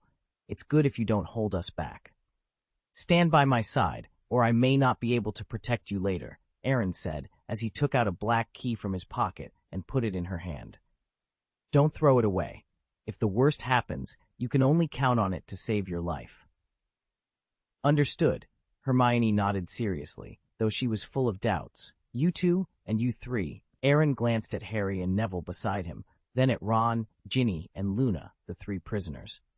I'll buy you some time. You must flee as fast as you can from this execution chamber, from the Department of Mysteries, from the Ministry of Magic, and from London. Ha ha ha. Bella laughed crazily. This joke is really interesting. We have 6 elites, and each one's magic power is no worse than yours. And you have 6 burdens. If all of them allow you to escape, how can we Death Eaters mess around? The rest of the Death Eaters also smiled mockingly. Did he think he was Dumbledore? A 16-year-old student talking nonsense? Whether it's the right time, the right location, or the harmony of people, they were all on their side. The absolute advantage was firmly in their grasp. It was difficult for them to lose in this situation. I hope you can still think that way later, Aaron said helplessly, then stretched out his right hand. Black shadows formed a vortex in midair, and a strange red ghost mask appeared in his hand. Everyone at the scene couldn't help but widen their eyes when they saw the mask appear. They were all wizards and could feel the terrifying dark magic power contained in this mask. Harry and the others avoided it, fearing to get caught in it. The Death Eaters' eyes shone brightly. They were familiar with black magic and could clearly feel the great attraction of the mask to them. This was definitely the best among black magic props. However, in reality, the power in the mask had been completely absorbed by Aaron. The mask they saw was just a black magic tool he had created with a small part of his power. Anyone who put on this mask could summon 50 ninja soldiers to command, with an upper limit of 100. Any more would consume mana, physical strength, and even life force. Aaron could reclaim the power within the mask at any time, maintaining absolute control over the ninja soldiers. I didn't want to use it initially. After all, there's always a price to pay. But desperate times call for desperate measures, Aaron said, his face a mix of helplessness, bitterness, and determination. With a resolute motion, he placed the mask on his face. Snap! The mask's edges emitted a faint UA light, adhering tightly to his skin, merging seamlessly with his flesh and blood. Aaron, are you okay? Hermione asked anxiously. I'm fine, really, Aaron replied, though his voice had taken on a deeper, more unsettling tone. The mask covered his entire face, giving the eerie impression that his body was possessed by a ghost. Malfoy, do you know what that is? Luke Wood, one of the escaped prisoners, inquired with curiosity. Before his imprisonment in Azkaban, he had worked in the Department of Mysteries, a place filled with all sorts of strange artifacts. Though knowledgeable about many magical items, he had never encountered a mask like this. Chapter 500, Ghost Shadow Corps, interrupted portkey transmission. How should I know? Lucius replied, exasperated. Is it really appropriate for you, a former member of the Department of Mysteries, to ask me such a question? Once we capture him, we can figure out these problems, Antonin said in a deep voice. Dedicate that mask to the Dark Lord. Its value must exceed our imagination, and the Dark Lord will reward us. Indeed, Bella smiled approvingly. It's definitely too dangerous for a child to keep such a powerful dark magic item. You're so confident, Aaron taunted, slowly raising his arms. I remember, calling out to the darkness deep in my heart, "Come out, my faithful servants." As his words fell, pairs of red eyes appeared in the shadowy corners of the execution room. 50 ninja soldiers dressed in black emerged from the shadows, kneeling on one knee before Aaron, showing extraordinary loyalty. Gollum!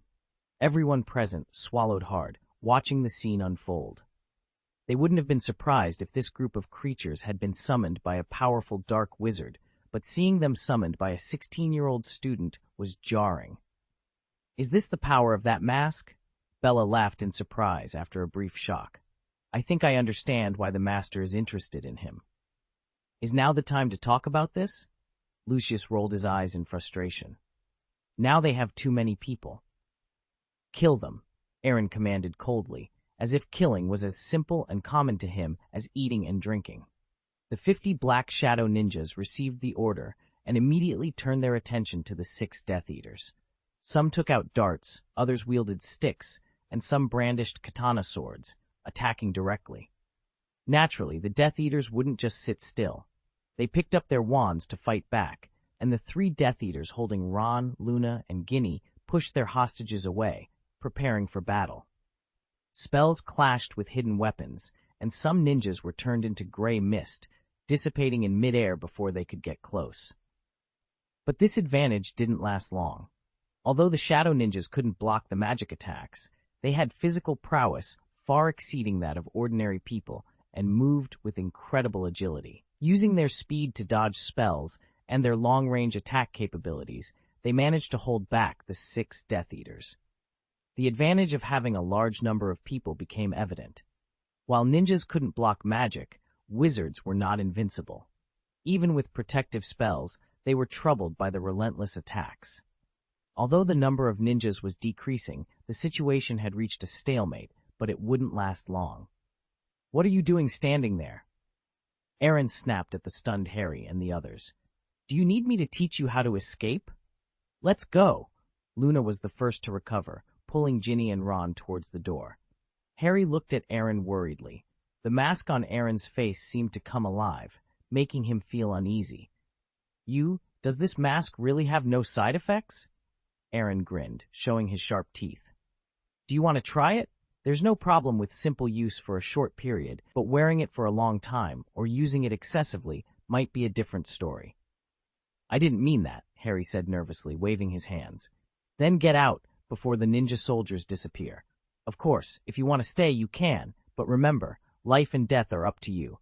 I won't care about your fate in the future." Harry hesitated. "Come on, Harry. You won't be able to help if you stay here," Neville urged, dragging him down from the high platform. Hermione hesitated. "Should I leave with them?" "Forget it," Aaron said, looking meaningfully at the 6 Death Eaters who were being held back. "One person will die at the hands of the Death Eaters tonight. I don't know who it will be, but it won't be me. Who that person is, I don't know. But as long as you're by my side, it can't be you," Aaron said firmly. "Master is right," the prophecy book interjected abruptly. "Shut up. If your predictions were more reliable, we wouldn't be in this mess," Aaron snapped. "It's not my fault. That's just how prophecies are. They're accurate but full of surprises, and it takes a certain amount of luck to get a good prediction," the book retorted. "Bah! Is that your excuse for never giving me good news?" Aaron scoffed. "Master, you have to be fair." The face on the cover of the prophecy book showed a bitter expression. "All the prophecies I've made so far have nothing to do with you, Master. You've actively mixed in the bad news yourself." Aaron's mouth twitched slightly. It was true, and he didn't know what to say, even if he wanted to refute it. In less than 2 minutes, 50 ninjas were completely wiped out, but Harry and the others had also left the room. "It's very interesting. It's been a long time since I've done this kind of activity," Bella sneered. The other 5 Death Eaters surrounded the high platform leisurely. They didn't care about Harry Potter's escape at all, otherwise they wouldn't have let them leave the room so easily. The prophecy ball and Aaron Gaius, whom the Dark Lord had specified, were their targets. Those soldiers are not afraid of death or pain. They are proficient in melee and long-distance attacks. The most terrifying thing is that they obey all the orders of the mask owner, Lucius said, looking at Aaron. "Am I right?" "That's right," Aaron smiled nonchalantly. "But you missed one thing. They can move freely in the shadows." Very powerful black magic props, almost incomprehensible to muggles, a huge threat to wizards under mages, and even solitary magisters, but it is almost meaningless to us. Moreover, there must be a limit to the number of soldiers that this item can summon. It is impossible for you to summon a second batch in a short time, otherwise it would be too scary. Aaron clapped his hands. "That's right, Uncle Lucius, but that is the general situation. As long as the user is willing to pay some price, more soldiers can be summoned." "What price?" Hermione asked nervously. "Magic or physical strength can summon another 50 shadow ninjas, but if you want to use the mask further, you have to consume vitality." "No," Hermione blurted out. "Of course not. I'm not stupid enough to waste my life," Aaron said, unable to help but laugh. "Now there are more than 2 minutes before the arrival of the Dark Lord. We should leave." "Want to leave? Do you think it's possible?" Luke Wood sneered. "The reason we haven't done anything to you now is because we're waiting for the Dark Lord. You don't think you can finish 6 of us in 2 minutes, do you?" "I still have self-knowledge. 2 minutes is a bit difficult, but 10 minutes might give it a try." Shut up, Luke. He does. You haven't seen him desperate. Like I said before, if we really fight, even if we can win, at least half of us will die, Lucius interrupted. That's it. Mr. Malfoy can understand it, Aaron said. Lucius' expression froze. It's not difficult to hold you back for a while, and to put it bluntly, you really should have let Granger leave with you just now. That won't work. Her current magic power has bottomed out. Who knows if there will be any accidents on the way back? Aaron replied. Now she can't go back either, Bella said proudly. She had arranged an anti-apparition spell, making it absolutely impossible for him to break out with a burden. Not necessarily, Aaron said, taking Hermione's right hand and holding a jet-black key. This key is a parting gift from a good friend I made a few years ago. The material of this key is rare, and it is a unique treasure. It was originally intended to be kept as a good collection, but one day, my housekeeper brought me a secondary door key, and I suddenly transformed it into a port key. Lucius's face changed slightly, but he was secretly relieved. It seemed that Aaron could leave here safely, and he didn't have to take any more risks. Who would have thought he had a port key? Ha ha ha, that's right. I can't break the anti-apparition spell, but you won't give me time, Aaron said confidently. We won't give you time to use the port key either, Luke Wood retorted coldly. That's why I'm still wearing this mask, Aaron replied, his voice filled with a sinister calm. I'll use part of my magic to summon a group of shadow ninjas. It won't take long to hold you off for more than 10 seconds. Hurry up, Bella shouted immediately. The 6 Death Eaters waved their wands in unison, casting spells like the Stunning Curse, Disarming Curse, and Soft Legs Curse at Aaron from different directions. However, the spells passed through Aaron and Hermione without causing any harm. It's an illusion, damn it, Bella yelled. When? Just now. I wouldn't be foolish enough to talk to you without making any preparations, Aaron's phantom said, his mouth curling into a harmless smile. Despite wearing a ninja mask, his smile was more mocking than intimidating, infuriating the Death Eaters. There! Bella pointed to the steps of the high platform. Aaron's illusion could easily fool weaker wizards, but the elite Death Eaters quickly saw through it. It's too late, Aaron said, withdrawing the illusion. At the same time, 50 shadow ninjas emerged from the darkness and launched an attack. Each Death Eater found a ninja emerging from their shadow, forcing them to abandon their attack on Aaron to avoid being cut down by the ninjas' katanas. Completing the Dark Lord's mission was pointless if they were dead. After dispatching the nearest ninjas, another 6 or 7 surrounded each Death Eater, creating chaos. Everyone, goodbye, Aaron said calmly, bowing and saluting before activating the port key in his hand. At that moment, the door to the execution room was violently broken open, and all 5 of Harry's friends were thrown in. Barty Crouch Jr. strode in with 3 Death Eaters. He surveyed the scuffle, then locked onto Aaron and Hermione, who were teleporting. Grinning wickedly, he raised his wand. Avada Kedavra! Barty Jr. shouted, aiming the killing curse at Hermione. Damn it! Aaron cursed, immediately letting go of the port key. 2 magic circles, one red and one blue, appeared in front of him, deflecting the killing curse. No! Hermione screamed in panic, trying to grab Aaron, but it was too late. With a bang, the port key disappeared with Hermione. When she opened her eyes again, she was at Hagrid's cabin. This is Hagrid's house, but why does it feel strange? She thought. Now was not the time to ponder that. She needed to find Professor Snape. Maybe he hadn't informed the Order yet. Just as she was thinking this, her vision went dark, and she collapsed onto the table. The surroundings changed rapidly from Hagrid's hut to a magnificent hall. A figure silently put away the white wand that had cast the stun spell and sighed helplessly. We're just doing our job. We'll have to take her back to Hagrid's room later, but it seems this task will fall to the main body, especially after Barty's interference, the figure muttered. Back in the Department of Mysteries, Execution Chamber, Barty Crouch Jr. laughed wildly, leaning back and forth. I knew it. I knew you would do this. Aaron looked at Barty Jr. with a grim expression, saying nothing. Anger was useless now. The worst had already happened. The 3 Death Eaters Barty Jr. had brought joined the battle. With their support, Lucius and the others defeated the 50 shadow ninjas in less than half a minute. Crouch, Lucius said, raising an eyebrow. You came just in time. This is the meaning of the mission, Barty Jr. replied, his grin widening.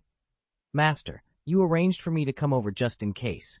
Now it seems fortunate that I did, otherwise Mr. Gaius would have been let go by you, Barty Jr. said proudly. Bella raised her wand, looked at Aaron meaningfully, and asked, You were almost tricked, but you teleported that mudblood away. You probably don't have a second portkey, do you? Nothing, Aaron replied, as a black breath emerged from his fingers, removing Nijia's mask. Uncle Lucius, I thought you could tell me what the Dark Lord wanted to see me for? I don't know, but now you know how to cooperate well, Lucius responded. I'm not stupid, Aaron said sincerely.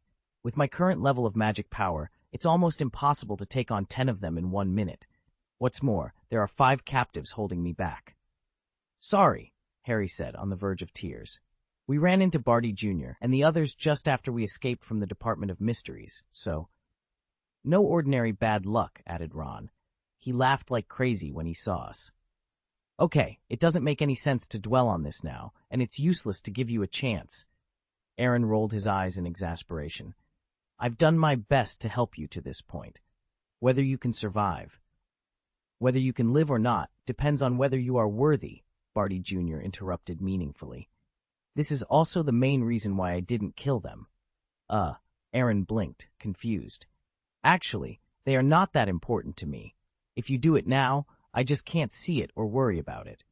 Harry and the others exchanged uneasy glances, feeling the weight of their predicament.